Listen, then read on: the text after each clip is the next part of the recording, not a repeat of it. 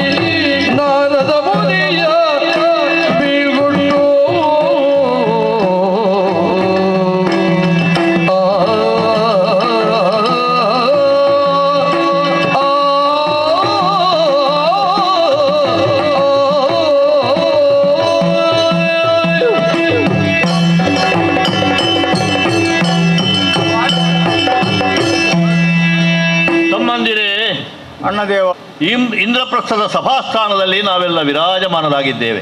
ಹೌದು. ಭೀಮಸೇನ, ಅರ್ಜುನ, ನಕುಲ, ಸಹದೇವರು. ನನಗೆ ನನ್ನ ಅವಯವಗಳು ಇದ್ದ ಹಾಗೆ 4 ತಮ್ಮಂದಿರು. ಏನೆಲ್ಲ ಕಷ್ಟ ಕೋಟನೆಗಳನ್ನು ಅನುಭವಿಸಿದಂಥ ನಾವು ಈ ಹಂತಕ್ಕೆ ಬಂದು ಮುಟ್ಟಬೇಕು ಅಂತ ಇದ್ದರೆ ಇದರ ಹಿಂದೆ ಭಗವಂತನ ಸಹಕಾರವೇ ದೊಡ್ಡದು. ಸಹಜ. ಯಾವ ಬಲ ಇದ್ದರೇನು, ದೈವ ಬಲ ಒಂದಿಲ್ಲದಿದ್ದರೆ ಯಾವುದೂ ಪ್ರಯೋಜನಕ್ಕೆ ಬರುವುದಿಲ್ಲ ಅಲ್ವೇ ಎನ್ನುವುದು ನಮ್ಮ ಬದುಕಿನಿಂದ ವ್ಯಕ್ತವಾಗಿದೆ. ಹೌದು. ಇಲ್ಲದಿದ್ದರೆ ಎಲ್ಲೋ ಕಾಡಿನಲ್ಲಿ ಹುಟ್ಟಿ ಬೆಳೆದವರು ನಾವು. ನಮ್ಮಮ್ಮ ಕುಂತಿದೇವಿ ಋಷಿಗಳನ್ನು ಮುಂದಿಟ್ಟುಕೊಂಡು ಬಂದು ಹಸ್ತಿನಾಪುರವನ್ನು ಸೇರಿದ್ದು. ಭೀಷ್ಮಾದಿ ಹಿರಿಯರು ನಮ್ಮನ್ನು ಪುರಸ್ಕರಿಸಿದರು. ಚಂದ್ರವಂಶದ ಕುಡಿಗಳಾಗಿ ಬೆಳೆದೆವು. ನಮಗೆ ಹಸ್ತಿನಾವತಿ ಎನ್ನುವುದು ನಮ್ಮ ತರವಾಡು ಮನೆ. ಮನಗಳೆಲ್ಲ ಒಂದು ಸೇರಿ ಗಟ್ಟಿಯಾಗಿದ್ದಾಗ ಮನೆ ಗಟ್ಟಿಯಾಗಿರುತ್ತದೆ. ಮನಸ್ಸು ಮುರಿದರೆ ಮನೆಯು ಮುರಿಯುತ್ತದೆ. ಹಾಗಾಯ್ತಲ್ವಾ? ಏನು ಹಸ್ತಿನಾವತಿ ಎನ್ನುವಂತಹ ತರವಾಡಿನಲ್ಲಿ ನಾವೆಲ್ಲರ ಕೂಡು ಕುಟುಂಬಿಗಳಾಗಿದ್ದಂಥ ಹೊತ್ತು ಬೇರೆ. ಆದರೆ ಹುಟ್ಟುತ್ತಾ ಅಣ್ಣ ತಮ್ಮಂದಿರು, ಬೆಳೆಯುತ್ತಾ ದಾಯಾದಿಗಳು ಎನ್ನುವ ಹಾಗೆ ಕೌರವರಿಗೂ ನಮಗೂ ಉಂಟಾದಂತಹ ಮನಕಷಾಯ ಬೇರೆ ಬೇರೆ ತಿರುವುಗಳನ್ನು ಪಡೆಯಿತು. ಹೌದು. ಆ ಕಾರಣದಿಂದ ವಾರಣಾವತದ ಅರಗಿನಾಲಯದಲ್ಲಿ ಆದಂತಹ ಘಟನೆ ಇರಬಹುದು. ಬಾಲ್ಯದಲ್ಲಿ ಕೌರವಾದಿಗಳು ನಮ್ಮನ್ನು ಬೇರೆ ಬೇರೆ ರೀತಿಯಲ್ಲಿ ಇಲ್ಲವಾಗಿಸಬೇಕು ಎನ್ನುವ ಕಾರಣಕ್ಕೆ ಪ್ರಯತ್ನ ಪಟ್ಟದಿರಬಹುದು. ಅದೆಲ್ಲವೂ ಕೂಡ ದೈವಾನುಕೂಲದಿಂದ ಪರಿಹಾರವಾಯಿತು. ವಾರಣಾವತದ ಅರಗಿನಾಲಯದಲ್ಲಿಯೂ ಕೂಡ ನಮ್ಮನ್ನು ಸುಡುವುದಕ್ಕೆ ಸಾಧ್ಯ ಆಗಲಿಲ್ಲ. ಇಲ್ಲ. ದ್ರೌಪದಿ ಸ್ವಯಂವರದಲ್ಲಿ ಪ್ರಕಟರಾದೆವು. ಹೌದು. ಅಲ್ಲಿ ಪರಮಾತ್ಮನ ದರ್ಶನ ನಮಗಾದದ್ದು. ನಮ್ಮ ಐವರನ್ನು ಪರಮಾತ್ಮನ ಪಾದಮೂಲದಲ್ಲಿ ಕೆಡಹಿ ಕಾಪಾಡಬೇಕು ಅಂತ ಆ ತಾಯಿ ಬೇಡಿಕೊಂಡಾಗ ಮಮ ಪ್ರಾಣಾಹಿ ಪಾಂಡವ ಎನ್ನುವ ಹಾಗೆ ಸಂರಕ್ಷಣೆಯ ಅನುಗ್ರಹವನ್ನು ಕೊಟ್ಟ ಶ್ರೀಕೃಷ್ಣ ನಮ್ಮ ಬದುಕಿಗೆ ಒಂದು ರೀತಿಯಲ್ಲಿ ಸಾರಥಿಯಾದ. ಆಮೇಲೆ ಬಂದೆವು. ಕೂಟಕಲಹ ಬೇಡ ಎನ್ನುವ ಕಾರಣಕ್ಕೆ ಬೇಕಾಗಿ ಇಂದ್ರಪ್ರಸ್ಥವನ್ನು ನಮಗೆ ತೋರಿಸಿದರು. ಹಿರಿಯರು ಕೊಟ್ಟರು ಅಲ್ವಾ? ಹೌದೌದು. ಈ ಕಾಂಡವ ಪ್ರಸ್ಥವಾಗಿದ್ದನ್ನು ಇಂದ್ರಪ್ರಸ್ಥವನ್ನಾಗಿ ಮಾಡಬೇಕು ಅಂತ ಇದ್ರೆ ಬಹಳಷ್ಟು ದುಡಿದೆವು ನಾವು. ಆಗಲಿಕ್ಕೆ ಹಸ್ತಿನಾಪುರ ನಮಗೆಲ್ಲ ಒಂದು ತವರು ಮನೆ ಇದ್ದಾಗೆ. ಹೌದು. ಆದರೆ ನಿಜವಾಗಿ ನಮ್ಮ ಹಿರಿಯರ ಮನೆ ಯಾವುದು ಅಂತ ಕೇಳಿದರೆ ಅದು ಇಂದ್ರಪ್ರಸ್ಥ. ಭೀಷ್ಮಾಚಾರ್ಯ ಹೇಳಿದರು ಪ್ರಾಚೀನ ರಾಜಧಾನಿ ಅಂತ ಹೇಳಿ. ಹಾಗಾಗಿ ಮೊದಲು ಪಡ್ಡೆ ಹುಡುಗರೆಲ್ಲ ತಿರುಗಾಡ್ತಿದ್ದಂತಹ ಜಾಗ ಇದು. ಹೌದೌದು. ಈಗ ಆಢ್ಯರ ಪಡ್ಯಾರ ಮನೆ ಆಗಿದೆ ಅಲ್ವಾ? ಎಷ್ಟು ಚೆನ್ನಾಗಿ ಗೃಹ ಪ್ರವೇಶೋತ್ಸವ ಎಲ್ಲ ನಡೆಯಿತು ನೋಡಿ. ಹೌದೌದು ಅಲ್ವಾ? ಮೇಲಿನಿಂದ ಕೆಳಗಿನಿಂದ ಎಲ್ಲ ಬಂದದ್ದೇ. ಯಾವಾಗ ಆರಂಭ ಆಗಿದೆ ಈಗಲೂ ಸಮಾರಾಧನೆ ನಡೆಯುತ್ತಾ ಉಂಟು. 1 ವರ್ಷ 4 ತಿಂಗಳಾಗಿದೆ. ಹೌದು. ಇದರ ನಿರ್ಮಾಣ ಮಾಡಿ ಆಗಿದೆ. ಈಗ ಮಯ ಬಂದು ಆ ಮಂಟಪವನ್ನು ಕಟ್ಟಿ ಕೊಟ್ಟ ಮೇಲೆ ಆದ ಪರಿವರ್ತನೆಯೇ ಬೇರೆ ಅಲ್ವಾ? ದೇವೇಂದ್ರನ ಅಮರಾವತಿಯ ಬಗ್ಗೆ ನಾವೆಲ್ಲ ಕೇಳಿದವರು. ಆದ್ರೆ ಅದಕ್ಕಿಂತಲೂ ಮೇಲು ಎನ್ನುವುದನ್ನು ನಾರದರು ಒಂದು ಹೇಳಿದರು ಅಲ್ವಾ? ಹೌದು. ಸೂರಪ್ಪನ ಅರಮನೆಯನ್ನು ಧಿಕ್ಕರಿಸುವ ರೀತಿಯಲ್ಲಿ ಇಂದ್ರಪ್ರಸ್ಥದಲ್ಲಿ ವಿರಾಜಮಾನನಾಗಿದ್ದಾನೆ ಧರ್ಮರಾಜ. ಹೌದು. ಮಾತ್ರ ಅಲ್ಲ, ಆ ನಾರದರು ಬಂದವರು ನಮ್ಮನ್ನು ಕೊಂಡಾಡಿದ್ದು ಮಾತ್ರ ಅಲ್ಲ, ನಮ್ಮ ಕರ್ತವ್ಯವನ್ನು ಕೂಡ ನಮಗೆ ಜ್ಞಾಪಿಸಿದ್ರಲ್ಲ. ಮಯನೆಂಬ ರಕ್ಕಸ ಶಿಲ್ಪಿ ಒಳ್ಳೆಯ ಮನಸ್ಸಿನ ನಿರ್ಮಾಣ ಮಾಡಿಕೊಟ್ಟದ್ದು ಇದೆಲ್ಲ. ನಿನಗೊಂದು ಗದೆ, ನಮಗೆಲ್ಲ ಶಂಖ, ಹೌದು, ಇದೆಲ್ಲವನ್ನು ಉಡುಗೊರೆಯಾಗಿ ಕೊಟ್ಟ. ಹೌದು. ಯಾಕೆ? ಅವರಿಗಾದರೂ ಕೂಡ ಕೃತಜ್ಞತೆಯ ಒಂದು ಭಾವ ಉಂಟು ಎನ್ನುವ ಕಾರಣಕ್ಕೆ. ಹೌದೌದು. ಕೃಷ್ಣಾರ್ಜುನನು ಖಾಂಡವನವನ್ನು ದಹನ ಮಾಡುವ ಸಂದರ್ಭದಲ್ಲಿ ಅವನಿಗೆ ಜೀವದಾನವನ್ನಿಟ್ಟರು ಎನ್ನುವ ಕಾರಣಕ್ಕೆ ಬೇಕಾಗಿ ದೇವಶಿಲ್ಪಿ ಯಾದಂತಹ ವಿಶ್ವಕರ್ಮನಿಗೆ ಸಮದಂಡಿಯಾದಂತಹ ದಾನವ ಶಿಲ್ಪಿಯಾದಂತಹ ಮಯ ಇವತ್ತು ಈ ಉಡುಗೊರೆಯನ್ನು ಕೊಟ್ಟ. ಹೌದೌದು. ಇದರಲ್ಲಿ ವಿರಾಜಮಾನನಾಗಿದ್ದಂತಹ ಸಂದರ್ಭದಲ್ಲಿ ಬಂದಂತಹ ನಾರದರು ಶ್ರೀಲೋಕ ಸಂಚಾರಿಗಳಲ್ವಾ? ಹೌದೌದು. ಅವರೊಂದು ಮಾತಾಡಿದರು, ನಿಮ್ಮ ತಂದೆಯವರಿಗೆ ಸ್ವರ್ಗದಲ್ಲಿ ಸ್ಥಾನ ಇಲ್ಲ, ಸರಿಯಾದ ಸ್ಥಾನ ಇಲ್ಲ. ಎಂತಹ ಭಂಡಾರದ ಮನೆ ಆಗಲಿ, ತರವಾಡಿನ ಮನೆ ಆಗಲಿ, ಕುಟುಂಬ ಆಗಲಿ ಇದ್ದರೆ ಏನು ಪ್ರಯೋಜನ? ಅಗಲಿ ಹೋದ ಹಿರಿಯರಿಗೆ ಬೇಕಾದಂಥ ಕರ್ತವ್ಯಗಳನ್ನು ನಾವು ಮಾಡದೇ ಇದ್ರೆ ನಮ್ಮ ಅಸ್ತಿತ್ವಕ್ಕೆ ಬೆಲೆ ಉಂಟು? ಇಲ್ಲವೇ ಇಲ್ಲ. ನಳನಹುಷಾದಿಗಳಿಗೆ ಸಿಗಬೇಕಾದಂತಹ ಸ್ಥಾನ ಚಕ್ರವರ್ತಿ ಆಗಿದ್ರೂ ಕೂಡ ಪಾಂಡುರಾಜನಿಗೆ ಸಿಕ್ಕಲಿಲ್ಲ ಎನ್ನುವುದರಿಂದ ಅದಕ್ಕೆ ಪರಿಹಾರವನ್ನು ನಾವು ಕೇಳಿದಾಗ ರಾಜಾಧ್ವರವನ್ನು ಮಾಡಬೇಕು ಅಂತ ಹೇಳಿದರು. ಹೇಗೆ ಮಾಡುವುದು ಏನು ಎನ್ನುವುದು ನನಗಂತೂ ಗೊತ್ತಿಲ್ಲ. ಹಾಗಂತ ಕರ್ತವ್ಯ ಬದ್ಧತೆಯಿಂದ ತಂದೆಯವರಿಗೆ ಬೇಕಾದಂತಹ ಸ್ಥಾನಮಾನವನ್ನು ಒದಗಿಸುವುದೇ ಬೇಕಾಗಿ ಆಗಲಿ ಎನ್ನುವ ಸಂಕಲ್ಪ ನಾನು ಮಾಡಿದ್ದು. ಈಗ ಚಿಂತೆ ಏನು ಚಿಂತೆ? ಯಾಕಂದರೆ ರಾಜಸೂಯ ಎನ್ನುವುದು ಎಷ್ಟು ಗುರುತರವಾದದ್ದು ಎನ್ನುವುದನ್ನು ನಾವೆಲ್ಲ ಕೇಳಿದ್ದೇವೆ. ಬಹಳ ಮಂದಿ ಏನು ಚಕ್ರವರ್ತಿಗಳಾಗಿ ಅದನ್ನು ಮಾಡಿಲ್ಲ. ಹಿಂದಕ್ಕಾದರೂ ಭರತ ಚಕ್ರವರ್ತಿ ಮಾಡಿದನಂತೆ, ಭಗೀರಥ ಮಾಡಿದನಂತೆ, ಕಾರ್ತವೀರ್ಯ ಅರ್ಜುನ ಮಾಡಿದನಂತೆ. ಹೀಗೆ ಕೆಲವರೊಂದು 5 ಮಂದಿ ಚಕ್ರವರ್ತಿಗಳು ಮಾಡಿದ್ದಾರೆ, ಮಾಂಧಾತನೇ ಮೊದಲಾದವರು. ಅವರು ಚಕ್ರವರ್ತಿಗಳು ಅಂತ ಅನಿಸಿಕೊಂಡಿದ್ದಾರೆ. ಮೊನ್ನೆ ಕಾಡಾಳಿಗಳಾಗಿದ್ದಂತಹ ನಾವು ದಿಗ್ದೇಶಗಳನ್ನೆಲ್ಲ ತಿರುಗಿ ಅಲ್ಲಿರತಕ್ಕಂತಹ ಪೌರುಷವಂತವರನ್ನು ಬಗ್ಗುಬಡಿದು ಅವರ ಕಪ್ಪ ಕಾಣಿಕೆಯ ಮೂಲಕವಾಗಿ ಈ ರಾಜಸೂಯವನ್ನು ಮಾಡುವುದಷ್ಟು ಸುಲಭವೋ ಎನ್ನುವುದು ಈಗ ನನಗೆ ಚಿಂತೆಗೆ ಕಾರಣ ಆದದ್ದು. ಆದರೆ ಆ ತಂದೆಗೆ ಮಕ್ಕಳಾಗಿ ನಾವು ಮಾಡಲೇಬೇಕಲ್ಲ. ನಾನು ನಂಬಿದ್ದು ನಿಮ್ಮನ್ನು, ಭೀಮಸೇನ, ಅರ್ಜುನ, ನಕುಲ, ಸಹದೇವ. ಮನುಷ್ಯನ ಉದ್ಧಾರಕ್ಕೆ ಹೇತುವಾದಂತಹ 4 ಆಶ್ರಮಗಳೇ ಜೀವ ತಡೆದು ಬಂದ ಹಾಗೆ. ದೊಡ್ಡ ಮಾತು. ಹೌದು, ನೀವು ಇರುವುದು. ಹಾಗಾಗಿ ತಮ್ಮಂದಿರೇ, ನನಗಿರುವ ಚಿಂತೆ ಇದು.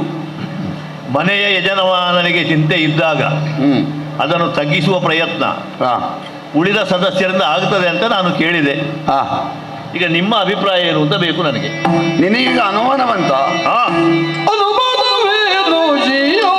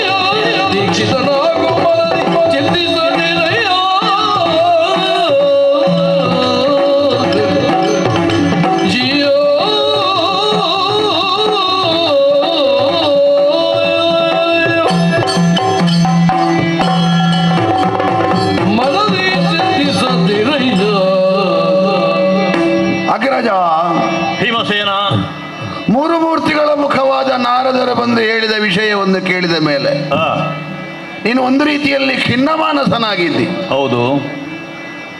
ಒಂದು ಸಿಗಬೇಕಾದ ಸ್ಥಾನ ಅಪ್ಪನಿಗೆ ಸಿಗಲಿಲ್ಲ ಎನ್ನುವುದಾದ್ರೆ ಇನ್ನೊಂದು ಮಾಡಬೇಕಾದ ಕಾರ್ಯದಲ್ಲಿ ಹೇಗೆ ನಾವು ತುದಿಮುಟ್ಟಿಯೇವು ಎನ್ನುವಂತ ಖಿನ್ನತೆ. ಹೌದು.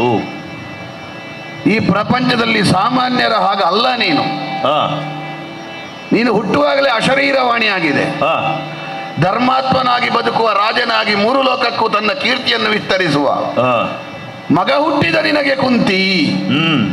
ಹೀಗೊಂದು ಅಶರೀರವಾಣಿಯನ್ನು ಬೆನ್ನಿನಲ್ಲಿ ಕಟ್ಟಿಕೊಂಡು ನೀನು ಜೀವನದ ತುದಿಯವರೆಗೆ ಯಾವುದನ್ನು ಮಾಡಬೇಕು ಆ ಹೊಣೆಗಾರಿಕೆಯ ಸನ್ಮಾನವನ್ನು ದೇವವಾಣಿಯಿಂದ ಹುಟ್ಟಿನಲ್ಲೇ ಪಡೆದುಕೊಂಡು ಬಂದವ ನೀನು. ಯಾವ ಕಾರ್ಯವೇ ಆಗಲಿ, ಮಹತ್ತರವಾದ ಕಾರ್ಯವನ್ನು ಮಾಡುವವರು ಯಾರೂ ಕೂಡ ಮೊದಲಿಗೆ ಯಶಸ್ಸನ್ನು ಸಾಧಿಸ್ತಾರೆ ಅಂತ ಹೇಳಲಿಕ್ಕೆ ಆಗುದಿಲ್ಲ. ಶ್ರೇಯಾಂಸಿ ಬಹುವಿಘ್ನಾನಿ. ಖಂಡಿತ ಇದು ಬೇಕೇ ಬೇಕಲ್ಲ.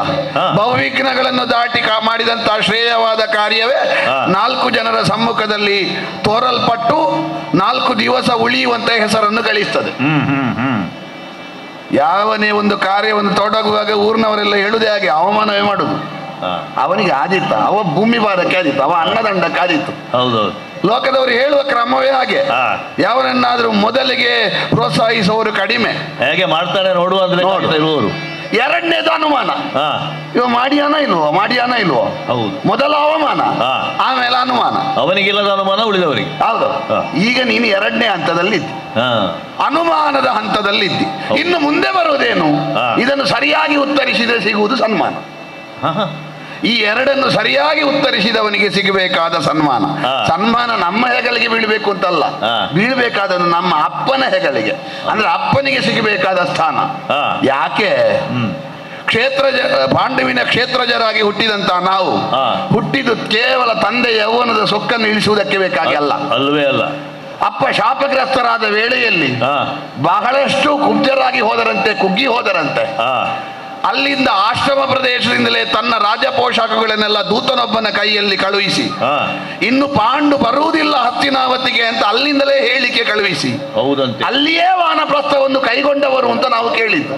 ಆಗ ನಮ್ಮ ತಾಯಂದಿರು ಸೇರಿಕೊಂಡದ್ದು ಅಲ್ವಾ? ಅಲ್ವಾ? ತಾಯಂದಿರನ್ನು ಬಿಟ್ಟು ಹೋಗುದು ಅಂತ ಯೋಚನೆ ಮಾಡುವಾಗ ತಾಯಂದಿರು ಹೇಳಿದ್ರಂತೆ, ನೀವು ಬಿಟ್ಟು ಹೋದ್ರೆ ನಾವು ಪ್ರಾಣ ತ್ಯಾಗ ಮಾಡ್ತೇವೆ, ನಿಮ್ಮೊಟ್ಟಿಗೆ ನಾವು ಬರ್ತೇವೆ. ವಾನಪ್ರಸ್ಥವನ್ನು ಕೆಲವು ಸಮಯ ಕಳೆದ ಮೇಲೆ ಋಷಿಮುನಿಗಳೊಂದಿಗೆ ನಡೆಯುತ್ತಾ ಹೋಗುವ ವೇಳೆಯಲ್ಲಿ ಹಿಮವತ್ ಪರ್ವತದ ಹತ್ತಿರ ಹೋಗುವಾಗ ಇನ್ನು ಪುರೋಗಾಮಿತ್ವವನ್ನು ಸಾಧಿಸಬೇಕಾದ್ರೆ ಮಕ್ಕಳಾಗಬೇಕು ಎನ್ನುವಂತ ಒಂದು ಯಥಾರ್ಥ ಗೊತ್ತಾದ ಮೇಲೆ ಕುಬೇರನ ಸ್ಥಾನಕ್ಕೆ ಹೋಗುವಾಗ ಮಕ್ಕಳಿಲ್ಲದವರಿಗೆ ಇಲ್ಲಿ ಪ್ರವೇಶ ಇಲ್ಲ ಅಂತ ಆಯ್ತಂತೆ. ಮತ್ತೆ ಹಿಂತಿರುಗಿ ಬಂದರಂತೆ. ಆಗ ಅವರಿಗೆ ಯೋಚನೆ ಆದದ್ದು ಅಲ್ವಾ? ಆಮೇಲೆ ನಮ್ಮ ಅಮ್ಮ ಹೇಳಿದ್ರು ದುರ್ವಾಸ ಮಂತ್ರದ ವಿಷಯ. ನಿಯೋಗದ ಪ್ರಸ್ತಾಪ ಮಾಡಿದ ಅಪ್ಪನೇ ಅಂತೆ ಅಲ್ವಾ? ನಿಯೋಗದಿಂದ ಮಾಡಿದ್ರೆ ಏನು ಅಂತ. ಹಾಗೆ ಮಾಡುವುದು ಬೇಡ, ಹಾಗೆ ಮಾಡುವುದು ಸಾಧೂ ಅಲ್ಲ. ಇನ್ನೊಂದು, ಹಾಗೆ ಮಾಡದೆ ನಾವು ಮಾಡಬೇಕಾದನ್ನು ಮಾಡುವುದಕ್ಕೆ ಬೇರೆ ದಾರಿ ಉಂಟು, ಅನುಗ್ರಹ ಸಿಕ್ಕಿದೆ ಅಂತ ಹೇಳಿದ್ರು. ಕುಂತಿ ದೇವಿ ನಮ್ಮ ಅಮ್ಮ ಹೇಳಿದ್ರು. ನಾನು ಇದನ್ನು ಯಾಕೆ ಪ್ರಸ್ತಾಪಿಸಿದೆ ಅಂತ ಕೇಳಿದ್ರೆ, ಮೇಲೆ ಸ್ಥಾನ ಸಿಗಬೇಕು ಎನ್ನುವ ಕಾರಣಕ್ಕಾಗಿ ಅಪ್ಪ ಮಕ್ಕಳನ್ನು ಪಡೆದದ್ದೇ ಹೊರತು ನಾಳೆ ನನಗೊಂದು ಮಕ್ಕಳು ಬೇಕು ಎನ್ನುವ ಕೀರ್ತಿ ಬೇಕು, ನನ್ನ ಋಣ ತೀರಿಸಲಿಕ್ಕೆ ಜನ ಬೇಕು ಅಂತ ಮಕ್ಕಳನ್ನು ಪಡೆದದ್ದೇ ಅಲ್ಲ. ಈಗ ಸತ್ಸಂಕಲ್ಪ ಅಂದ್ರೆ ಹಾಗೆ ಅಲ್ವಾ? ಅಲ್ವಾ? ಧರ್ಮದ ಬೆನ್ನಿಗೆ ಹೋಗುವಂತ ಮಗ ಒಂದು ಇದ್ರೆ ಸಾಕು ಅಂತ ಇತ್ತು.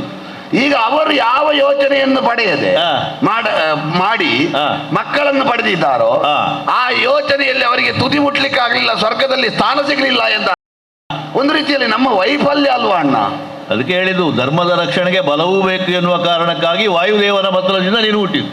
ಅದೇ ಹೌದು ಅಲ್ವಾ? ಶಾಸ್ತ್ರ ಹೇಳಲಿಕ್ಕೆ ನೀನು, ಶಾಸ್ತ್ರ ಸರಿಯಾಗಿ ಕೇಳದಿದ್ರೆ ಶಾಸನ ಮಾಡಲಿಕ್ಕೆ ನಾನು, ಹೌದು, ಅಂದ್ರೆ ಅದನ್ನು ಕ್ರಿಯಾತ್ಮಕವಾಗಿ ರೂಪಿಸಲಿಕ್ಕೆ ನಾನು ಹುಟ್ಟುವಾಗಲೇ ಬಲವಂತನಾದ ಮಗ ಹುಟ್ಟಿದ, ವಾತ ಸಂಭವ, ಪ್ರಪಂಚದಲ್ಲಿ ಅತಿ ಬಲಾನ್ವಿತನಾದ ನಾನು ಹುಟ್ಟಿದ್ಯಾಕೆ ಅಂತ ಕೇಳಿದ್ರೆ, ನೀನು ಧರ್ಮದ ದಾರಿಯಲ್ಲಿ ನಡೆಯುವಾಗ ನಿನ್ನ ಕೈಗೆ ಬಲವಾಗಿ ನಾನಿದ್ದೇನೆ, ನಿನ್ನ ದಾರಿಗೆ ಧರ್ಮವೂ ಬಲವಾಗಿಯೂ ಅರ್ಜುನ ಇದ್ದಾನೆ, ಇನ್ನಿಬ್ಬರು ನಕುಲ ಸಹದೇವರು ನಿನ್ನ ಆ ಕಡೆ ಈ ಕಡೆ ಅಂಗರಕ್ಷಕರಾಗಿದ್ದಾರೆ. ಬಲಶಾಲಿ ಎನ್ನುವುದನ್ನು ನೀನು ಎಳೆಯ ಶಿಶುವಾಗಿದ್ದಾಗಲೇ ತೋರಿಸಿಕೊಟ್ಟವನಲ್ವಾ? ಹೌದೌದು. ಬಂಡೆ ಉಡಿಯಿತು. ಹೌದು, ಅಂದ್ರೆ ಬಂಡೆಗಳಾಗಿ ಯಾರು ಮುಂದೆ ಬರ್ತಾರೋ ಅವರ ಮಂಡೆ ಹೊಡಿಲಿಕ್ಕೆ ಮಗ ಇದ್ದಾನೆ ಅಂತ. ನನ್ನ ಮಂಡೆ ಹೊಡಿಲಿಲ್ಲ, ಬಂಡೆ ಹೊಡಿ. ಹೌದಲ್ಲ? ಹಾಗೆ ಹುಟ್ಟುವಾಗಲೇ ನನ್ನದಾದಂತಹ ಬದುಕಿನ ಲಕ್ಷಣವನ್ನು ತೋರಿಸಿದವ. ನೀನು ಮಾಡಿದ ಸಂಕಲ್ಪ ಈಗ ಯಾವನು ಸಾಮಾನ್ಯ ಮಾಡಿದ ಸಂಕಲ್ಪ ಅಲ್ಲ, ದ್ವಾಪರ ಯುಗದ ರಾಮನಾಗುವ ಸರ್ವಯೋಗ್ಯತೆ ಉಳ್ಳ ನೀನು ಮಾಡಿದ ಸಂಕಲ್ಪ. ಅದು ಖಂಡಿತವಾಗಿಯೂ ಜಳ್ಳಾಗ ಕೂಡದು, ಹುರುಳಿಲ್ಲದೆ ಇರುವಂತಹ ಒಂದು ಒಳ್ಳಾದ ವಿಷಯವಾಗ ಕೂಡದು. ನೀನೊಂದು ಸಂಕಲ್ಪ ಮಾಡಿದ್ದಿ ಎನ್ನುವುದೊಂದು, ಇನ್ನೊಂದು ಪಿತೃವಿಗೆ ಸದ್ಗತಿ ಸಿಗಬೇಕು ಎನ್ನುವುದು ಮತ್ತೊಂದು. ಪಿತೃವಿಗೆ ಸದ್ಗತಿ ಸಿಗಬೇಕು, ಜ್ಯೇಷ್ಠ ಭ್ರಾತೃವಾದಂತಹ ಪಿತೃ ಸಮಾನನಾದ ನೀನು ಮಾಡಿದ ಸಂಕಲ್ಪ. ಇದೆರಡನ್ನು ಒಟ್ಟುಗೂಡಿಸಿ ನೋಡಿ ನಾರದರು ಈ ಕಾಲದಲ್ಲಿ ಹೇಳಿದ್ಯಾಕೆ ಸ್ವರ್ಗಕ್ಕೆ ಇವತ್ತು ಹೋಗುದವರು? ಏನಲ್ಲ, ಎಷ್ಟೋ ಸಲ ಹೋಗ್ಲಿಲ್ವಾ? ನಮ್ಮನ್ನು ಭೇಟಿಯಾಗಲಿಕ್ಕೆ ಅವರಿಗೆ ದಾರಿ ಗೊತ್ತಿಲ್ವಾ? ಅಲ್ವಾ? ಈಗಲೇ ಬಂದು ಹೇಳಿದ್ದಾರೆ ಅಂದ್ರೆ ನಮಗೆ ಕಾಣುವುದೇನು? ಇಂದ್ರಪ್ರಸ್ಥದಲ್ಲಿ ನಾವು ಸುಖದಲ್ಲಿ ಇದ್ದೇವೆ, ಈಗ ನಮ್ಮಲ್ಲಿ ಅರ್ಹತೆ ಉಂಟು, ಅದರೊಟ್ಟಿಗೆ ಮನಸ್ಸಿದ್ದೋ ಮನಸ್ಸಿಲ್ಲದೆಯೋ ಅವರವರು ನಮ್ಮೊಂದಿಗೆ ಜೊತೆಗೂಡಿದ್ದಾರೆ. ಅದರೊಂದಿಗೆ ಪ್ರಪಂಚ ಎಲ್ಲ ಒಪ್ಪಿಕೊಳ್ಳುವಂತ ದೇವಶಿಲ್ಪಿಯೂ ದಾನವ ಶಿಲ್ಪಿಯೂ ನಮಗೆ ಕೈ ಜೋಡಿಸಿದ್ದಾನೆ. ಈ ಎಲ್ಲ ಸಾಧ್ಯತೆ ಅರ್ಹತೆಗಳಿರುವ ಈ ಹೊತ್ತಿನಲ್ಲಿ ಅಪ್ಪನಿಗೆ ಸರಿಯಾದ ಸ್ಥಾನ ಸಿಗುವ ಹಾಗೆ ಮಾಡಬೇಕಲ್ಲದೆ ಬೇರೆ ಸಮಯದಲ್ಲಿ ಅಲ್ಲ ಅಂತ ನಾರದರು ಬಂದು ಹೇಳಿದ ಮೇಲೆ ಈಗ ನನ್ನ ಸಂಕಲ್ಪಕ್ಕಿಂತ ಮೊದಲು ದೈವ ಸಂಕಲ್ಪವೇ ಹಾಗೆ ಅಂತ ಭಾವಿಸಬಹುದು. ಹೌದೌದು. ನಾರದರು ಹೇಳಿದ್ರೆ ದೇವಕಲ್ಪವೂ ಹೌದು, ಋಷಿಕಲ್ಪವೂ ಹೌದು. ದೇವಕಲ್ಪವು ಋಷಿಕಲ್ಪವು ಒಟ್ಟಾಗಿ ಧರ್ಮಾತ್ಮನಾದಂತಹ ಧರ್ಮರಾಯನಾದಂತಹ ನಿನ್ನ ಸಂಕಲ್ಪವು ಒಟ್ಟಾದಾಗ ಮುಪ್ಪಿರಿಕೊಂಡಂತಹ ಈ ಕಾರ್ಯ ಮಾಡುವುದಕ್ಕೆ ಈ ಮೂರರ ಆಶೀರ್ವಾದ ಇರುವಾಗ ನಾವು ನಡೆದಾಡಿದ್ರೆ ಸಾಕು, ಬೇರೆ ಬಲ ಬೇಡ. ನೀನು ದೀಕ್ಷಿತನಾಗಿ ಕುಳಿತುಕೋ, ಯಾವ ಸಾಹಿತ್ಯ ಬೇಕು, ಯಾವ ಸಂಭಾರ ಬೇಕು, ಯಾವ ಸಾಮಗ್ರಿ ಬೇಕು, ಅಡೆಯಾಗಿ ತಡೆಯಾಗಿ ಅಂತರಾಯವಾಗಿ ಬರುವವರನ್ನು ಹೇಗೆ ನಿಗ್ರಹಿಸಬೇಕು, ಅದು ನನಗೆ ಬಿಡು, ನಾನು ಮುಂದುವರಿತೇನೆ. ನನಗೆ ವಿಶ್ವಾಸ ಇದ್ದದೆ ಅದು. ನಾನು ಸಂಕಲ್ಪ ಮಾಡಿದಾಗ ನಿಮ್ಮ ಬಲದ ಮೇಲೆಯೇ ನಂಬಿಕೆ ಇಟ್ಟವ. ಬಹಳ ಸುಲಭವಾಗಿ ಮಾಡುವಂತಹ ಯಾಗ ಇದಲ್ಲ ಅಂತ. ಹಾಗಿದ್ರೆ ಇಷ್ಟು ಧೈರ್ಯ ನೀನು ಕೊಟ್ಟ ಮೇಲೆ ತೊಡಗುವುದಲ್ವಾ? ತೊಡಗುವ. ಅವಂತ ಹೇಳುದು ಅಣ್ಣದೇವ ಅರ್ಜುನ. ಲಾಲಿಸಿ ಕೇಳು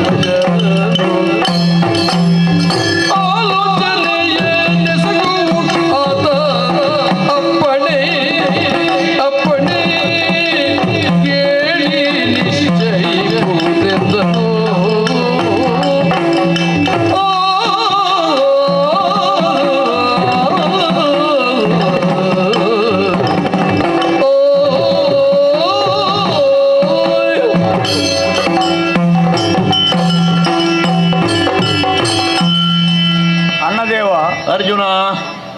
ಮಯನು ಕೊಟ್ಟಂತ ಮಂಟಪದಲ್ಲಿ ನಾವು ಆಸೀನರಾಗಿ ಸವಾಸವದನಗಳನ್ನು ನಡೆಸುತ್ತಿರುವಂತಹ ಹೊತ್ತಿನಲ್ಲಿ ನಾರದ ಮಹಾಮುನಿಗಳ ಆಗಮನವಾದದ್ದು ಹೌದು. ಹೌದು. ಬಂದಂತ ಮುನಿಗಳು ತಮ್ಮ ತಂದೆಯ ವಿಚಾರವನ್ನು ಸುಧರ್ಮ ಸಭೆಯಲ್ಲಿ ಮೇಲ್ಮಟ್ಟಕ್ಕೆ ಅವರಿಗೆ ಸ್ಥಾನ ಕಲ್ಪಿಸಲಿಲ್ಲ ಎಂಬ ಒಂದೇ ಒಂದು ಉದ್ದೇಶವನ್ನಿಟ್ಟುಕೊಂಡು ತಂದೆಯವರು ಇವರಲ್ಲಿ ನಮ್ಮ ಮಕ್ಕಳಿಂದಾಗಿ ಇದರಿಂದ ಕಾರ್ಯನಿರ್ವಹಿಸ ನಮ್ಮನ್ನು ಉನ್ನತ ಸ್ಥಾನಕ್ಕೆ ಏರಬಹುದು ಎಂಬುದನ್ನು ಮಾತನ್ನು ಅವರಲ್ಲಿ ಹೇಳಿದ್ದಾರೆ ಅಂತ ಹೇಳಿದರು. ನಮ್ಮ ಕರ್ತವ್ಯವನ್ನು ಎಚ್ಚರಿಸಿದರು. ಸರಿ, ಹೌದು. ಹಾಗಾದರೆ ನಾವು ಪುತ್ ಎಂಬ ಶಬ್ದದ ಅರ್ಥವನ್ನು ನಾವು ನೋಡುವಾಗ ಇಂತಹ ಈ ಕಾರ್ಯವನ್ನು ಕೈಗೂಡಿಸದೆ ನಮ್ಮ ತಂದೆಯವರು ಆ ಕೆಲಸ್ಥಾನದಲ್ಲಿ ಉಂಟಾದರೆ ಹಾಗಾದರೆ ಪುತ್ರ ಎಂಬ ಭಾವನೆಗೆ ಏನು ವ್ಯರ್ಥವಾದೀತು? ಅದು ಸಾಧ್ಯವಿಲ್ಲ. ನಾರದರ ಮಾತಿನ ಸ್ಪಷ್ಟತೆಗೆ ಚಿಂತಾಕ್ರಾಂತನಾದಂಥ ನೀನು ಒಂದು ರೀತಿಯಲ್ಲಿ ಬಹಳಷ್ಟು ಮನಸ್ಸಿಗೆ ಕಳವಳಗೊಂಡ ಹೊತ್ತಿನಲ್ಲಿ ನಮ್ಮಣ್ಣನಾದಂಥ ಭೀಮಸೇನನು ಯಾವುದಕ್ಕೂ ನೀನು ಹೆದರಬೇಡಣ್ಣ, ಅನುಮಾನ ಬೇಡ ಈ ಯಾಗದ ಎಂಬುದಾಗಿ ಅವನು ಈಗ ತಿಳಿಸಿದ. ನನಗೆ ಮಾತ್ರ ನಿಮಗೆಲ್ಲ ಧೈರ್ಯ ತುಂಬಿದ್ದಾನೆ. ಸ್ಪಷ್ಟವಾದಂಥ ನಾರದರ ಮಾತಿಗೆ ಇದು ಸದುತ್ತರವು ಎಂಬುದಾಗಿ ನಾನು ಭಾವಿಸ್ತೇನೆ. ಸರಿ, ಈಗ ಪರಾಕ್ರಮಶಾಲಿಗಳಾಗಿ ಪಾಂಡವ ಪುತ್ರರು ಈ ಜಗತ್ತಿನಲ್ಲಿ ಮೆರೆಯುತ್ತಾರೆ ಎಂಬುದಾಗಿ ಸುರಮುನಿಗಳಿಂದಲೇ ನಾವು ಕೇಳಲ್ಪಟ್ಟವರು. ಇಷ್ಟೆಲ್ಲ ಪರಾಕ್ರಮಶಾಲಿಗಳಾಗಿದ್ರು ಕೂಡ ತಂದೆಯ ಕಾರ್ಯಕ್ಕೆ ನಮ್ಮಿಂದ ಆ ಸಹಕಾರ ಸಾಕಾಗಲಿಕ್ಕಿಲ್ಲ ಎಂಬ ಭಾವನೆಯನ್ನು ನಾವು ವ್ಯಕ್ತಪಡಿಸಿದರೆ ಅದು ಎಲ್ಲಿಯವರೆಗೆ ಮುಟ್ಟಿಯಿತು? ತಂದೆಯವರಿಗೆ ಉನ್ನತ ಸ್ಥಾನವನ್ನು ಕಲ್ಪಿಸುವುದರಲ್ಲಿ ಮಕ್ಕಳಾದಂತಹ ನಾವು ಐವರು ಪ್ರಬುದ್ಧರಾಗಬೇಕು ಎಂಬುದು ಒಂದೇ ಒಂದು ಉದ್ದೇಶ ನಮ್ಮಲ್ಲಿ ಉಂಟು ನೋಡು. ಈ ಹೊತ್ತಿನಲ್ಲಿ ಎಲ್ಲದಕ್ಕೂ ಒಂದು ರೀತಿ ನೀತಿ ನಿಯಮ ಅಂತ ಉಂಟು. ಹೌದು. ಇದು ಮಹಾದೊಡ್ಡ ಮಹತ್ ಕಾರ್ಯವು ಎಂಬುದಾಗಿ ರಾಜಸೂಯಾಗ ಯಾಗ ಎಂಬುದರ ಉದ್ದೇಶ ಏನು? ಜಗತ್ತಿನ ಎಲ್ಲಾ ರಾಜರುಗಳನ್ನು ಅಸೂಯೆಗೊಳಿಸುವಂತಹ ಒಂದು ಯಾಗವನ್ನು ನಾವು ಮಾಡಬೇಕು. ಹೌದೌದು. ಅದರಲ್ಲಿ ಕೆಲವು ಒಳ್ಳೆಯವರು ಇರಬಹುದು, ಕೆಲವರು ಅದಕ್ಕೆ ವಿರೋಧಿಗಳಾಗಿ ಪರಿವರ್ತಿಸಲಿಕ್ಕೂ ಸಾಧ್ಯ ಉಂಟು. ಅಲ್ಲ, ಒಂದು ರೀತಿಯಲ್ಲಿ ಧರ್ಮರಾಜನು ಮಾಡುವಂತಹ ಯಾಗಕ್ಕೆ ಯಾರು ವಿರೋಧಿಸಲಿಕ್ಕಿಲ್ಲ ಎಂಬ ಭಾವನೆ ನಮ್ಮಲ್ಲಿ ಇರಲಿ. ಆದರೂ ಕೂಡ ಕೆಲವೊಂದು ಸಮಯದಲ್ಲಿ ಅದಕ್ಕೆ ವಿರೋಧವು ವ್ಯಕ್ತವಾದರೆ ಆವತ್ತಿನ ನಮಗೆ ಆ ಯಾಗವನ್ನು ಪೂರೈಸಲು ಸಾಧ್ಯವಾದಂತಹ ದಾರಿಯೂ ನಮಗೆ ಕಾಣಬಹುದು. ಯಾರ ವಿರೋಧವನ್ನು ನಾವು ಲೆಕ್ಕಿಸಬಾರದು ಅಂತಲೇ ನಿನ್ನ ಅಣ್ಣ ಹೇಳಿದ್ದು. ಸರಿ, ಈಗ ನೀನು ಅದನ್ನು ಹೇಳುವುದಲ್ಲ. ಅಣ್ಣನ ಮಾತು ಹೇಳಿದ್ದವ ಸ್ಪಷ್ಟವಾಗಿ ಹೇಳಿದ. ಆದರೆ ಹುಟ್ಟಿನಿಂದ ಅಂದು ಕುಲಾಲ ಭವನದಲ್ಲಿ ನಮ್ಮ ತಾಯಿಯಾದ ಕುಂತಿದೇವಿಯು ನಮ್ಮ ಐವರನ್ನು ಶ್ರೀಕೃಷ್ಣನ ಪಾದಮೂಲದಲ್ಲಿ ಕಡೆಯಿದಾಗ ಒಂದು ಮಾತನ್ನು ಹೇಳಿದ ಮಹಾಪ್ರಾಣಾಯಿ ಪಾಂಡವ ಎಂಬುದಾಗಿ. ಐವರನ್ನು ಕೈನಗಹಿ ಕಮಲೋದರನ ಕೈಯಲ್ಲಿ ಕೊಟ್ಟಳು ಕುಂತಿ ಅಲ್ವೇ ಅಲ್ವಾ? ಆವತ್ತಿನ ನಾವು ಅದನ್ನು ನೆನಪಿಸಿಕೊಳ್ಳಬೇಕು. ಕಷ್ಟ ಕಾಲದಲ್ಲಿ ನಾವು ಶ್ರೀಕೃಷ್ಣನನ್ನು ಬರಮಾಡಿಕೊಂಡು ಇದಕ್ಕೆ ಸೂಕ್ತವಾದಂಥ ಒಂದು ನಿರ್ದೇಶನವನ್ನು ಅವನಿಂದ ನಮ್ಮ ವಿಷಯವನ್ನು ತಿಳಿಸಿ ಅದಕ್ಕೆ ಸೂಕ್ತವಾದಂಥ ಅವರಿಂದ ಆ ಮಾತನ್ನು ನಾವು ಕೇಳಬೇಕಾಗುತ್ತದೆ. ಯಾವುದೇ ಕಾರ್ಯಕ್ಕೆ ನಾವು ಸಣ್ಣ ಸಣ್ಣ ಕಾರ್ಯವೋ ಅದು ಲೆಕ್ಕಕ್ಕಿಲ್ಲ ನಮಗೆ. ಹಾಗಾದರೆ ದೊಡ್ಡ ಮಹತ್ಕಾರ್ಯವಾದಂಥ ಈ ಯಾಗ ಸರ್ವ ಸಾಮಾನ್ಯವಾದ್ದಲ್ಲ. ಬಹುದೊಡ್ಡ ಮಹತ್ಕಾರ್ಯವಾದಂಥ ಯಾಗ ರಾಜಸೂಯಾಧ್ವರ ಅದೇನು ಅದೇ ಹೇಳಿದಲ್ಲ, ಜಗತ್ತಿನಲ್ಲಿ ಅದು ಶ್ರೇಷ್ಠವಾದಂತಹ ಯಾಗ. ಆದರೆ ಈ ಯಾಗಕ್ಕೆ ನಾವು ಕೈಯಿಕ್ಕುವಾಗ ಯಾರಾದರೂ ನಮ್ಮ ಯೋಗ್ಯವಾದ ದೂತನನ್ನಲ್ಲಿ ಕಳಿಸಿ ಶ್ರೀಕೃಷ್ಣನ ಬರಮಾಡಿಕೊಂಡು ಅವನಲ್ಲಿ ವಿಚಾರ ವಿನಿಮಯವನ್ನು ಮಾಡಿ ಅವನ ಅಪ್ಪಣೆಯನ್ನು ಕೇಳುವುದು ಒಳ್ಳೆಯದಲ್ಲವೇ ಎಂಬುದನ್ನು. ಸಹೋದರ, ಸಮಯೋಚಿತವಾದ ಮಾತನ್ನೇ ನೀನು ಆಡಿದೆ. ಎಂತಹ ಪ್ರಮಾದವಾಗಿ ಹೋಗ್ತಾ ಇತ್ತು ನೋಡು. ನಮ್ಮ ದೇವರನ್ನೇ ನಾವು ಬರೆದು ಬಿಟ್ಟ ಹಾಗಾಗಿದೆ. ಹೌದೌದು ಅಲ್ವಾ? ಮನುಷ್ಯನಿಗೆ ಉದ್ಯಮ, ಸಾಹಸ, ಬುದ್ಧಿ, ಶಕ್ತಿ, ಧೈರ್ಯ, ಪರಾಕ್ರಮ ಇದೆಲ್ಲ ಇದ್ರೂ ಕೂಡ ಸಪ್ತಮಂ ದೈವ ಚಿಂತನಂ ಅದು ಇಲ್ಲದಿದ್ರೆ ಇದು ಆರು ಇದ್ದು ಪ್ರಯೋಜನ ಅಲ್ವಾ? ಹೌದು. ಇಷ್ಟವರೆಗೆ ನಾವು ಬದುಕಿದ್ರೆ ಈ ಹಂತಕ್ಕೆ ಬಂದು ಮುಟ್ಟಬೇಕು ಅಂತ ಇದ್ರೆ ಭಗವಂತನ ಕಾರುಣ್ಯವೇ ಅದಕ್ಕೆ ಕಾರಣ ಅಲ್ವಾ? ನಮ್ಮ ತಾಯಿ ಅವನ ಕೈಗೆ ಕೊಟ್ಟಾಗಿದೆ ನಮ್ಮನ್ನು. ಹೌದೌದು ಹೌದು. ಪಂಚಪ್ರಾಣಗಳು ಅಂತ ನಾನು ಸ್ವೀಕಾರ ಮಾಡಿದ್ದಾರೆ. ಒಬ್ಬ ಮನುಷ್ಯನಿಗೆ ಜೀವಯೋಗ್ಯತೆ ಬರಬೇಕು ಅಂತ ಇದ್ರೆ ಪಾನ, ಅಪಾನ, ವ್ಯಾನ, ಉದಾನ, ಸಮಾನ. ಹೌದು ಅಲ್ವಾ? ಈ 5 ಪ್ರಾಣಗಳು ಇರಬೇಕು ಅಂತ. ಹೌದು. ಅದು ನನಗೆ ನೀವು ಅಂತ ಹೇಳಿದಂತಹ ಭಗವಂತನನ್ನು ಮರೆತು ಬಿಟ್ಟನಲ್ಲ ಅಂತ ನನಗೆ ಅನ್ನಿಸಿದ್ದು. ಸಮಯೋಚಿತ ಸಲಹೆಯನ್ನ ಅರ್ಜುನ ಕೊಟ್ಟಿದ್ದಾನೆ. ನಮ್ಮನ್ನು ಪಾಲಿಸುವ ಅಸುರಾರಿ ಅಲ್ವಾ? ಅಸುರರನ್ನೆಲ್ಲ ನಿಗ್ರಹಿಸಿ ಜಗತ್ತನ್ನೇ ಪಾಲಿಸುವವ ಅವ ನಮ್ಮ ಜೊತೆಗಿದ್ರೆ ನಮಗೆ ಸಾಕಷ್ಟು ಬಲ ಬರ್ತದೆ. ಮೊನ್ನೆ ಕಾಂಡವನ ದಹನದಲ್ಲಿ ಜೊತೆಗಿದ್ದವರಲ್ವಾ? ಹೌದಪ್ಪ, ಮೊನ್ನೆ ಅಭಿಮನ್ಯುವಿನ ನಾಮಕರಣಕ್ಕೆಲ್ಲ ಬಂದು ನಮ್ಮ ಮಕ್ಕಳ ನಾಮಕರಣಕ್ಕೆ ಬಂದು ಹೌದು ಎಷ್ಟೆಲ್ಲ ಉಡುಗೊರೆ ಕೊಟ್ಟು ಹೋಗಿದ್ದಾನೆ. ಹೌದು. ಸಂದರ್ಭ ಬಂದ್ರೆ ಅಗತ್ಯ ಬಿದ್ರೆ ಕರೆಯಿರಿ ಅಂತಲೂ ಹೇಳಿದ್ದಾನೆ. ಹೌದೌದು. ಮತ್ತೆ ಕೃಷ್ಣನನ್ನು ಕರಿಬೇಕಾಗಿದ್ರೆ ನಮ್ಮ ಅಂತರಂಗದ ಕರೆಯೇ ಸಾಕಾಗುತ್ತದೆ. ಬೊಬ್ಬೆ ಹೊಡಿಬೇಕು ಅಂತ ಇಲ್ಲ, ಅಂತರಂಗದಲ್ಲಿ ಮೆಲ್ಲ ಕರೆದು ಸಾಕಾಗುತ್ತೆ. ಆದರೂ ನಾವು ಎಂತ ಸ್ಥಾನ ಕೊಟ್ಟಿದ್ದೇವೆ ಭಗವಂತನಿಗೆ. ಹಾಗಾಗಿ ಆ ಸ್ಥಾನ ಯೋಗ್ಯತೆಗೆ ಬೇಕಾದ್ರೂ ಕೂಡ ಸರಿಯಾದ ರೀತಿಯಲ್ಲೇ ಅವರನ್ನು ಬರಮಾಡಿಕೊಳ್ಬೇಕು. ಈಗ ನಾನಾಗ್ಲಿ ನೀವಾಗ್ಲಿ ಹೋಗಿ ಕರೀಬಹುದು, ಆದ್ರೆ ಇಲ್ಲಿ ಇಷ್ಟೆಲ್ಲ ಅತಿಥಿಗಳೆಲ್ಲ ಇಲ್ಲಿ ಇದ್ದಾರೆ, ಅವರೆಲ್ಲ ಬಿಟ್ಟು ಹೋಗ್ಲಿಕ್ಕೆ ಆಗ್ತದ? ಆಗೋದಿಲ್ಲ. ಕಾರ್ಯಕ್ರಮ ಬಹಳ ವೈಭವದಿಂದ ನಡೆಯುತ್ತಾ ಇರುವಂಥದ್ದು. ಹಾಗಾಗಿ ಒಂದು ಕೆಲಸ ಮಾಡುವ, ಒಬ್ಬ ಸರಿಯಾದ ವ್ಯಕ್ತಿಯನ್ನು ಕಳಿಸಬೇಕು ಮತ್ತು ಆದಷ್ಟು ಜತನದಿಂದ ಹೋಗಿ ಬರುವವನು ಆಗಬೇಕು. ಹೌದೌದು. ಅಂತವ್ರು ಯಾರಿದ್ದಾರೆ ನಮ್ಮಲ್ಲಿ? ಅವನ ಯೋಗ್ಯತೆಗೆ ನಮ್ಮ ಯೋಗ್ಯತೆಗೆ ಸರಿಯಾದವ ಯಾರು? ಇಂದ್ರಪ್ರಸ್ಥದಲ್ಲಿ ಒಬ್ಬ ಇದ್ದಾನೆ, ಇಂದ್ರಸೇನ. ನೋಡಿ, ಆ ಹೆಸರಿಗೊಂದು ತಳಗುಂಟು. ಮಾತ್ರ ಅಲ್ಲ, ಅಗತ್ಯ ಬಿದ್ದರೆ ನಮಗೆ ಸಾರಥಿಯು ಅವ. ಹೌದು ಅಲ್ವಾ? ಇಂದ್ರಸೇನ ಕುದುರೆಯಷ್ಟೇ ವೇಗವಾಗಿ ಹೋಗಬಲ್ಲವ. ಹೌದು. ಸಾರಥಿಯೇ ರಥಿಕನಾಗಿ ಹೋದ್ರೆ ಹೇಗೆ? ಅಲ್ವಾ? ಹೌದು. ಹಾಗಾಗಿ ಒಂದು ರಥದಲ್ಲಿ ಇಂದ್ರಸೇನನ್ನು ಕಳಿಸಿಕೊಡುವ. ನಿಮ್ಮ ನಿರೀಕ್ಷೆಯಲ್ಲಿದ್ದಾರೆ ಅಂತ. ಕುದುರೆಯಷ್ಟು ವೇಗವಾಗಿ ಹೋಗುವ ಅವ ಹೇಳಿದಾಗ ಗರುಡ ಗಮನ ಬಂದಾನು. ಆದರೆ ದೇವರನ್ನು ಹಿರಿಯರನ್ನು ಸಂದರ್ಶನ ಮಾಡುವ ಸಮಯಕ್ಕೆ ಬರಿಗೈಯಿಂದ ಹೋಗುವುದಾ? ಅದು ಹೋಗುವುದು. ಇಷ್ಟೆಲ್ಲ ಸಂಪತ್ತು ಸಿಕ್ಕಿದೆ ನಮಗೆ. ಅನಂತ ವಿಜಯ ಶಂಕರನಿಗೆ, ಹೌದು. ದೇವದತ್ತ ಅವನಿಗೆ, ಹೌದು. ರುಧಿರಮುಖಿ ನಿನಗೆ, ಹೌದು. ಇಷ್ಟು ಮಾತ್ರವ? ಸಕಲ ವಜ್ರ ವೈಡೂರ್ಯಾದಿಗಳನ್ನೆಲ್ಲ ಕಳೆದು ಸುರಿದಿದ್ದಾರೆ ದೇವಾನುದೇವತೆಗಳು.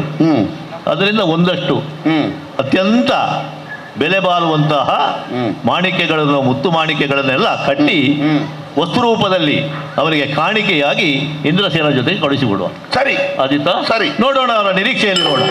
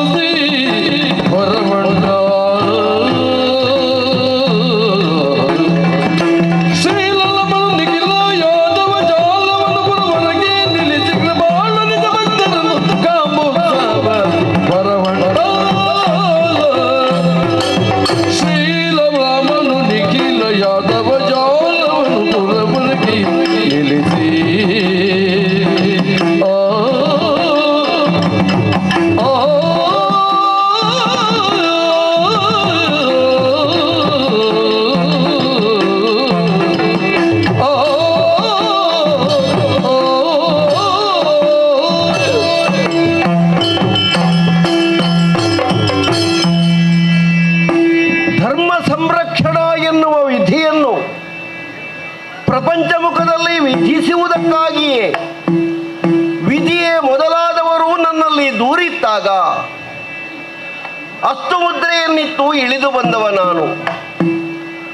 ಲೋಕದಲ್ಲಿ ಆಗಬೇಕಾದಂತಹ ಕಾರ್ಯ ಕಾರಣಗಳಿಗೆ ಪ್ರತಿಯೊಂದು ತಂತ್ರಗಳನ್ನು ಹೆಣೆಯುವುದರ ಮೂಲಕ ಧರ್ಮ ಸಂಸ್ಥಾಪನೆ ಎನ್ನುವುದು ನನ್ನ ಇಳಿವಿಕೆಗೆ ಮಹದುದ್ದೇಶವೇ ಆಗಿದೆ. ಇಂದ್ರಸೇನ ನಾಮಕ ಧರ್ಮರಾಜನಲ್ಲಿಂದ ಬಂದು ನನ್ನಲ್ಲಿ ಹೇಳಿದಾಗ ಕಿರು ನಗೆಯೊಂದು ನನ್ನ ಮುಖದಲ್ಲಿ ಹಾದು ಹೋಯಿತಲ್ಲ. ಕೆಲವರಿಗೆಲ್ಲ ಅರ್ಥ ಆಗಿರ್ಲಿಕ್ಕಿಲ್ಲ ನಾನು ಯಾಕೆ ನಗಾಡಿದ್ದೇನೆ ಅಂತ. ನಮ್ಮ ಕಾರ್ಯಕ್ಕೆ ಮತ್ತೊಂದು ಕಾರಣ ಎನ್ನುವುದು ಒದಗಿ ಬಂದಾಗ ಸುಸೂತ್ರವಾಗಿ ಧರ್ಮರಕ್ಷಣೆಯನ್ನು ಮಾಡುವುದಕ್ಕೆ ಭೂಪರೂ ಮುಂದಾಗ್ತಾರೆ ಅಂತ ತಿಳಿದು ಬರುವಾಗ ಒಂದು ಹೊಸ ಬಗೆಯ ನಗು ನನ್ನ ಮುಖದಿಂದ ಹೊರಟದ್ದು. ಬಹಳ ಕಾಲದಿಂದ ನಾನು ಯೋಚಿಸ್ತಾ ಇದ್ದೆ, ಕೆಲವು ಮಧಾಂಧರನ್ನು ತರೆಯದೇ ವಿನಃ ಧರ್ಮಸ್ಥಾಪನೆಯನ್ನು ಮಾಡುವ ಹಾಗಿಲ್ಲ. ಕೆಲ ದಿನಗಳ ಹಿಂದೆ ಮಾಗಧನ ಸೆರೆಯಲ್ಲಿದ್ದಂತಹ ಒಬ್ಬಾತ ವ್ಯಕ್ತಿ ಹೇಗೇಗೋ ತಪ್ಪಿಸಿಕೊಂಡು ನನ್ನಲ್ಲಿ ಒಂದು ದೂರು ಹೇಳಿದ. 86 ಮಂದಿ ರಾಜಕುಮಾರರನ್ನು ಸೆರೆಯಲ್ಲಿರಿಸಿ ಇನ್ನು 14 ಮಂದಿಗಳನ್ನು ಕಲೆ ಹಾಕುವುದಕ್ಕೆ ಮಾಗಧ ಚಿಂತಿಸ್ತಾ ಇದ್ದಾನೆ. ಚಂಡಕೌಶಿಕರ ಮಾರ್ಗದರ್ಶನದಲ್ಲಿ 100 ಮಂದಿ ರಾಜಕುಮಾರರ ತಲೆ ಕಡಿದು ನರಮೇಧವನ್ನು ಮಾಡುವುದಕ್ಕಿದ್ದಾನೆ ಮಾಗಧ. ಭಗವಂತ, ನಮ್ಮ ಮಾನ ಪ್ರಾಣಗಳನ್ನು ಉಳಿಸುವುದಕ್ಕೆ ನೀನು ಬಿಟ್ಟರೆ ಬೇರೆ ಯಾರೂ ಇಲ್ಲ ಅಂತ ವಿನಮ್ರನಾಗಿ ನನ್ನಲ್ಲಿ ಪ್ರಾರ್ಥಿಸಿಕೊಂಡ. ಆ ಹೊತ್ತಿನಲ್ಲೇ ಮಾಗಧನ ಬಗ್ಗೆ ಒಂದು ಚಿಂತನೆಯನ್ನು ಮಾಡುತ್ತಾ ಇದ್ದೆ ನಾನು. ಸಾಯಬೇಕಾದವನನ್ನು ಇನ್ನೂ ಹೆಚ್ಚು ಕಾಲ ಉಳಿಸಿದೆ ಅಂತಾದ್ರೆ ಅವನ ಬದುಕು ಎನ್ನುವುದು ಬಾಕಿದ್ದವನಿಗೆ ಮಾರಕವಾಗ್ತದೆ, ದುಸ್ತರವಾಗುತ್ತದೆ. ಹಾಗಾಗಿ ಅವನನ್ನು ಕೊಲ್ಲದೆ ನಿರ್ವಾಹವಿಲ್ಲ.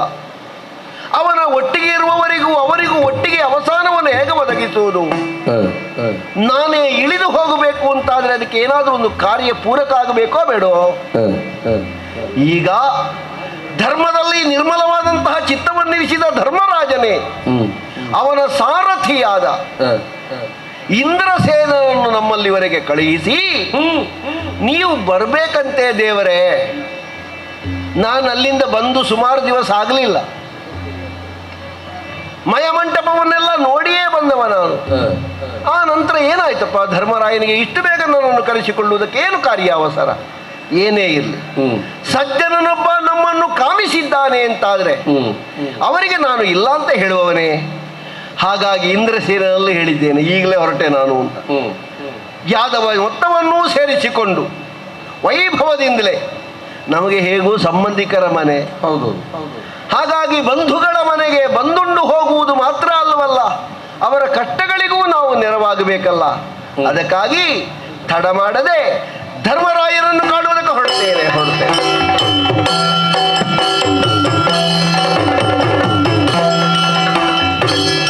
ಏನದು ಮಹದ್ವಾರದಲ್ಲಿ ಜಯಘೋಷ ಕೇಳಿಸ್ತಾ ಇದೆ. ಭೀಮಾರ್ಜುನರೇ, ಬಹುಶಃ ಭಗವಂತ ಬಂದಿರಬೇಕು. ಅವರನ್ನು ಸ್ವಾಗತಿಸುವುದಕ್ಕೆ ನಾವೆಲ್ಲ ಸಿದ್ಧರಾಗೋಣ. ಬನ್ನಿ ಸ್ವಾಮಿ. ನಮೋ ನಮಃ.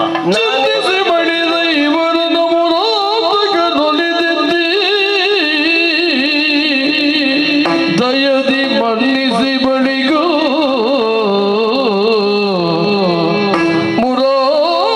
ಮುರಾತಕನೊಲಿದಿದ್ದಿ, ದಯದಿ ಮನ್ನಿಸಿ ಬಳಿಗೂ ಕೌಂತೆಯುರುಳ ಲಕ್ಷ್ಮೀಕಾಂತನು ನಸುನಗುತ್ತಲು ಏಕಾಂತದಳು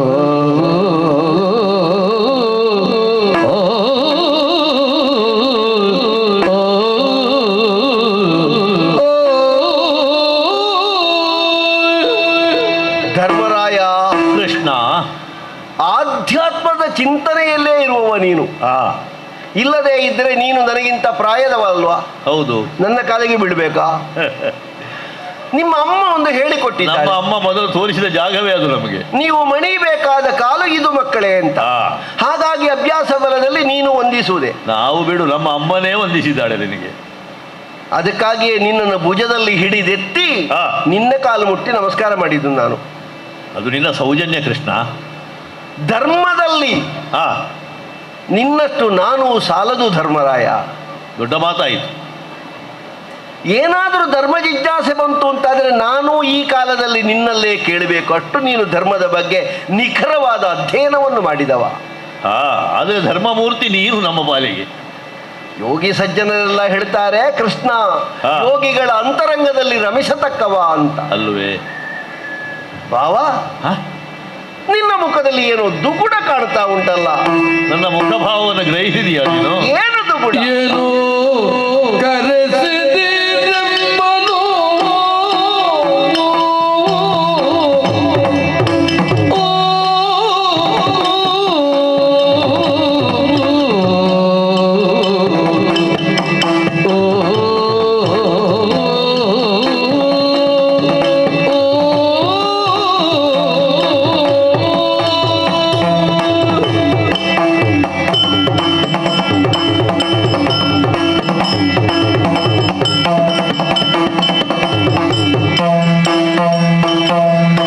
ಏನು ಕರೆಸಿದಿರೆಮ್ಮನು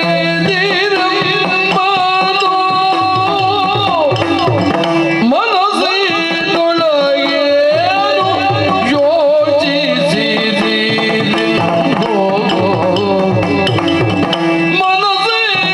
ಮನಸ್ಸಿನೊಳಗೇನು ಯೋಚಿಸಿದಿರೆಂಬೋ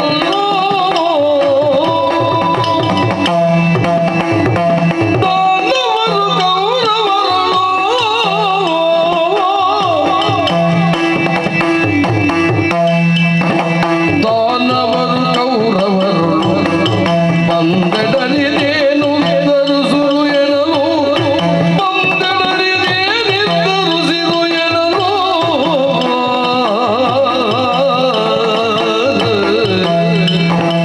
ಏನು ಕರೆಸಿದಿರೆಮ್ಮನು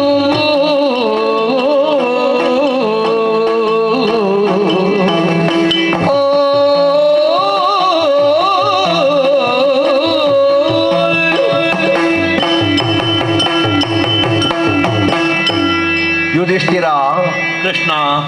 ಜೀವನ ಸಂಗ್ರಾಮದಲ್ಲಿ ಸ್ಥಿರವಾದಂತಹ ಹೆಜ್ಜೆ ನಿಲ್ಲಿಸಬಲ್ಲವ. ಹಾ, ಆದದ್ದರಿಂದಲೇ ಯುಧಿಷ್ಠಿರ, ಹಾಗೊಂದು ಅರ್ಥ ಉಂಟು ಅದಕ್ಕೆ. ಧರ್ಮದೇವನ ಅನುಗ್ರಹದಿಂದ ನಿನಗೆ ಹಾ, ಒಂದು ಜನ್ಮ ಬಂದದ್ದರಿಂದ ನೀನು ಧರ್ಮರಾಯ. ನಿನ್ನ ಮುಖದಲ್ಲಿ ಹಾ. ಏನೋ ಒಂದು ಖಿನ್ನತೆಯನ್ನು ನಾನು ಕಾಣ್ತಾ ಇದ್ದೇನೆ. ಆಹಾ, ನಿರ್ಮಲವಾಗಿರುವಂತಹ ನಿನ್ನ ಕಣ್ಣಪಾಪೆಯಲ್ಲಿ ನನ್ನ ದೃಷ್ಟಿಯನ್ನಿರಿಸಿ ನಿನ್ನ ಅಂತರಂಗವನ್ನು ನಾನು ಶೋಧಿಸಿದೆ ಅಂತಾದ್ರೆ ಹಾ, ಯಾವುದೋ ಒಂದು ವಿಷಯದ ತುಮುಲ ಮಡುಗಟ್ಟಿ ಹಾ, ನಿನ್ನನ್ನು ಹಿಡಿಯಾಗಿಸಿದೆ ಅಂತ ನನಗೆ ಅರ್ಥ ಆಗ್ತದೆ. ಸರಿ. ಈ ಲೋಕದಲ್ಲಿ ಸಜ್ಜನರಿಗೆ ತೀರಲಾರದ ಹಾ, ತಿದ್ದಿ ತೀಡಲಾರದ ವಿಲಗ ಒಂದು ಬಂತು ಅಂತಾದ್ರೆ ಅದಕ್ಕಾಗಿ ಅವರು ಮಾನ ಪ್ರಾಣವನ್ನಾದರೂ ಅರ್ಪಿಸುವುದಕ್ಕೆ ಸಿದ್ಧರಿರ್ತಾರೆ. ಓಹೋ, ಹೇಗಾದೀತೋ ಹಾ, ನಾವು ಕೈಗೊಂಡದ್ದನ್ನು ನಡೆಸುವುದಕ್ಕೆ ನಮ್ಮಿಂದ ಸಾಧ್ಯವೋ? ಹಾ, ಎಷ್ಟರ ಮಟ್ಟಿಗೆ ಪ್ರಪಂಚದಲ್ಲಿ ನಾವು ಅದನ್ನು ನಡೆಸಿ ತೋರಿಸುವುದಕ್ಕೆ ಶಕ್ತರಿದ್ದೇವೆ? ಈ ಹಲವಾರು ಪ್ರಶ್ನೆಗಳು ಹಾ. ಅವನನ್ನು ಭೂತಾಕಾರವಾಗಿ ಕಾಡಿ ಕುಬ್ಜನನ್ನಾಗಿಸ್ತದೆ. ಸರಿ. ಬಾವಯ್ಯ, ಹಾ, ಏನು ಕರೆಸಿದಿರಿ? ಆಹಾ, ಇಟ್ಟು ಅವಸರದಲ್ಲಿ ಇಂದ್ರಸೇನನನ್ನು ಕೊಟ್ಟು ಕಳುಹಿ ಹಾ, ಅಗತ್ಯವಾಗಿ ಬರಬೇಕು ಅಂತ ಹೇಳಿ ಕಳಿಸಿದಿರಲ್ಲ. ಹ್ಮ್, ಮೊನ್ನೆ ತಾನೇ ನಾನು ಇಲ್ಲಿಂದ ಹೋದವ. ಹೌದು. ಸಂಭ್ರಮದ ವಾತಾವರಣವನ್ನೆಲ್ಲ ಕಳೆದು ಹೋದ ಮೇಲೆ ಹಾ, ಹೊಸಗೆ ಮೆರೆದುದು ಮಯ ನಿರ್ಮಿತವಾದಂತಹ ಒಂದು ಮಂಟಪದಲ್ಲಿ ನಮ್ಮ ಭಾವಯ್ಯನಾದಂತಹ ಧರ್ಮರಾಯ ಒಲಗ ಕೊಡ್ತಾ ಇದ್ದಾರೆ ಎನ್ನುವುದು ಹಾ, ಅಖಂಡ ಭೂಮಂಡಲ ಮಂಡನಾಯಮಾನವೆನಿಸಿದ ಭರತ ಖಂಡಕ್ಕೆ ಒಂದು ವಿಶಿಷ್ಟವಾದಂತಹ ಮಾನದ ಗೊಂಡೆ. ಎಲ್ಲವರು ಆ ಉತ್ಸವವನ್ನು ಆಚರಣೆ ಮಾಡಿದ್ದಾರೆ. ಸಂತೋಷದಲ್ಲಿ ನೀವಿದ್ದೀರಿ ಅಂತ ನಾನು ನೋಡಿದ್ರೆ ಹಾ, ನಿನ್ನ ಮುಖ ಖಿನ್ನತೆಯಿಂದ ದುಗುಡದಿಂದ ಕೂಡಿದೆಯಲ್ಲ. ಆಹಾ, ರಕ್ಕಸರಿಂದ ಏನಾದರೂ ಕೇಡು ಬಂತೆ? ಅಹಿತವಾಗಿ ನಿನ್ನಲ್ಲಿ ಯಾರಾದರೂ ಬೇಕಾದವರು ನಡೆದುಕೊಂಡರೆ ಹಾ, ಯಾವ ವಿಚಾರದಲ್ಲಿ ನಿನ್ನ ಮನಸ್ಸು ಹೀಗೆ ದುಗುಡದ ಗೂಡಾಗಿದೆ? ಹೇಳು ಬಾವಯ್ಯ, ಏನಾಗಿದೆ ನಿನಗೆ? ಕೃಷ್ಣ, ಓ, ಬೇರೆ ಯಾರಲ್ಲಾದರೂ ನಮ್ಮ ಭಾವನೆಗಳನ್ನು ಅಡಗಿಸಬಹುದು. ಆದರೆ ಚಿತ್ತಜನಯ್ಯನಾದಂತಹ ನಿನ್ನ ಮುಖದಿಂದ ಅಥವಾ ನಿನ್ನ ಗಮನದಿಂದ ಯಾವುದನ್ನು ಅಡಗಿಸುವುದಕ್ಕೆ ಸಾಧ್ಯ ಇಲ್ಲ. ಇನ್ನು ನನ್ನ ಮುಖದಲ್ಲಿ ಮ್ಲಾನತೆಯನ್ನು ಗುಡಿಸಿದ್ದೀಯಲ್ಲ ನೀನು. ಹೌದು. ಕಾರಣ ಉಂಟು ಕೃಷ್ಣ. ಏನದು? ಧನುಜರುಳು ಗೌರವರಳು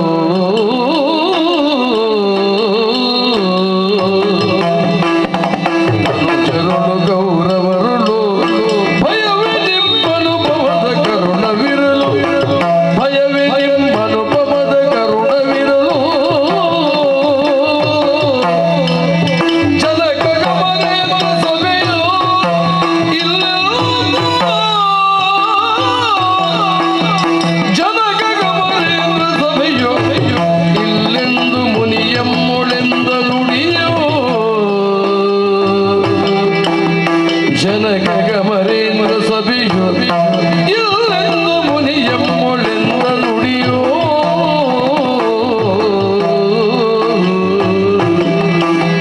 ಧನುಜರುಳು ಗೌರವರುಳು ಭಯವೇ ನಿಮ್ಮನುಪಮದ ಕರುಣವಿರಲು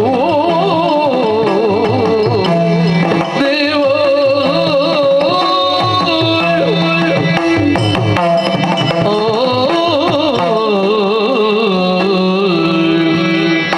ಕೃಷ್ಣ, ಎಷ್ಟೇ ಸುಖೋಪಭೋಗಗಳು ನಮ್ಮನ್ನು ಆಶ್ರಯಿಸಿ ಬರಲಿ, ಆದರೆ ಅಂತರಂಗದಲ್ಲಿ ಮನಸ್ಸು ನಮಗೆ ನೆಮ್ಮದಿಯನ್ನು ಆಶ್ರಯಿಸದೆ ಇದ್ದರೆ ಯಾವ ಸುಖ ಇದ್ರೂ ಪ್ರಯೋಜನ ಇಲ್ಲ. ಎಷ್ಟಿದ್ದರೇನು, ಏನಿದ್ದರೇನು, ಮನಸ್ಸು ಸರಿ ಇಲ್ಲದೆ ಇದ್ರೆ ಎಲ್ಲವೂ ಶೂನ್ಯ ಅಲ್ವಾ? ಆ. ಮನಯೇವ ಮನುಷ್ಯಾನಾಂ ಕಾರಣಂ ಬಂದ ಮೋಕ್ಷಯೋ. ಈಗ ನೋಟಕ್ಕೆ ನಾವೆಲ್ಲ ಸಂತೋಷದಲ್ಲಿ ಇದ್ದೇವೆ ಅಂತ ಹೇಳಬಹುದು, ಆದರೆ ಹೇಳುವವರಲ್ಲಿ ಹೇಳಲೇಬೇಕಾದವರಲ್ಲಿ ಅದನ್ನು ಅಡಗಿಸುವುದಕ್ಕಾಗುವುದಿಲ್ಲ. ವೈದ್ಯನಲ್ಲಿ ರೋಗವನ್ನು ಅಡಗಿಸಕೂಡದು, ಅರ್ಚಕರಲ್ಲಿ ನಮ್ಮ ಅಭಿಪ್ರಾಯವನ್ನು ಅಡಗಿಸಕೂಡದು, ಕರಣಿಕನಲ್ಲಿ ಲೆಕ್ಕ ತಪ್ಪಿಸಕೂಡದು.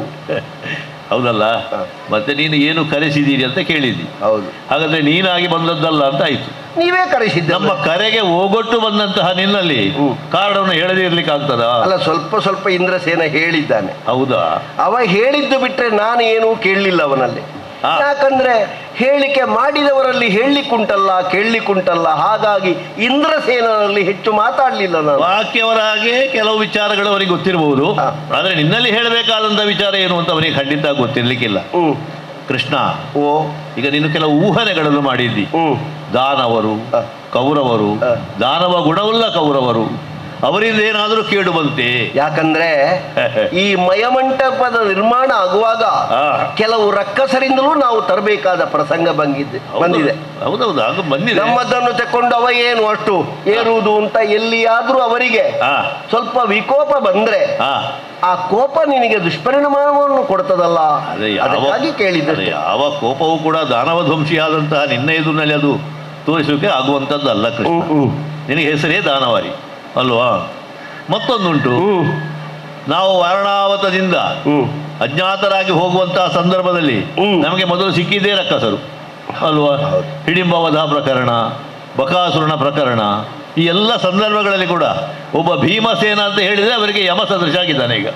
ಹಾಗಾಗಿ ಭೀಮನಿರುವಲ್ಲಿಗೆ ಯಾವ ರಕ್ಕಸರು ಮುಖ ಮಾಡಿ ಒಳಗಲಿಕ್ಕಿಲ್ಲ. ಮತ್ತೆ ಕೌರವರು ನಮ್ಮನ್ನು ಜೀವ ಸಹಿತವೇ ದಹಿಸಿ ಬಿಡಬೇಕು ಅಂತ ಪ್ರಯತ್ನ ಪಟ್ಟವರು ಅಲ್ವಾ? ಅವರಿಂದ ಆಗಲಿಲ್ಲ. ಸಜೀವ ದಹನದ ಮಾರ್ಗವನ್ನು ವಿದುರನಂತ ಸಜ್ಜನ ತಪ್ಪಿಸಿ ನಿನಗೊಂದು ಸೂಚನೆಯನ್ನು ಕೊಟ್ಟ. ಅಂದರೆ ದೈವಾನುಕೂಲ ನಮ್ಮ ಪರವಾಗಿತ್ತು ಅಂತ ಅರ್ಥ. ಮತ್ತೆ ಬಾಲ್ಯದಲ್ಲಿಯೇ ಉಣ್ಣುವ ಊಟಕ್ಕೆ ಅನ್ನ ಹಾಕಿದವರು ವಿಷ ಅಲ್ವಾ? ವಿಷ ಹಾಕಿದಂತಹ ಕೌರವನಿಗೆ ಆಶ್ಚರ್ಯ ಆಗುವ ರೀತಿಯಲ್ಲಿ ಭೀಮಸೇನ ಸಾವಿರದ ಮನೆಯಿಂದ ಸಾವಿರಾನೆಯ ಮನೆ ಬಲವನ್ನು ಪಡ್ಕೊಂಡು ಬಂದ. ಒಂದರ್ಥದಲ್ಲಿ ಅವ ಮಾಡಿದ ಉಪದ್ರ ಇವರಿಗೆ ಒಳ್ಳೆದಾಯಿತು ಅಂತ ಲೆಕ್ಕ ಅಲ್ವಾ? ಕೆಲವರು ಮಾಡುವಂತಹ ನಮ್ಮ ಶಿಕ್ಷಾರೂಪವಾದಂತಹ ಶಾಸ್ತಿ ಕೂಡ ನಮಗೆ ವರರೂಪವಾಗಿ ಪರಿಣಮಿಸ್ತದೆ ಅಂತ. ಹಾಗಾಗಿ ಇನ್ನೂ ಅಂಥ ಕೆಲಸಗಳಿಗೆಲ್ಲ ಅವರು ಹೋಗ್ಲಿಕ್ಕಿಲ್ಲ. ಮತ್ತು ದಾನವ ಗುಣ ಇರುವುದವರಲ್ಲಿ ಸಹಜವೇ. ಆದರೆ ನಿನ್ನ ಅನುನಯ ಅದು ಸದಾ ನಮ್ಮ ಬೆನ್ನಿಗಿರುತ್ತಾ? ಅಂತಹ ಯಾವ ಚಿಂತೆಗಳು ಕೂಡ ನಮ್ಮನ್ನು ಬಾಧಿಸುವ ಹಾಗಿಲ್ಲ ಕೃಷ್ಣ. ಆದರೆ ಈಗ ಹೊಸದೊಂದು ಚಿಂತೆ ಬಂದಿದೆ. ಅದೇನು? ಮಯಸಭಾ ಮಂಟಪ ಸಿಕ್ಕಿದಾಗ ಇಂದ್ರನ ಓಲಗದಷ್ಟೇ ಸೌಂದರ್ಯಯುಕ್ತವಾದದ್ದು ಅಂತ ಜಗತ್ತು ಕೊಂಡಾಡಲಿಕ್ಕೆ ಆಯಿತು. ಈ ಪ್ರಪಂಚದಲ್ಲಿ ಅದೊಂದು ಬಹಳ ಕೆಟ್ಟ ಅಭ್ಯಾಸ. ಏನಮ್ಮ? ನಮಗೆ ಯಾವುದಾದ್ರೂ ಒಂದು ವಿಶೇಷವಾದದ್ದು ಸಿಕ್ಕಿದ್ರೆ ಸಾಕು, ಹಾ. ಇದು ಯಾವುದಕ್ಕೆ ಸರಿ, ಅದು ಹೋಲಿಕೆ ಮಾಡು. ಇದು ಎಷ್ಟಕ್ಕೆ ಸರಿ, ಹಾ. ಇದಕ್ಕೆ ಎಷ್ಟಾದೀತು. ಹಾ. ಇವನಿಗೆ ಸಿಕ್ಕಿದ್ದು ಧರ್ಮಕ್ಕಾದ್ರೂ ಅವ ಕೂತ್ಕೊಂಡು ಲೆಕ್ಕ ಮಾಡುದು. ಹೌದೌದು. ಮತ್ತೆ ನಮ್ಮಲ್ಲಿ ಈ ಲೆಕ್ಕವೇ ಕೆಲವು ಸಲ ನಮ್ಮ ಲೆಕ್ಕ ತಪ್ಪಿಸ್ತದೆ. ಕೆಲವು ಸಲ ಏನಾಗ್ತದೆ ಅಂದ್ರೆ ಇಂಥದ್ದಕ್ಕೆ ಅದನ್ನು ತುಲನೆ ಮಾಡುವಾಗ ಹ. ಅದನ್ನು ಧಿಕ್ಕರಿಸ್ತಂತೆ ನಾವು ಹೇಳಬಹುದು, ಆದ್ರೆ ಅದು ಅದೇ ಇದು ಇದೆ ಅಲ್ವಾ? ಅದೊಂದು ಭೂಲೋಕದಲ್ಲಿ ವಾಡಿಕೆಯಾಗಿ ಹೋಗಿದೆ. ಹಾ ಹಾ, ಸ್ವರ್ಗದ ಸುರಪನ ಸಿರಿಯ ನಿಂದಿಸಿತು. ಹೌದೌದು. ಅಲ್ಲಿಗೆ ಇದು ಪೂರ್ತಿ ಆಯ್ತು. ಈಗ ನಮ್ಮ ಈ ಒಂದು ಉತ್ಸವಕ್ಕೆ, ಗೃಹ ಪ್ರವೇಶದ ಉತ್ಸವಕ್ಕೆ ಬಾರದವರೇ ಇಲ್ಲ, ಎಲ್ಲ ಕಡೆಯಿಂದ ಬಂದಿದ್ದಾರೆ. ಹೌದು. ಒಂದು ರೀತಿಯಲ್ಲಿ ನಮಗೆ ಒಂದು ನಮ್ಮೆಲ್ಲರ ಬಂಧುವರ್ಗದವರು ಮಿತ್ರವರ್ಗದವರು ಸೇರುವಂತಹ ಸಂದರ್ಭ ಇದು. ಆದರೆ ಹೇಳಿಕೆ ಇಲ್ಲದೆ ಬರುವವರೊಬ್ಬರು ಇದ್ದಾರೆ. ಯಾರು? ಅವರಿಗೆ ಹೇಳಬೇಕಂತಿಲ್ಲ, ನೀವು ಬರಬೇಡಿ ಅಂತ ಇದ್ರೆ ಹೇಳದೆ ಬರುವವರು, ಬಾರದೆ ಇರುವವರು ಅಲ್ಲ. ಅದು ನಾರದ ಮಹರ್ಷಿಗಳು. ದೇವರ್ಷಿಗಳಾದ ನಾರದರು ಒಂದು ಕಡೆಗೆ ಬಂದರು ಅಂತ ಆದ್ರೆ ಏನಾದ್ರೂ ಒಂದು ಹೊಸತ್ತು ಹೇಳದೇವರು ಇರ್ತಾರ? ಮತ್ತೆ ಅತಿಥಿ ಶಬ್ದಕ್ಕೆ ಅರ್ಥವೇ ಅದು. ಅತಿಥಿ ಅಂತ ನಾವು ಹಾಕ್ತೇವಲ್ಲ. ಹೌದೌದು. ಅವ ಹೇಳಿಕೆ ಮಾಡದೆ ಬರುವವ. ಯಾವ ತಿಥಿಯೂ ಅವನಿಗೆ ನಾವು ಬೇಕಿಲ್ಲ. ಕೆಲವು ಸಲ ನಮ್ಮ ಮುಖ್ಯ ಅತಿಥಿಗಳು ಇವರು ಅಂತ ಹೇಳ್ತಾರೆ, ಆದ್ರೆ ಮುಖ್ಯ ತಿಥಿ ಅಂತ ಹೇಳಿದ್ರೆ ಹೇಳಿಕೆ ಮಾಡದೆ ಬರುವವ ಅಂತ ಲೆಕ್ಕ. ವಾಡಿಕೆಯಲ್ಲಿ ಹಾಗೆ ಅದು. ಒಂದು ತಿಥಿಯಿಂದ ಮತ್ತೊಂದು ತಿಥಿಯವರೆಗೆ ನಿಲ್ಲದೇ ಇರುವವ ತಿಥಿ. ಹೇಳಿಕೆ ಇದ್ದು ಬರುವವನಿಗೆ ಅಭ್ಯಾಗತ ಅಂತ ಹೇಳುದು ಅಲ್ವಾ? ಹಾಗೆ ಅತಿಥಿಗಳಾಗಿಯೇ ಬಂದದ್ದು ನಾರದರು. ಬಂದವರು ಒಂದು ಹೊಸ ವಿಷಯ ಹೇಳಿದ್ರು. ಹೌದಾ? ಅವ್ರು ಏನಾದ್ರೂ ಹೇಳದೆ ಹೋಗ್ಲಿಕ್ಕೆ ಅಲ್ಲಲ್ಲ, ಮತ್ತೆ ಲೋಕದ ವ್ಯವಹಾರ ನಮ್ಮಂತವರಿಗೆ ತಿಳಿದು ಕೂಡ ಅಂತವರಿದ್ರೆ ಅಲ್ವೋ, ಗಾಳಿಯಲ್ಲಿ ಕಸ್ತೂರಿ ಕೊಟ್ಟ ಹಾಗೆ. ಮತ್ತೆ ಅವರು ಲೆಕ್ಕ ಮಾಡಿ ಹೋಗುದು, ಎಲ್ಲರಲ್ಲಿ ಹೋಗುದಿಲ್ಲ ಅವರು. ಮತ್ತೆ ಹೇಳಬೇಕಾದನ್ನು ಹೇಳಬೇಕಾದವರಲ್ಲಿ ಹೇಳುವುದು ಅವರು. ಹೌದು. ಸ್ವರ್ಗಕ್ಕೆ ಹೋಗಿದ್ರಂತೆ. ಯಾರು? ಅಲ್ಲ, ಬಾಕಿಯವರು ಸ್ವರ್ಗಕ್ಕೆ ಹೋದ್ರು ಅಂತ ಹೇಳ್ತೇವೆ ನಾವು, ಆದರೆ ನಾರದರು ಎಷ್ಟು ಸಲ ಸ್ವರ್ಗಕ್ಕೆ ಹೋದ್ರು, ಹೋಗಿ ಬಂದ್ರು, ಅಲ್ಲಿ ವರ್ತಮಾನ ನಮಗೆ ಅವರ ಮೂಲಕ ತಿಳಿಯುವುದಕ್ಕೆ ಸಾಧ್ಯ. ನಾರದರಿಗೊಂದು ಲೆಕ್ಕ ಉಂಟು ಧರ್ಮರಾಯ. ಏನು ಕೃಷ್ಣ? 3 ಗಳಿಗೆಯಲ್ಲಿ ಲೋಕ 3 ಸಂಚರಿಸುವವರು ಅಂತ. ವರರೂಪವಾದ ಶಾಪ ಅದು ಅವರಿಗೆ. ಈ 3 ಗಳಿಗೆ ಅಂದ್ರೆ ಎಷ್ಟು? 1 ಗಳಿಗೆ ಅಂತ ಹೇಳಿದ್ರೆ 24 ನಿಮಿಷ. ನಿಮಿಷ ಅಂತ ಹೇಳಿದ್ರೆ ಕಣ್ಣ ರೆಪ್ಪೆಯನ್ನು ಬಡಿದು ತೆಗೆಯುವುದು ಅಂತ ಲೆಕ್ಕ. ರೆಪ್ಪೆ ಇಲ್ಲದೆ ಇದ್ದವರು ದೇವತೆಗಳು ಅನಿಮಿಷರು, ರೆಪ್ಪೆ ಇರುವವರೆಲ್ಲ ಮನುಷ್ಯರು ಅಂತ ಲೆಕ್ಕ. ಹೌದು. 24 ನಿಮಿಷ 1 ಗಳಿಗೆ ಅಂತ ಲೆಕ್ಕ. ಒಂದು ಲೋಕದಲ್ಲಿ ಅವರು ನಿಲ್ಲುವುದಕ್ಕೆ 24 ನಿಮಿಷ. ಒಂದು ಲೋಕದಿಂದ ಮತ್ತೊಂದು ಲೋಕಕ್ಕೆ ಹೋಗುವುದಕ್ಕೆ 6 ನಿಮಿಷ. ಹಾಗೆ ಒಂದು ಲೋಕಕ್ಕೆ ಸಂಬಂಧಪಟ್ಟು ಅವರು ತೆಕ್ಕೊಳ್ಳುವ ನಿಮಿಷ 30. 3 ಗಳಿಗೆ ಅಂತ ಹೇಳಿದ್ರೆ 90 ನಿಮಿಷ. ಗಂಟೆಯ ಲೆಕ್ಕದಲ್ಲಿ ಹೇಳುವುದಿದ್ರೆ 1.5 ಗಂಟೆ. ನಾರದರಿಗೆ ಬೇಕಾದದ್ದು 3 ಲೋಕವನ್ನು ಸಂಚರಿಸುವುದಕ್ಕೆ ಅಷ್ಟು ಹೊತ್ತು. ಈಗ ವಾಡಿಕೆಗೆ ನಾವು 3 ಲೋಕ ಅಂತ ಹೇಳುವುದಿಲ್ವಾ? ಅವರು ದೇವಲೋಕಕ್ಕೆ ಹೋಗುವುದೇನು, ದಿವಸದಲ್ಲಿ 4-5 ಸಲ ಹೋಗಿ ಬರ್ತಾರೆ. ಹೌದೌದು. ಆದ್ರೆ ದೇವಲೋಕದಿಂದ ನೇರವಾಗಿ ಇಲ್ಲಿಗೆ ಯಾಕೆ ಬಂದ್ರು ಅಂತ ನನಗೆ ಆಶ್ಚರ್ಯ ಆದದ್ದು. ಏನಂತೆ? ಕೃಷ್ಣ ದೇವಲೋಕದ ಸಭೆಯನ್ನು ನೋಡಿದ್ರಂತೆ. ಎಲ್ಲವರು ಕೂಡ ಅವರವರ ಜಾಗದಲ್ಲಿ ಇದ್ದರಂತೆ. ಮತ್ತೆ ಪುಣ್ಯಜೀವಿಗಳೆಲ್ಲ ಹೋಗಿ ಸ್ವರ್ಗದಲ್ಲಿ ಇರುವುದಲ್ವ. ಈ ಹಿಂದಿನ ಅನೇಕ ಚಕ್ರವರ್ತಿಗಳು ಕೂಡ ಉನ್ನತೋನ್ನತವಾದಂತಹ ಸ್ಥಾನದಲ್ಲಿ ಇದ್ದಾರೆ, ಬೇರೆ ಬೇರೆ ಲೋಕದಲ್ಲಿದ್ದಾರೆ. ಬ್ರಹ್ಮ ಸಭೆಯಲ್ಲಿದ್ದಾರೆ, ಕುಬೇರ ಸಭೆಯಲ್ಲಿದ್ದಾರೆ, ಯಮಧರ್ಮರಾಯರ ಸಭೆಯಲ್ಲಿದ್ದಾರೆ, ಹೌದು, ಇಂದ್ರ ಸಭೆಯಲ್ಲಿದ್ದಾರೆ. ಒಟ್ಟು ಇಲ್ಲಿಂದ ಏನು ಮಾಡಿ ಹೋಗಿದ್ದಾರೆ ಎನ್ನುವುದರಿಂದ ಅವರು ಎಲ್ಲಿದ್ದಾರೆ ಎನ್ನುವುದು ಮುಖ್ಯ. ಹೌದೌದು. ಅದಕ್ಕೆ ಹೇಳುವುದು, ನಾವು ಜೀವನದಲ್ಲಿ ಒಳ್ಳೆದ್ದು ಮಾಡಿದ್ರೆ ನಮಗೆ ಅಲ್ಲಿ ಹೋದ ಮೇಲೆ ಒಳ್ಳೆ ಜಾಗ ಸಿಗ್ತದೆ ಅಂತ. ಎಲ್ಲಿವರೆಗೆ ಅಂದ್ರೆ ಭೌತಿಕ ದೇಹವನ್ನು ನುಡಿದು ದೇವ ಶರೀರವನ್ನು ಹೊಂದಿ ದೇವರಾಜನ ಮೂಲಕದಲ್ಲಿ ವಿರಾಜಮಾನರಾದಂತಹ ಅತ್ಯಂತ ಗಣ್ಯರೆಲ್ಲ ಇದ್ರು. ಅವರ ಬಗ್ಗೆ ಎಲ್ಲ ಹೇಳ್ತಾ ನಳನೋ ನಹುಶನೋ ಹರಿಶ್ಚಂದ್ರನೋ ಮೊದಲಾದವರ ಬಗ್ಗೆ ಮಾತಾಡಿದರು. ಬಹುಶಃ ನೀನು ಕೇಳಿದ್ಯಾ ಏನು? ಹೇಗೆ ಸ್ವಾಮಿ ನಮ್ಮ ಮಂಟಪ, ದೇವಲೋಕದ ಸಭೆ ಹೇಗೆ, ಇದಕ್ಕೆ ಸರಿ ಬಂದೀತೋ, ಕುಬೇರ ಸಭೆ ಹೇಗುಂಟು, ವೈವಸ್ವತರ ಸಭೆ ಹೇಗುಂಟು, ಬಹುಶಃ ಹೀಗೆಲ್ಲ ಬೇರೆ ಬೇರೆ ಕೇಳಿದ್ದಿಂತ ಕಾಣ್ತದೆ. ನಿನಗೊಂದು ಜಿಜ್ಞಾಸೆ ಉಂಟು. ಒಳ್ಳೆ ತಿಳಿದವರನ್ನು ನೀನು ಸುಮ್ಮನೆ ಕೂತ್ಕೊಳ್ಳಿಕ್ಕೆ ಬಿಡ್ಲಿಕ್ಕಿಲ್ಲ. ಅವರಲ್ಲಿ ಮಾತಾಡ್ತಾ ಮಾತಾಡ್ತಾ ಏನು ಅನುಭವ ಸಿಗ್ತದೆ ಅಂತ ನೋಡುವ ನೀನು. ಅಲ್ಲ, ವಿಷಯಗಳಿಗೆ ಸಂಬಂಧಿಸಿ ಹೌದು, ಆದ್ರೆ ನನ್ನ ವೈಭವಗಳನ್ನೆಲ್ಲ ಅದಕ್ಕೆ ಇದು ಅಂತಂದೆಲ್ಲ ಕೇಳುವವನು ನಾನು. ನನಗೆ ಅದು ಇಲ್ಲ ಕೃಷ್ಣ. ಅವರೇ ಹೇಳಿದ್ದು ಇಂದ್ರನಿಗಿಂತ ಬಿಗಿರುಂಟು ಅಂತ. ಅವರು ಹೊಗಳಿಕೆಗೆ ಹೇಳಿದ್ರು ಅಂತ ನಾನು ತಿಳ್ಕೊಂಡೆ. ಅವರು ಇದು ಪೀಠಿಗೆ ಹಾಕಿದ್ದು. ಹೊಸ ವಿಷಯವನ್ನು ಪ್ರಸ್ತಾಪಿಸುವುದಕ್ಕೆ ಬೇಕಾಗಿ ನನ್ನನ್ನೆಲ್ಲ ಹೊಗಳುತ್ತಾ ಬಳಿಕ ಹೇಳಿದ್ದು, ದೇವಸಭೆಯಲ್ಲೆಲ್ಲ ಇವರೆಲ್ಲ ಇದ್ರು, ಆಗ ನನಗೆ ಒಂದು ರೀತಿಯ ಕುತೂಹಲ ಬಂತು. ನಮ್ಮವರ ಬಗ್ಗೆ ಏನಾದರೂ ಹೇಳ್ತಾರೋ? ಹೇಳಿದ್ರು ಕೃಷ್ಣ. ಏನು ಹೇಳಿದ್ರು? ನಮ್ಮ ತಂದೆಯವರಾದಂತ ಪಾಂಡು ಮಹಾರಾಜರು ಇದ್ರು, ಆದ್ರೆ ಬಹಳ ಹಿಂದಿನ ಸಾಲಿನಲ್ಲಿ ಇದ್ದಾರೆ ಅಂತ.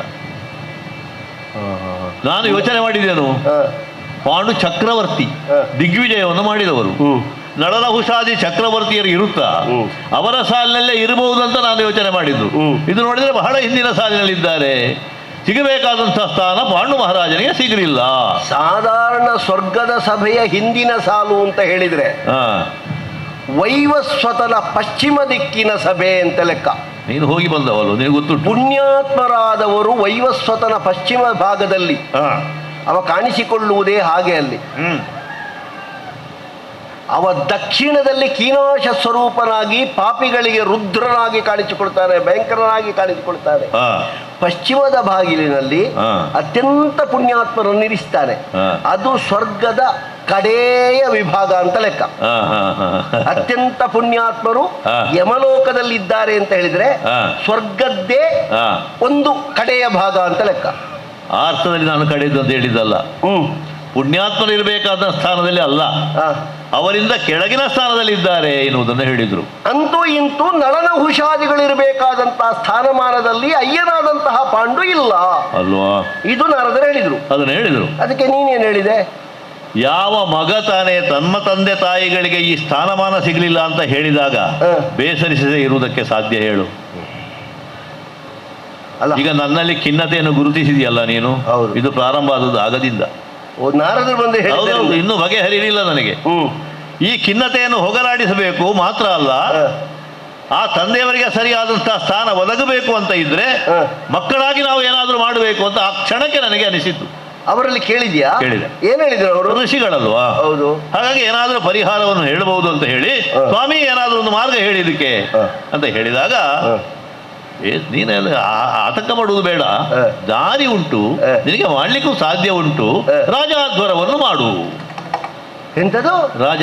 ರಾಜಸೂಯ ಯಜ್ಞ, ರಾಜಸೂಯ ಯಜ್ಞ, ರಾಜಸೂಯ ಯಾಗವನ್ನು ಮಾಡು ಅಂತ ಹೇಳಿದ್ರ ಅಂತ ಅವರು ಹೇಳಿದ್ರು. ಅದಕ್ಕೆ ಅವರು ಹೇಳಿದ್ರು ಅಂತ ನಾನು ಮಾಡುವುದಲ್ಲ. ಮತ್ತೆ ನನಗೆ ತಂದೆಯವರಿಗೆ ಸ್ವರ್ಗ ಪ್ರಾಪ್ತಿಯನ್ನು ಮಾಡುವುದಕ್ಕೆ ಯಾವ ಜೀವ ಹೋದ್ರು, ಏನಾದರೂ ಎಂಥದ್ದನ್ನಾದ್ರೂ ಮಾಡಬೇಕು ಎನ್ನುವ ತೀರ್ಮಾನಕ್ಕೆ ಬಂದವ ನಾನು. ಹಾಗಾಗಿ ಆ ಕ್ಷಣದಲ್ಲಿಯೇ ಯಾಗವನ್ನು ಅದಕ್ಕೆ ರಾಜಾಧ್ವರದಳು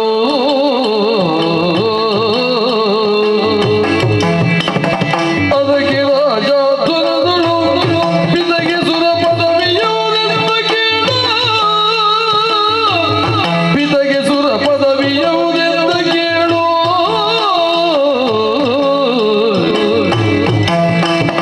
ಇದನೆಸಗದಿರಲು ಸುತರು,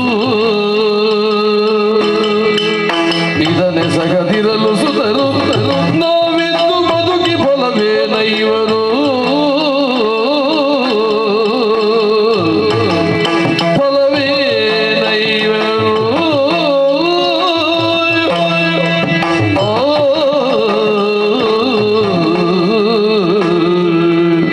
ಕೃಷ್ಣ, ಧರ್ಮರಾಯ, ನಳಹರಿಶ್ಚಂದ್ರಾದಿ ಚಕ್ರವರ್ತಿಗಳು ಈ ಪ್ರಪಂಚದಲ್ಲಿ ಆಳಿ ಬಾಳಿ ಆ ನಂತರದ ಸ್ಥಾನವನ್ನು ಪಡಿಬೇಕು ಅಂತ ಇದ್ರೆ ಅವರ ಜೀವಿತದಲ್ಲಿ ಎಷ್ಟೋ ಧರ್ಮ ಕಾರ್ಯಗಳನ್ನು ಮಾಡಿದ್ದಾರೆ, ಯಾಗ ಯಜ್ಞಾದಿಗಳನ್ನು ಮಾಡಿದ್ದಾರೆ. ಈಗ ನಮ್ಮ ತಂದೆಯವರು ಕೂಡ ಅಷ್ಟೇ ಸಾಧನೆಗಳನ್ನು ಮಾಡಿದವರು. ಆದರೆ ಯಜ್ಞ ಯಾಗಾದಿಗಳನ್ನು ಮಾಡುವುದಕ್ಕೆ ಅವರಿಗೆ ಅವಕಾಶ ಬಂದಿರಲಿಲ್ವೋ ಏನೋ. ದಿಗ್ವಿಜಯವನ್ನು ಸಾಧಿಸಿದ್ದಾರೆ.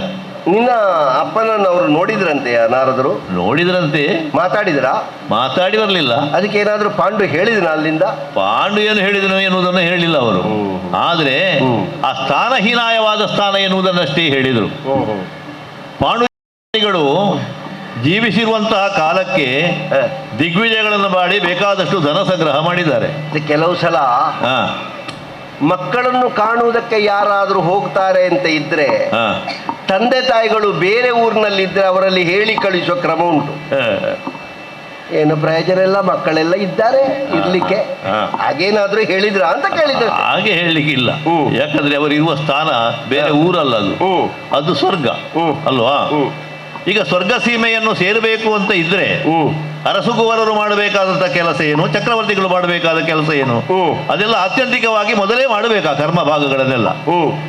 ನಮ್ಮ ತಂದೆಯವರಿಗೆ ಕಿನ್ನಮ ಋಷಿಗಳ ಶಾಪ ಬಂತು ಬೇಟೆಯಾಡುತ್ತಾ ಹೋದಂತಹ ಸಂದರ್ಭದಲ್ಲಿ. ಆ ಶಾಪವನ್ನು ಅವರು ಗಣಿಸಲಿಲ್ಲ. ಆದರೆ ಎಲ್ಲವನ್ನೂ ತ್ಯಾಗ ಮಾಡಿ ಕಾಡಿಗೆ ಹೋಗಿ ಇಬ್ಬರು ಹೆಂಡತಿಯನ್ನು ಕಟ್ಟಿಕೊಂಡು ಬೇರೆ ಬೇರೆ ಕಡೆ ತಿರುಗಾಟ ಮಾಡಿ ಕೊನೆಗೆ ಉತ್ತರದಲ್ಲಿ ಕುಬೇರ ಸ್ಥಾನಕ್ಕೆ ಹೋಗುವಾಗ ಅಲ್ಲಿಗೆ ಪ್ರವೇಶ ಸಿಗಲಿಲ್ಲ. ಯಾಕಂದರೆ ಮಕ್ಕಳಾಗಲಿಲ್ಲ ನಿನಗೆ ಎನ್ನುವ ಮಾತು. ಶಾಪ ಬಂದದ್ದಿರಲಿ, ಸಿಂಹಾಸನ ತ್ಯಾಗ ಮಾಡಿದಿರಲಿ, ಅದೆಲ್ಲ ದೊಡ್ಡ ವಿಷಯವೇ ಆಗಿರಲಿಲ್ಲ ಅವರಿಗೆ. ಆದರೆ ಆತ್ಯಂತಿಕವಾದಂತಹ ಸ್ಥಾನವನ್ನು ಕಾಣುವಲ್ಲಿ ಮಕ್ಕಳಾಗಲಿಲ್ಲ ಎನ್ನುವಂತಹ ಬಾಧೆ ಉಂಟಲ್ಲ ಎನ್ನುವುದರಿಂದ ಪರಿತಪಿಸಿದರಂತೆ. ಆಗ ನಮ್ಮ ತಾಯಿಯಲ್ಲಿ ಅವರು ಹೇಳಿದ್ದು, ನನಗಂತೂ ಮಕ್ಕಳಾಗಲಿಕ್ಕೆ ಸತಿಸಂಗ ಮಾಡಲಿಕ್ಕೆ ಸಾಧ್ಯ ಇಲ್ಲ, ಋಷಿಗಳ ಶಾಪ. ಆದರೆ ನಿಯೋಗ ಸಂತಾನದಿಂದ ನಾವೆಲ್ಲ ಹುಟ್ಟಿಕೊಂಡದ್ದು ಹಾಗಾಗಿ ಅದನ್ನು ಯಾಕೆ ನಾವು ಪ್ರಯತ್ನಿಸಬಾರದು ಅಂತ. ಅಷ್ಟರವರೆಗೆ ನಮ್ಮ ತಾಯಿಯೂ ಏನು ಬಾಯಿ ಬಿಟ್ಟವಳಲ್ಲ. ಆಗ ಹೇಳಿದ್ದು, ಅಷ್ಟು ದೂರ ಹೋಗಬೇಕಾದದ್ದಿಲ್ಲ, ನನಗೆ ದುರ್ವಾಸನ ಮಂತ್ರ ಪ್ರದಾನ ಆಗಿದೆ ಅಂತ ನಿನಗೆ ಗೊತ್ತುಂಟು ಕೃಷ್ಣ. ಅದನ್ನು ಪ್ರಯೋಗ ಮಾಡುವ ಮೂಲಕವಾಗಿ ನನ್ನನ್ನು, ಭೀಮನನ್ನು, ಅರ್ಜುನನನ್ನು ಉಳಿದೊಂದು ಮಂತ್ರದಿಂದ ಅಶ್ವಿನಿ ದೇವತೆಗಳನ್ನು ಆಹ್ವಾನಿಸಿ ಮಾದ್ರಿ ದೇವಿ ನಕುಲ ಸಹದೇವರನ್ನು ಪಡೆದದ್ದು. ಅಂತೂ ಇಂತೂ ಪಾಂಡುವಿನ ಕ್ಷೇತ್ರಜರಾಗಿ ನೀವು ಹುಟ್ಟಿಕೊಂಡವು. ಹಾಗಿದ್ರೆ ಅವನ ಮಕ್ಕಳೇ ನಾವು ಪಾಂಡವರೇ ಅಲ್ವಾ? ಈ ಕಾರಣದಲ್ಲಿ ನನಗೊಂದು ವಿಶ್ವಾಸ ಇತ್ತು. 12 ವಿಭಾಗಗಳಿಂದ ಒಬ್ಬನಿಗೆ ಒಬ್ಬನನ್ನು ಅಪ್ಪ ಮಾಡುವುದಕ್ಕೂ ಮಗ ಮಾಡುವುದಕ್ಕೂ ಬರ್ತದೆ. ಹೌದು. ಅದರಲ್ಲಿ 6 ವಿಭಾಗಕ್ಕೆ ಮಾತ್ರ ತಂದೆಯ ಎಲ್ಲವೂ ಒದಗುತ್ತದೆ. 6 ವಿಭಾಗದವರಿಗೆ ಕರೀಲಿಕ್ಕೆ ಮಾತ್ರ ಅಪ್ಪ ಅಂತ ಇರುವುದು. ಹೌದು. 6 ವಿಭಾಗದಲ್ಲಿ ಹುಟ್ಟಿ ಬಂದವರಿಗೆ ತಂದೆಯ ಎಲ್ಲವನ್ನೂ ಅನುಭವಿಸುವಂತಹ ಹಕ್ಕು ಸಿದ್ಧವಾಗ್ತದೆ. ಕ್ಷೇತ್ರಜರು ಎನ್ನುವುದು ಅದರಲ್ಲಿ ಸೇರಿದಲ್ಲ. ನೀವು ಕ್ಷೇತ್ರಜರು, ನೀವು ಪಾಂಡುವಿನ ಕ್ಷೇತ್ರಜರು, 6ರಲ್ಲಿ ಒಂದದು. ಮತ್ತೆ ನಮ್ಮನ್ನು ಸ್ವೀಕಾರ ಮಾಡಿದ್ದು ಭೀಷ್ಮಾದಿ ಹಿರಿಯರಿದ್ದಲ್ವಾ? ಆ ಕಾರಣದಿಂದ ಈ ಕುಲಕ್ಕೆ ನಾವು ಸಲ್ಲುವವರು ಎನ್ನುವುದನ್ನು ಪ್ರಪಂಚವೇ ಅಂಗೀಕಾರ ಮುದ್ರೆಯನ್ನು ಒತ್ತಿರುವಂತಹ ಸಂಗತಿ. ಹಾಗಾಗಿ ನಾವೆಲ್ಲ ಭಾವಿಸಿದ್ದೇನು, ಪುನ್ನಾಮ ನರಕ ಮಕ್ಕಳಿಲ್ಲದವರಿಗೆ ಸಿಗುವಂಥದ್ದು. ನಮ್ಮ ತಂದೆಗೆ ಅಂತಹ ಒಂದು ಗತಿ ಬರಲಿಕ್ಕಿಲ್ಲ ಅಂತ ನಾವು ಆಲೋಚನೆ ಮಾಡಿದ್ವಿ ಹೀಗೆ. ಆದರೆ ನಾರದರ ಬಾಯಿಂದ ಇದನ್ನು ಕೇಳುವಾಗ ಮಕ್ಕಳಾಗಿ ನಿಜವಾದ ಕರ್ಮಪುತ್ರರಾಗಿ ನಾವು ಹುಟ್ಟಲಿಲ್ವಲ್ಲ ಎನ್ನುವ ಯೋಚನೆ ಬಂತು. ಅದಕ್ಕೆ ನಾವು ಕೇಳಿಕೊಂಡಾಗ ಪರಿಹಾರದ ಉಪಾಯವನ್ನು ಅವರು ಹಾಗೆ ಹೇಳಿದ್ದು, ರಾಜಸೂಯಾದ್ವಾರವನ್ನು ಮಾಡಬೇಕು ಅಂತ. ಅದಕ್ಕೆ ನೀನೇನು ಮಾಡಿದಿ? ಈಗ ರಾಜಸೂಯಾದ್ವಾರವನ್ನು ಮಾಡಬೇಕು ಅಂತ ಅವರು ಹೇಳಿದರೆ, ಒಬ್ಬ ಅರಸನಾಗಿ ಚಕ್ರವರ್ತಿ ಆಗಬೇಕು ಅಂತಲ್ಲ, ಆದರೆ ತಂದೆಗೆ ಸಾಹಿತ್ಯ ಪದವಿಯನ್ನು ಕಲ್ಪಿಸಿಕೊಡುವಲ್ಲಿ ಅದು ಮಾಡಲಿಕ್ಕೆ ಆಗ್ತದೆ ಅಂತ ಆದರೆ ನಾನು ಹಿಂದುಳಿದು ಕುಂಟ ಕೃಷ್ಣ. ಅಂತೂ ನಿರ್ಣಯ ಮಾಡಿದ್ಯಾ? ನಿರ್ಣಯ ಮಾಡಿದ್ದು ಮಾತ್ರ ಅಲ್ಲ, ನಾರದರ ಸಮ್ಮುಖದಲ್ಲಿಯೇ ಪ್ರತಿಜ್ಞಾಪೂರ್ವಕವಾಗಿ ಹೇಳಿದ್ದೇನೆ. ಅದಕ್ಕೆ ರಾಜಾಧ್ವರವನ್ನು ಮಾಡಿಯೇ ನಾನು ಸಿದ್ಧ. ಸಂಕಲ್ಪ ಆಗಿ ಹೋಗಿದೆ. ನೀನು ಯಾಗ ಸಂಕಲ್ಪ ಮಾಡಿ ನನ್ನನ್ನು ಬರಲಿಕ್ಕೆ ಹೇಳಿದ್ದು. ಹೌದು. ಆದ್ರೆ ಯಾರು ಕಾಣುವುದಿಲ್ಲಲ್ಲ ಯಾಗಕ್ಕೆ ಬೇಕಾದವರು. ಎಂಥದ್ದು ಸಿದ್ಧತೆ ಆಗಲಿಲ್ಲ, ನಾನು ಮಾತ್ರ ಮೊದಲು ಬರುವುದಾ? ಅಲ್ಲ, ಸಂಕಲ್ಪ ಮಾಡಿ ನಾನು ತಡ ಮಾಡಿ ಬರ್ತೇನೆ ಅಂತ ನಿನಗೆ ಯಾರಾದ್ರೂ ಹೇಳಿದ? ಏನಿಲ್ಲ, ಇನ್ನು ಸಿದ್ಧತೆ ಎಲ್ಲ ಆಗ್ತಾ ಉಂಟು. ನನ್ನನ್ನು ಬೇಗ ಬರ್ಲಿಕ್ಕೆ ಹೇಳಿದ್ದು. ನನ್ನ ಬಗ್ಗೆ ನಿನಗೆ ಸಂಶಯ ಉಂಟ ಭಾವ? ನೀನು ಕೆಲವು ಸಲ ಕರೆದ್ರು ಬರುವುದಿಲ್ಲ, ಹಾಗಾಗಿ ಬೇಗ ಬರಲಿ ಅಂತ ನಿನಗೆ ಸಮಯ ಅಂತ ಅಲ್ಲ, ನೀನು ಇದ್ದೇ ಉಳಿದ ವ್ಯವಸ್ಥೆಗಳನ್ನು ಮಾಡುವ ಅಂತ. ಅಲ್ಲ, ಸಂಗತಿ ಎಂತ, ನನ್ನನ್ನು ಮೊದಲು ಕರೆಸಿದ್ಯಾಕೆ ಕೃಷ್ಣ? ಈ ಯಾಗ ಉಂಟಲ್ಲ, ಯೋಗವನ್ನು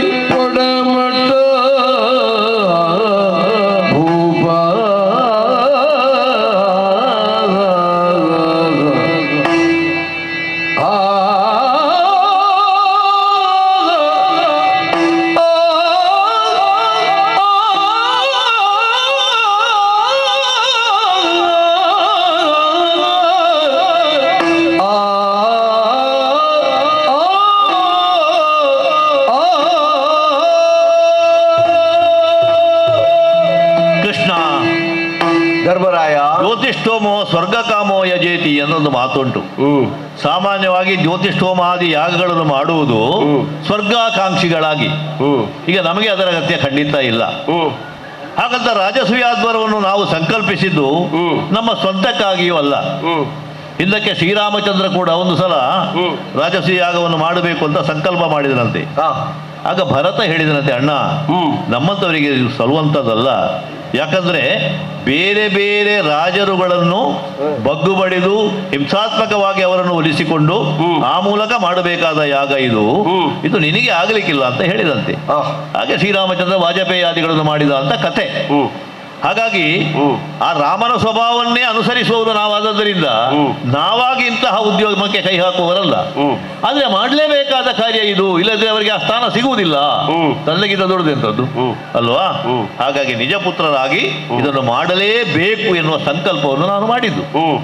ಮತ್ತೆ ನನಗೆ ಧೈರ್ಯ ಇದ್ದದೇನು, ಈಗ ರಾಜಸೂಯ ಸಾಮಾನ್ಯವಾದದ್ದಲ್ಲ ಅಂತ ಗೊತ್ತುಂಟು. ಬಹಳಷ್ಟು ಚಕ್ರವರ್ತಿಗಳೇನು ಹಿಂದೆ ಮಾಡಲಿಲ್ಲ. ಚಕ್ರವರ್ತಿ ಆಗಬೇಕು ಎನ್ನುವಂಥ ಉದ್ದೇಶ ಇಲ್ಲದೆ ಇದ್ರು ಕೂಡ ಪೂರ್ಣಾಹುತಿಯಲ್ಲಿವರೆಗೆ ನಾವು ಎಚ್ಚರವಾಗಿರುವುದು ಅಗತ್ಯ ತಾನೆ. ಹಾಗಾಗಿ ನನಗೆ ಧೈರ್ಯ ಇದ್ದದ್ದು ಭೀಮಾರ್ಜುನರದ್ದು. ಸತ್ಯ ಕೇಳಬೇಕಿದ್ರೆ ಅವರ ಮುಖ ನೋಡಿದಾಗ ಅನುಮಾನ ಬೇಡ ಅಂತ ಹೇಳಿದರು. ಆದರೆ ಒಂದುಂಟಲ್ಲ, ಯಾವುದೇ ಬಲ ಇದ್ರೂ ಕೂಡ ಅದರ ಹಿಂದೆ ದೈವಿ ಶಕ್ತಿ ಬೇಕು.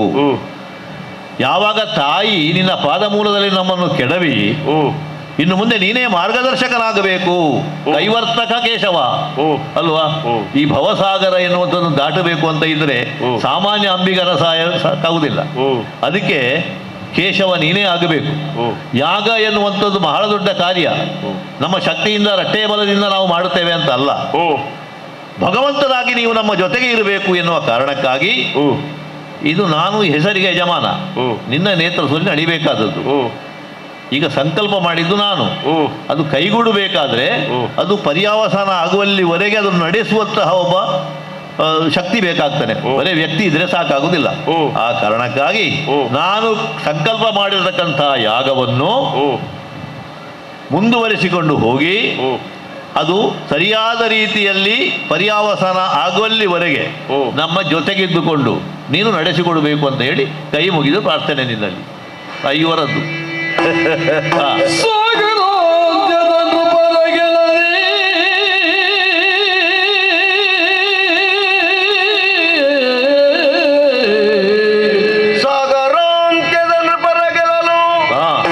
ಗೆಲದೆ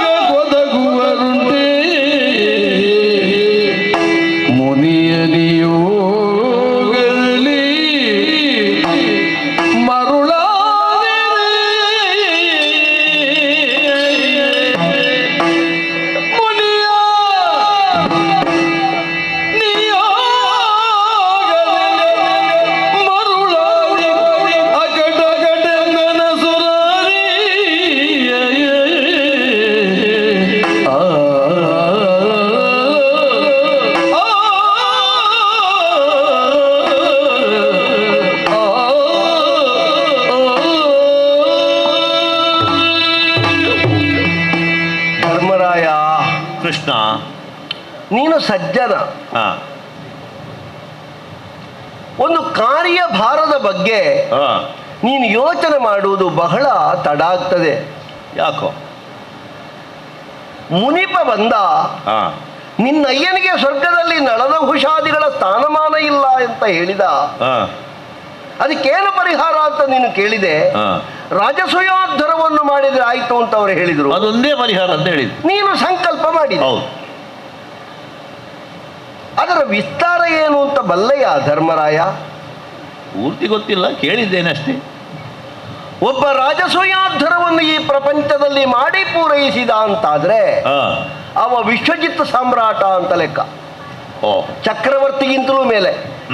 ಚಕ್ರಾಧಿಪತ್ಯವನ್ನು ಸಾಧಿಸುವುದಕ್ಕೆ ದಿಗ್ವಿಜಯ ಸಾಕಾಗ್ತದೆ, ವರ್ಚಸ್ಸು ಸಾಕಾಗ್ತದೆ, ಯಜ್ಞಯಾಗಾದಿಗಳು ಸಾಕಾಗ್ತದೆ, ಹಿಂದಿನ ಪರಂಪರೆ ಸಾಕಾಗ್ತದೆ. ಇದು ಹಾಗಲ್ಲ. ರಾಜಸೂಯಾಧ್ವರ, ರಾಜರಲ್ಲಿರಬಹುದಾದಂತಹ ಅಸೂಯೆಯನ್ನು ಮರ್ದಿಸಿ ತಾನು ಪ್ರತಿಷ್ಠಿತನಾಗಬಹುದಾದಂತಹ ಒಂದು ಅವಭೃತ ಸ್ನಾನದ ಸುಯೋಗ ಉಂಟಲ್ಲ, ಅದು ಈ ಪ್ರಪಂಚದಲ್ಲಿ ಅಂತಿಂತವರಿಗೆ ಬರತಕ್ಕಂಥದ್ದಲ್ಲ. ಅದು ವಿಶಿಷ್ಟವಾದದ್ದು, ವಿಶೇಷವಾದದ್ದು. ಅಂತಹ ಒಂದು ಸ್ಥಾನಕ್ಕೆ ನೀನು ಏರುವಾಗ ಆನುಷಂಗಿಕವಾಗಿ ಅದರ ಒಂದು ಉಪಖಂಡವಾಗಿ ನೀನೆಣಿಸಿದಂತೆ ನಿನ್ನ ಅಯ್ಯನಿಗೆ ನಳನ ಹುಷಾದಿಗಳ ಸ್ಥಾನ ಸಿಕ್ಕುವುದು. ಹೌದು. ನೀನು ಸ್ಪಷ್ಟವಾಗಿ ಯಾವುದೇ ಒಂದು ದುರುದ್ದೇಶ ಇಲ್ಲದೆ, ಬೇರೆ ಯಾವುದನ್ನೂ ಯೋಚಿಸದೆ, ಅಯ್ಯನಿಗೆ ಮಕ್ಕಳಾಗಿ ಕರ್ಮಪುತ್ರರಾದಂತಹ ನಾವುಗಳು ಕ್ಷೇತ್ರಜರಾದರು, ನಾವು ಇಟ್ಟು ಒಂದು ವೈಭವದಲ್ಲಿ ಮೆರೆಯುವಾಗ ನಮ್ಮ ಅಯ್ಯನಿಗೆ ಅಲ್ಲಿ ಸ್ಥಾನ ಇಲ್ಲ ಅಂತಾದ್ರೆ ಆ ಅಯ್ಯನಿಗೆ ಮಕ್ಕಳು ನಾವು ಅಂತ ಹೇಳಿಕೊಳ್ಳುವುದಕ್ಕೆ ನಮಗೆ ಎಷ್ಟು ಸಂಭಾವ್ಯ ಇದೆ. ಪಕ್ಕನೆ ಬಂದ ಯೋಚನೆ ಅದು ನನಗೆ. ಅದು ಮಾತ್ರ ನೀನು ಚಿಂತಿಸಿದೆ. ಯಾಕೆ? ನೀನು ಸಜ್ಜನ. ಹೌದು. ಒಂದು ಸಾಧಕ ಬಾಧಕಗಳು ಅಂತ ಉಂಟಲ್ಲ, ಅದರಲ್ಲಿ ಕೇವಲ ಸಾಧಕವನ್ನು ಮಾತ್ರ ನೀನು ಯೋಚಿಸಿದೆ. ಅದರಲ್ಲಿ ಬರಬಹುದಾದಂತಹ ವಿಗ್ರಹ ವಿಡ್ಡೂರಗಳು ಬಾಧಕಗಳು ಏನು ಎನ್ನುವುದನ್ನು ನೀನು ಚಿಂತಿಸದೇ ಇದ್ದದ್ದರಿಂದ ಈ ಕಾರ್ಯಕ್ಕೆ ಕೈ ಹಚ್ಚಿದೆ. ಅಖಂಡ ಭೂಮಂಡಲ ಮಂಡನಾಯ ಮಾನವೆನಿಸಿದ ಭರತ ಖಂಡದ ಉತ್ತುಂಗವಾಗಿರುವಂತಹ ನೃಪ ಶ್ರೇಣಿಯನ್ನೆಲ್ಲ ಆಲೋಚನೆ ಮಾಡಿದ್ರೆ ಎಂತೆಂಥ ವೀರ ಪ್ರಭೃತಿಗಳಿದ್ದಾರೆ. ಅಂತವರನ್ನು ಕೆಡಹಾಕಿ ನಮ್ಮ ಸಂಕಲ್ಪವನ್ನು ಊರ್ಜಿತಗೊಳಿಸುವುದಕ್ಕೆ ಧರ್ಮರಾಯ ಆರಿಹರು ಹೇಳು.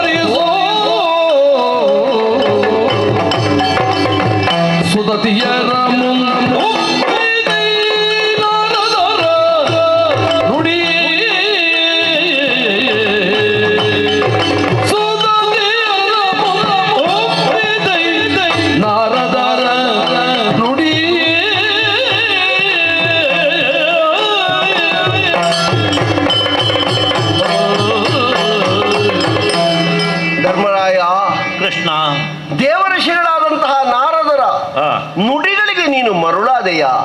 ಹಾಗಾಯ್ತು. ಸಭೆಯಲ್ಲಿ ಕುಳಿತು ಹೆಂಗಳೆಯರ ಮುಖ ಅಂತ ನಾನು ಹೇಳುವುದಿಲ್ಲ, ನಿಮ್ಮರಸಿಯರ ಮುಖ ನೋಡಿ ಅವರ ಮಾವನಿಗೆ ನಿನ್ನ ಅಯ್ಯನಿಗೆ ಸ್ಥಾನವನ್ನು ಕೊಡಿಸುವುದಕ್ಕೆ ನೀನೊಬ್ಬ ಸ್ಥಾನಾಪನ್ನ ವ್ಯಕ್ತಿ ಅಂತ ಈಗಲೇ ನಿರ್ಧಾರ ಮಾಡಿ ಒಂದು ದೊಡ್ಡ ಸಂಕಲ್ಪವನ್ನು ಮಾಡಿ ಒಂದು ಬಹುದೊಡ್ಡ ಗಂಡಾಂತರಕ್ಕೆ ಅವಕಾಶವನ್ನು ಮಾಡಿಕೊಟ್ಟಿಯಲ್ಲ ಧರ್ಮರಾಯ. ಬಾಲಿಶವಾಗಿ ವರ್ತಿಸುವವನ ಧರ್ಮರಾಜ. ಮತ್ತೆ ಏನಿದು ಮಕ್ಕಳ ಆಟಗೆಲ್ಲದೆ? ಅಂದ್ರೆ ಗಂಭೀರತೆ ಹಾಗುಂಟಲ್ಲ ಕೃಷ್ಣ. ಗಂಭೀರತೆ ಇದ್ರೆ ನಮಗೆ ಮಾಡುವುದಕ್ಕ ಕೊರಳ ಭಾರವನ್ನು ತಿಳಿಯದೆ ಹೊರಗೆ ತಲೆ ಕೊಟ್ಟರೆ ಏನಾದೀತು ಧರ್ಮರಾಯ? ರಾಜಸೂಯಾಧ್ವರ ಎನ್ನುವ ನಾಲ್ಕಕ್ಷರದ ಒಂದು ಪುಂಜವನ್ನು ಬಳಸಿದ್ರೆ ಅಲ್ಲಿಗೆ ಮುಗಿಯಿತು, ಆಯ್ತು ಅಂತ ಗೊತ್ತಾಗಿ ಅಲ್ವಾ ನಿನ್ನನ್ನು ಕರೆಸಿದ್ದೀಗ?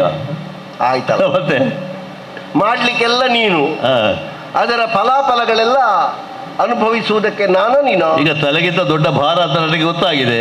ಆ ಭಾರವನ್ನು ತಗ್ಗಿಸಬೇಕಾಗಿದ್ರೆ ಭೂಭಾರ ಹರಗನೆ ಆಗಬೇಕು ಅಂತ ನೀನು ನನ್ನನ್ನು ಕರೆಸಿ ಅದನ್ನು ಕೇಳಬೇಡುವ. ಬಾವ ನಾರದರು ಹೀಗೆ ಹೇಳ್ತಾ ಇದ್ದಾರೆ, ಅಪ್ಪನಿಗೆ ಸ್ವರ್ಗದಲ್ಲಿ ಸ್ಥಾನ ಸಿಕ್ಕಬೇಕು ಅಂತಂದ್ರೆ ರಾಜಸೂಯಾಧ್ವರ ಮಾಡಬೇಕಂತೆ.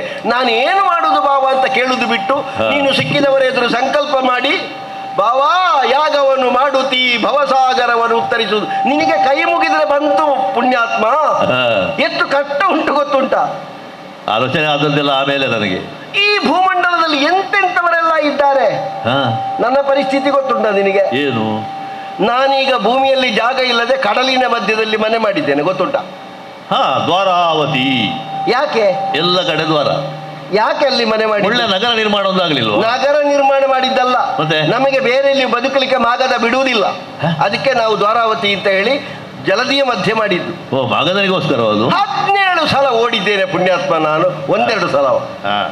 23 ಅಕ್ಷೋಹಿಣಿ ಸೇನೆ, ಅವನ ಒಟ್ಟಿಗೆ ಅವ ಹೇಳುವ ಹಾಗೆ ಕೇಳುವ ಕೆಲವು ಕಾಲಯವನಾದಿಗಳು ಬಂದು ನಮ್ಮದ್ದಾದಂತಹ ನಗರಿಯನ್ನು ಪುಡಿಗಟ್ಟಿ ಯಾದವರನ್ನು ಬದುಕಲಿಕ್ಕೆ ಬಿಡದೆ ಈ ಪ್ರಪಂಚದಲ್ಲಿ ಒಬ್ಬ ನೇರ ನಿಲ್ತಾನೆ ಅಂತ ಆಗುವಾಗ ಅವನ ಕುತ್ತಿಗೆ ಹಿಡಿದು ಹಿಟುಕಿ ಅವನನ್ನು ಹೇಗಾದರೂ ಮಾಡಿ ಕೆಳಗೆ ಬೀಳಿಸಬೇಕು ಅಂತ ನೋಡುವವರೆಲ್ಲ ಇರುವುದು ಗೊತ್ತಾ.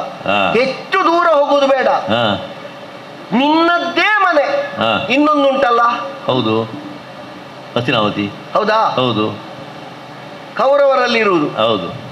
ಇದರ ಮೂಲ ಗುಟ್ಟವರಿಗೆ ಗೊತ್ತಾದ್ರೆ ಈಗ ನೀನು ಪಾಲು ತೆಕ್ಕೊಂಡು ಹೊರಗೆ ಬಂದವ ಹೇಗೆ? ಹೌದು, ಪಾಲು ತಗೊಂಡು. ಹೌದಾ? ಪಾಲು ಹಿರಿಯರು ಕೊಟ್ಟರು. ಮೂಲ ಮನೆಯಿಂದ ಪಾಲು ತೆಕ್ಕೊಂಡು ನೀನು ಹೊರಗೆ ಬಂದವ. ಬರುವಾಗ ಇಲ್ಲಿ ಏನಿರ್ಲಿಲ್ಲ, ನಾನು ಮಾಡಿದ್ದು ನೀನೇ. ಹೌದು. ಹೌದಾ? ಪಾಲು ತೆಕ್ಕೊಂಡು ಬಂದ ನೀನೇ ರಾಜಸೂಯಾಧ್ವರವನ್ನು ಮಾಡಿ ನಾಳಿನ ದಿವಸ ವಿಶ್ವಸಿದ್ಧ ಸಾಮ್ರಾಟನಾಗುತ್ತೆ ಅಂತಾಗುವಾಗ ಅವರು ಸುಮ್ಮನೆ ಕೂತ್ಕೊಂಡಾರ? ಅವರ ಸ್ವಭಾವ, ಕೌರವಾದಿಗಳು ಸುಮ್ಮನೆ ಕೂತ್ಕೊಂಡಾರ? ಮನಸ್ಸಿನ ಒಳಗೆ ಏನಾದ್ರು ಆದಿತ್ತು? ಮನಸ್ಸಿನೊಳಗೆ ಏನು ಮಾಡ್ಲಿಕ್ಕೆ ಬಿಡ್ಲಿಕ್ಕಿಲ್ಲ ಅವರು. ನಿಮ್ಮ ಮನೆಯವರೇ ನಿಮಗೆ ತೊಂದರೆ ಕೊಟ್ಟರು, ಬೇರೆ ಯಾರು ಹೊರಗಿನವರು ಬೇಕು ಅಂತ ಇಲ್ಲ. ಕೌರವಾದಿಗಳು. ಹೌದು. ನಿನ್ನ ಜೀವನಾನುಭವವನ್ನು ಹೇಳುದು, ನಾನು ಬೇರೆಯನ್ನು ಹೇಳ್ತಾ ಇಲ್ಲ. ಬೇರೆಯವರು ಇಲ್ವಾ? ಚೈತ್ಯ ಇಲ್ವಾ? ಶಿಶುಪಾಲ ಇಲ್ವಾ? ಹೌದು.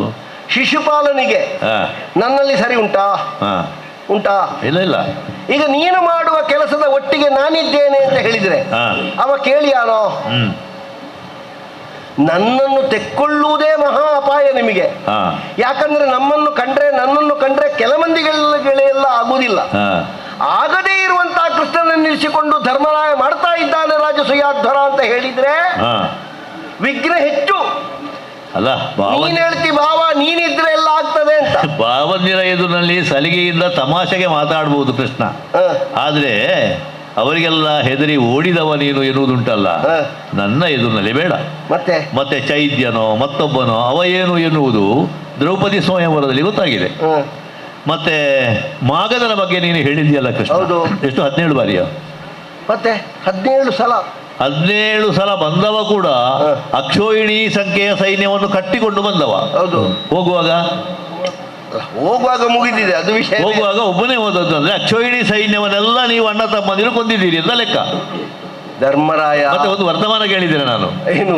ಒಂದು ಸಲ ಕೊನೆಗೆ ಇದೇ ನಿಮ್ಮ ಅಣ್ಣ ಬಲಭದ್ರ ಇಲ್ವಾ, ಆ ಮಾಗದನ್ನು ಕಟ್ಟಿ ಹಾಕಿ ಕೊಲ್ತೇನೆ ಅಂತ ಹೋದಂತೆ. ಪ್ರಾರಂಭದ ಬಲನೆ ಕೊಲದಿರು ಅಂತ ಬಿಡಿಸಿದ್ದು ನೀನು ಅಂತ ಕೇಳಿದ್ದೇನೆ. ಹಾಗಿದ್ರೆ ಕೃಷ್ಣ ಬೇಗ ಸಾಯ್ಲಿಕ್ಕೆ ಆಗ್ಲಿಲ್ಲ ಮಾಗದ ಅಂತ ಹೇಳಿದ್ದೇನೆ. ನೀನು ಕೆಲವರಲ್ಲಿ ಆಡಿಕೊಂಡಿದ್ದಿ, ಕೆಲವರಲ್ಲಿ ಓಡಿಕೊಂಡಿದ್ದಿ, ಕೆಲವರನ್ನು ಓಡಿಸಿಕೊಂಡಿದ್ದಿ. ಅದೆಲ್ಲ ನಿನಗೆ ಲೀಲೆ ಕೃಷ್ಣ. ನನಗೆ ಹಾಗಾಗಿ ನೀನಿದ್ರೆ ನಮಗೆ ಬಲ ಅಂತ ಅದಕ್ಕೆ ಹೇಳಿದ್ದು ನಾನು. ಇಲ್ಲ ಬಾವ, ನೀನು ಎಷ್ಟು ಹೇಳಿದ್ರು ನನಗೆ ಧೈರ್ಯ ಬರುವುದಿಲ್ಲ. ಈಗ ಯಾರು ಪ್ರಧಾನವಾಗಿ ಯಾರು ಇಷ್ಟು ದೊಡ್ಡ ಕಾರ್ಯಕ್ರಮದಲ್ಲಿ ನಾನೊಬ್ಬ ತಲೆ ಕೊಡ್ಲಿಕ್ಕೆ ಆಗುದಿಲ್ಲ ಬಾವ ಅಂತ ಕೆಲವರೆಲ್ಲ ಇದ್ದಾರೆ. ಕಾರ್ಯಕ್ರಮ ಆಗಬಾರದು ಅಂತ ಹೇಳುವವರು ಮಾಗದಾದಿಗಳೆಲ್ಲ, ಅವರೆಲ್ಲ ಇರುವಾಗ ಅವರನ್ನೆಲ್ಲ ಜಯಿಸಿ ನಿನ್ನ ರಾಜಸೂಯಾಧ್ವರವನ್ನು ಪೂರ್ಣಗೊಳಿಸುವುದಕ್ಕೆ ನೋಡು, ಆ ಸಭೆಯಲ್ಲಿ ಓಲಗ ಕೊಟ್ಟದ್ದು ನೋಡು. ಒಬ್ಬ ಭೀಮಾ ಇದ್ದಾರೆ ನೋಡು, ಎಲ್ಲ ಕೈಕಟ್ಟಿ ನೋಡುವುದೇ ಅಲ್ವಾ ಸುಮ್ಮನೆ. ಯಾರಾದ್ರೂ ಒಂದು ಸುದ್ದಿ ಎತ್ತುತ್ತಾರೆ, ಯಾರಾದ್ರೂ ಒಂದು ಮಾತಾಡ್ತಾರ, ನಿನಗೆ ಕೇಳ್ತದ? ನಾನಿಲ್ಲಿ ಇಷ್ಟು ಬೊಬ್ಬೆ ಹೊಡಿತಾ ಇದ್ದೇನೆ, ಯಾರಿದ್ದಾರೆ ಅಂತ ನಾನು ಕೇಳ್ತಾ ಇದ್ದೇನೆ. ಒಬ್ಬನಿಗಾದ್ರೂ ಬಾಯಿ ಬರ್ತದ ನಾನಿದ್ದೇನೆ ಅಂತ ಹೇಳಿ? ಅದು ಯಾಕೆ ಬಾಯಿ ಬರುವುದಿಲ್ಲ ಗೊತ್ತುಂಟಾ? ಮಾಗದರೆ ಹೆಸರು ಕೇಳಿದ್ರೆ ಇವರ ಗಾಳಿ ಹೋಗ್ತದೆ. ಈಗ ಇಷ್ಟುವರೆಗೆ ನೀನೇ ಮಾತಾಡಿದ್ದು, ಅವರಿಗೆ ಅವಕಾಶ ಕೊಡ್ಲಿಲ್ಲ ನೀನು. ನಮ್ಮವರು ನೋಡು, ಒಬ್ಬ ಮೀಸೆ ಮೇಲೆ ಕೈ ಹಾಕ್ತಾರೆ ನೋಡು, ಆಗದಿಂದ ಎಂತ ಮಾಡ್ತಾರೆ ಅಂತ ಗೊತ್ತಿಲ್ಲ. ಹೌದಾ? ನೋಡುವ.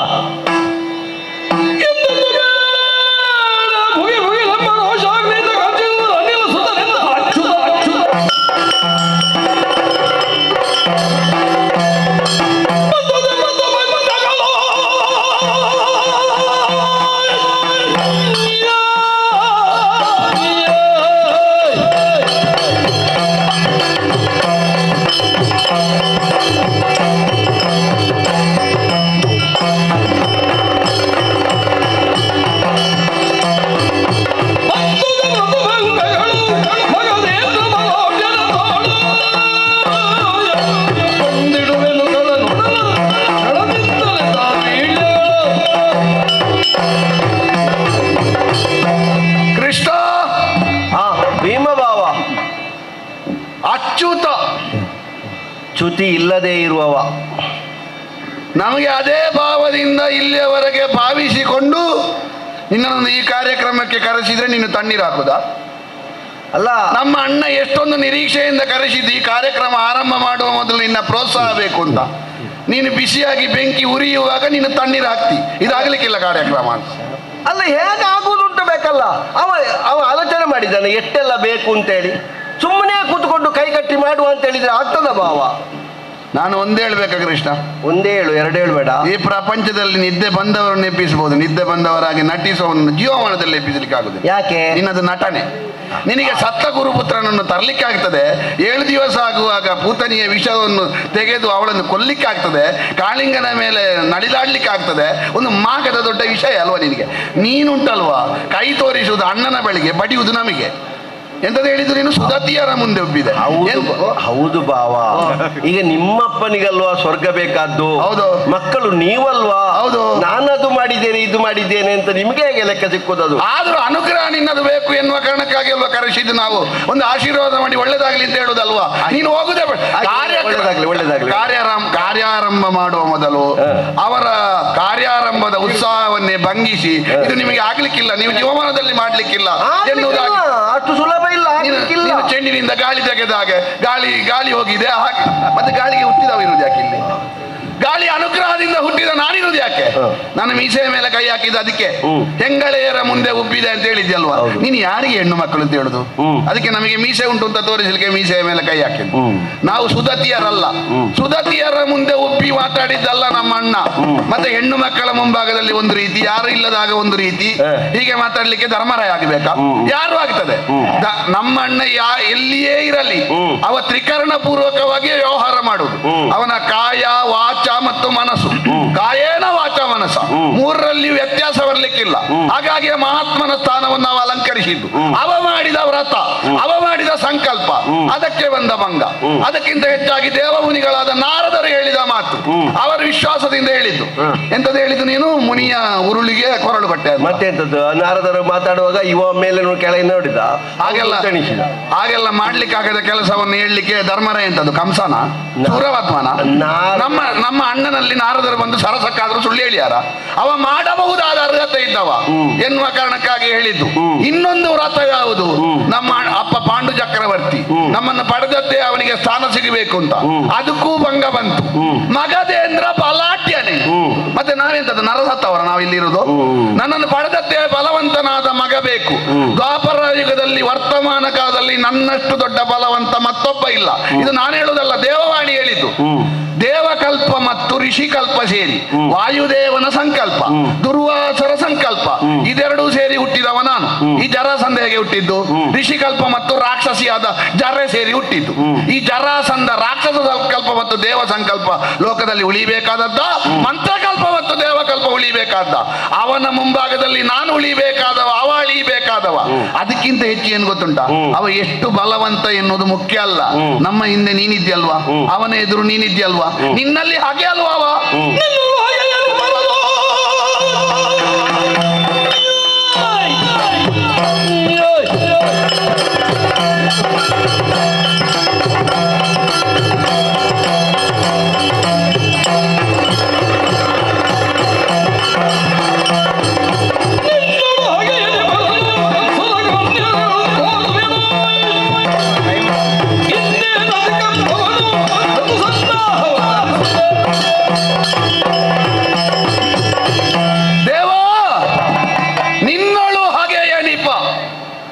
ನಿನ್ನಲ್ಲಿ ಯಾರು ಹಾಗೆಯಾಗಿದ್ದಾನೋ ನಾವೆಲ್ಲ ಭಾವಿಸಿದ ಹಾಗೆ ಧರ್ಮಸ್ಯ ಪ್ರಭುರ್ ಅಚ್ಯುತ.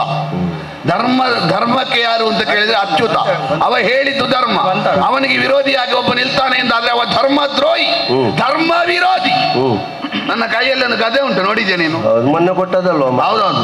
ಭೀಮನಿಗೆ ಈ ಗದೆಯು ರಿಪು ಸಂಗ್ರಾಮದ ಸಿರಿಯು. ಎಂತದ್ದು? ಬ್ರಾಹ್ಮಣನ ಮನೆಯಲ್ಲಿ ಈಜುಕೊಳದಲ್ಲಿದ್ದ ಮೀನು ಅಂತ ಭಾವಿಸಿದ್ಯಾ? ಅದು ಹಾಗೆ ಪದಾರ್ಥಕ್ಕಾಗುದಿಲ್ಲ. ನನ್ನಲ್ಲಿರುವ ಗದೆ ಹಾಗಲ್ಲ. ಅಲ್ಲ, ಬ್ರಾಹ್ಮಣನ ಈಜುಕೊಳದಲ್ಲಿದ್ದದ್ದು ಪದಾರ್ಥಕ್ಕಾಗ್ತದೆ, ಅವರು ಮಾಡುವುದಿಲ್ಲ ಅಂತ. ಅದೇ ಹೇಳಿದ್ದು, ನನಗೆ ಮಾಡ್ಲಿಕ್ಕೆ ಆಗ್ತದೆ ಅಂತ. ನಮಗೆ ಗದೆಯಲ್ಲಿ ಹೊಡೆಯುವುದಿಲ್ಲ ಅಂತ, ವ್ರತ ಇಲ್ಲ ಅಂತ. ಈಗ ಅವ ಸಸ್ಯಾಹಾರ ತಿನ್ನು ಆಗುದಿಲ್ಲ. ನಮ್ಮದು ಆಗಲ್ಲ, ನಮಗೆ ಹೊಡಿಲಿಕ್ಕೆ ಕೊಟ್ಟದ್ದು, ಚಂದಕ್ಕೆ ಕೊಟ್ಟದ್ದಲ್ಲ. ನಮ್ಮಲ್ಲಿ ರುದಿರೋದ್ಗಾರಿ ರುದಿರಾಮುಖಿ ಕೇಳ್ತಾ ಉಂಟು, ಯಾರ ರಕ್ತ ಅಂತ. ಬಹುಶಃ ಇದನ್ನು ಪಡೆದ ಮೇಲೆ ಯಾರನ್ನು ಹೊಡಿಲಿಲ್ಲ ನಾನು. ಈ ಸಲ ಮೊದಲ ಬಲಿ ಅವನೇ ಆಗಬೇಕು. ಹಾಗಾಗಿ ಜರಾಸಂಧ ಬಲಾಢ್ಯನಾದ್ರೆ ನಿನ್ನಲ್ಲಿ ಅಗೇನಿಸಿದ ಅಣ್ಣನಂತ ಧರ್ಮಾತ್ಮನ ಯಾಗ ಸಂಕಲ್ಪಕ್ಕೆ ವಿರೋಧಿಯಾದ, ಇಲ್ಲಿಯವರೆಗೆ ಕೆಟ್ಟತನವನ್ನೇ ಮಾಡಿ ಬದುಕಿದ ಅವನ ಬದುಕಿಗೊಂದು ಅಂತ್ಯ ಹಾಡುವುದಕ್ಕೆ, ಅವನ ಬದುಕಿನ ಪ್ರಾಣವಾಯುವನ್ನು ಸೆಳೆದುಕೊಳ್ಳುವುದಕ್ಕೆ ವಾಯುವಿನ ಮಗನಾದ ನನ್ನ ರಟ್ಟೆ, ನನ್ನ ಮೀಸೆ, ನನ್ನ ಎದೆಯ ಗಾತ್ರ, ನನ್ನ ಆತ್ಮಬಲ ಒಟ್ಟಾದ್ರೆ ಮಗ. ನಾವು ಬಂಡೆಯನ್ನೇ ಹೊಡೆದವರು, ಅವನ ಮಂಡೆ ದೊಡ್ಡ ವಿಷಯವ. ನಾವು ವಿಷ ಕುಡಿದು ಸಹಸ್ರ ಗಜತ್ರಾಣಿ ಎನಿಸಿಕೊಂಡವರು. ನಾವು ಎಂಥದರೆಲ್ಲ ಈಸಿ ಬಂದವರು, ಜಯಿಸಿ ಬಂದವರು. ಇವ ದೊಡ್ಡ ವಿಷಯವ. ಒಂದು ಕೈ ಎತ್ತಿ ಆಶೀರ್ವಾದ ಮಾಡು. ಹಾಗೆ ಹೇಳಿದಲ್ಲ, ಒಳ್ಳೇದಾಗ್ಲಿ ಅಂತ ಆಶೀರ್ವಾದ ಮಾಡು. ಈಗ ಹೊಡೆದಾಗ್ತೇನೆ ಅವನನ್ನು. ನಿನ್ನದಾಯ್ತಲ್ಲ. ಹೌದು ಅರ್ಜುನ, ಕೃಷ್ಣ, ವಿಷಯ ನಾವು ಗೆದ್ರೆ ಮಾತ್ರ ಸಾಕಾಗುವುದಿಲ್ಲ. ಈ ಯಾಗಕ್ಕೆ ಸ್ವಲ್ಪ ಖರ್ಚಾದೀತು, ನಮ್ಮಲ್ಲಿ ಉಂಟಾ? ಉಂಟು. ಎಲ್ಲಿಂದ ಕೇಳು.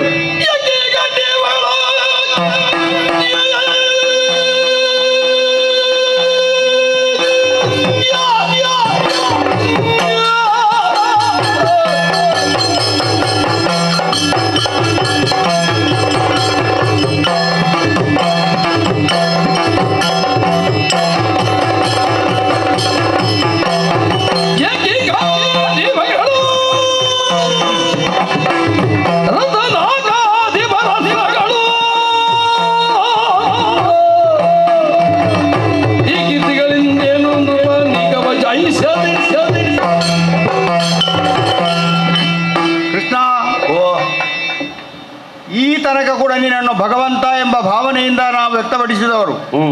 ಭಾವನಾಗಿಯೂ ಭಗವಂತನಾಗಿಯೂ ನೀನೊಬ್ಬನೇ ನಮಗೆ ಅಂತ. ಈ ಹೊತ್ತಿನ ನಾನು ಕೃಷ್ಣ ಎಂಬುದಾಗಿ ನಾನು ಸಂಬೋಧಿಸಿದೆ. ಯಾಕೆ ಗೊತ್ತಾ? ನೇರವಾಗಿ ಬಂದಿರುವಂತಹ ನೀನು ಈ ತುಂಬಿದ ಈ ನಮ್ಮ ಸಭೆಯಲ್ಲಿ ಬರೀ ಕೀಳು ಮಟ್ಟಕ್ಕೆ ನಮ್ಮನ್ನು ಇಳಿಸಿದಿ ಎಂಬುದಾಗಿ ಹೇಳಿದ್ಯಲ್ಲ. ನನ್ನ ಅಣ್ಣನಲ್ಲಿ ಮಗದಾದಿಗಳ ಹೆಸರನ್ನು ಹೇಳಿದಾಕ್ಷಣ ಇವರು ನೆಲನೋಟಕರಾಗಿದ್ದಾರೆ, ಕಣ್ಣೇ ಒಂದು ರೀತಿಯಲ್ಲಿ ಮಬ್ಬಿನಾಗಿದ್ದಾರೆ. ಎಂಥ ಮಾತುಗಳನ್ನು ಆಡಿದೆ ಕೃಷ್ಣ. ನನ್ನ ಅಣ್ಣ ಇಂಥ ಈ ಹೊತ್ತಿನಲ್ಲಿ ತಂದೆಗೆ ಸ್ವರ್ಗದಲ್ಲಿ ಸ್ಥಾನ ಇಲ್ಲ, ನನ್ನ ನೌಸಾದಿಗಳಿಗೆ ಅಲಂಕರಿಸಿದಂತಹ ಸ್ಥಾನ ಕಲ್ಪಿಸಲಿಲ್ಲ ಎಂಬುದು ಒಂದೇ ಒಂದು ಉದ್ದೇಶಕ್ಕಾಗಿ ಹೊರತಿರುವಂತಹ ಹೊತ್ತಿನಲ್ಲಿ ನಮ್ಮ ಅಪ್ಪನವರೇ ಅವರನ್ನು ಹೇಳಿದರಂತೆ, ನನ್ನ ಮಕ್ಕಳು ಪಾಂಡವರ ಅಭಿಧಾನವನ್ನು ಹೊಡೆದುಕೊಂಡು ಭೂಮಿನಲ್ಲಿ ಬದುಕಿದ್ದಾರೆ, ಮಹಾಪರಾಕ್ರಮಿಗಳಾಗಿದ್ದಾರೆ, ಈ ಕಾರ್ಯ ಅವರಿಂದ ಸಾಧಿಯಿತು, ನನ್ನನ್ನು ಉತ್ತುಂಗಕ್ಕೆ ಇರುವಂತಹ ಒಂದು ಕೆಲಸವನ್ನು ಮಾಡಿ ಹೋಗಿ ಹೇಳಬೇಕು ಎಂಬುದಾಗಿ ಹೇಳಿದರಂತೆ. ಅದನ್ನೇ ನೇರವಾಗಿ ಬಂದು ನನ್ನ ಅಣ್ಣನಲ್ಲಿ ಹೇಳಿದ್ದು ಹೌದು. ಹಾಗಾದರೆ ಈ ಪುತ್ ಎಂಬ ಶಬ್ದದ ಅರ್ಥದಲ್ಲಿ ಯಾವುದೇ ಬಿದ್ದಂತಹ ತಂದೆಯನ್ನು ಮೇಲೆತ್ತಿ ನಿಲ್ಲಿಸುವಂತಹ ಒಬ್ಬ ಹೊಣೆಗಾರಿಕೆ ಅವ ಪುತ್ರನೆಂಬುದು ಎನಿಸಲ್ಪಡ್ತಾನೆ ಜಗತ್ತಿನಲ್ಲಿ. ಹಾಗಾಗಿ ಈ ಹೊತ್ತಿನ ನಾನು ಹೇಳಬಾರದು, ಈ ಸ್ಥಾನದಲ್ಲಿ ನೀನಿದ್ರೆ ನಿನ್ನ ಅಪ್ಪ ನನ್ನ ಮಾವ 1000 ವರ್ಷ ಬದುಕಲಿ, ಇಂಥ ಸ್ಥಾನ ನೀನಿದ್ರೆ ನೀನೇನು ಮಾಡಬಹುದಿತ್ತು. ಹಾಗಾಗಿ ಯಾರಿದ್ದಾರೆ ಇದರಲ್ಲಿ ನಮ್ಮನ್ನು ಮಗದಾದಿಗಳನ್ನು ನೀನು ಎದುರಿಸುವಂತಹ ವ್ಯಕ್ತಿಯಲ್ಲಿ ಒಬ್ಬರಾದರಿದ್ದಾರೆ ಅಂತ ಹೇಳುವಂತಹ ಒಂದು ಮಾತು.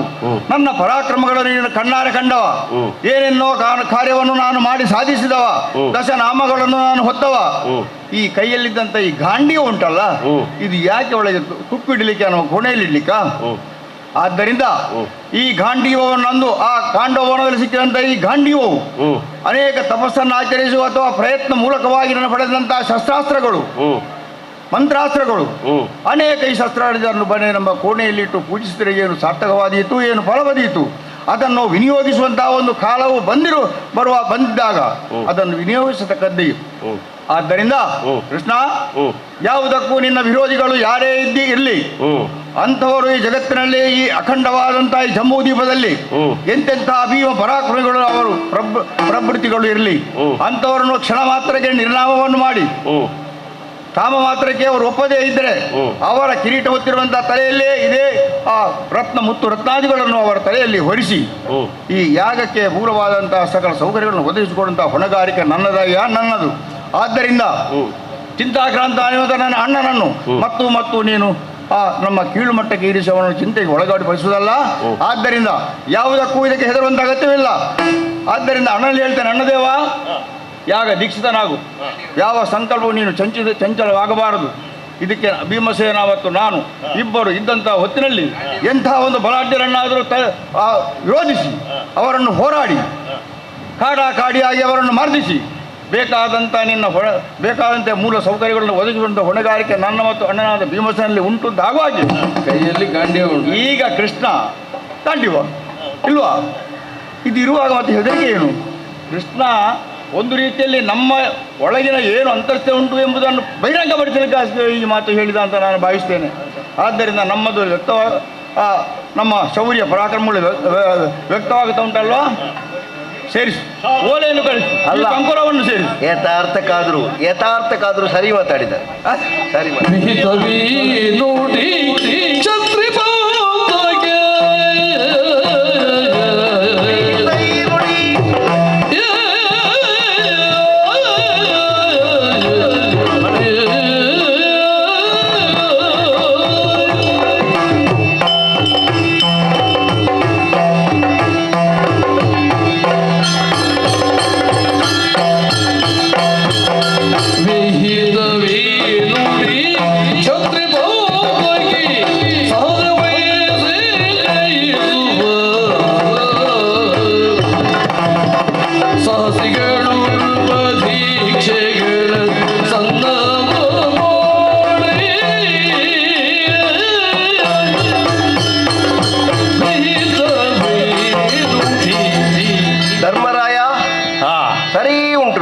ಗೊತ್ತಾಯ್ತಾ?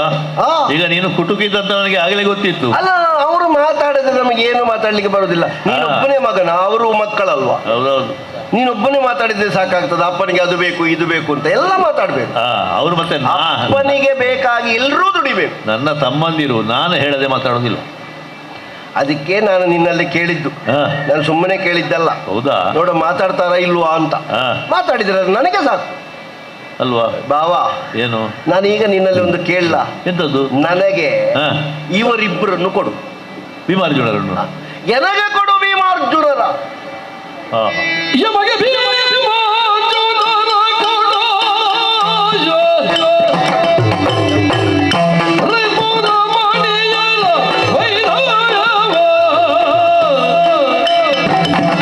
ನಿಮಿಷದಲ್ಲಿ ಅವನಿ ಬರನು.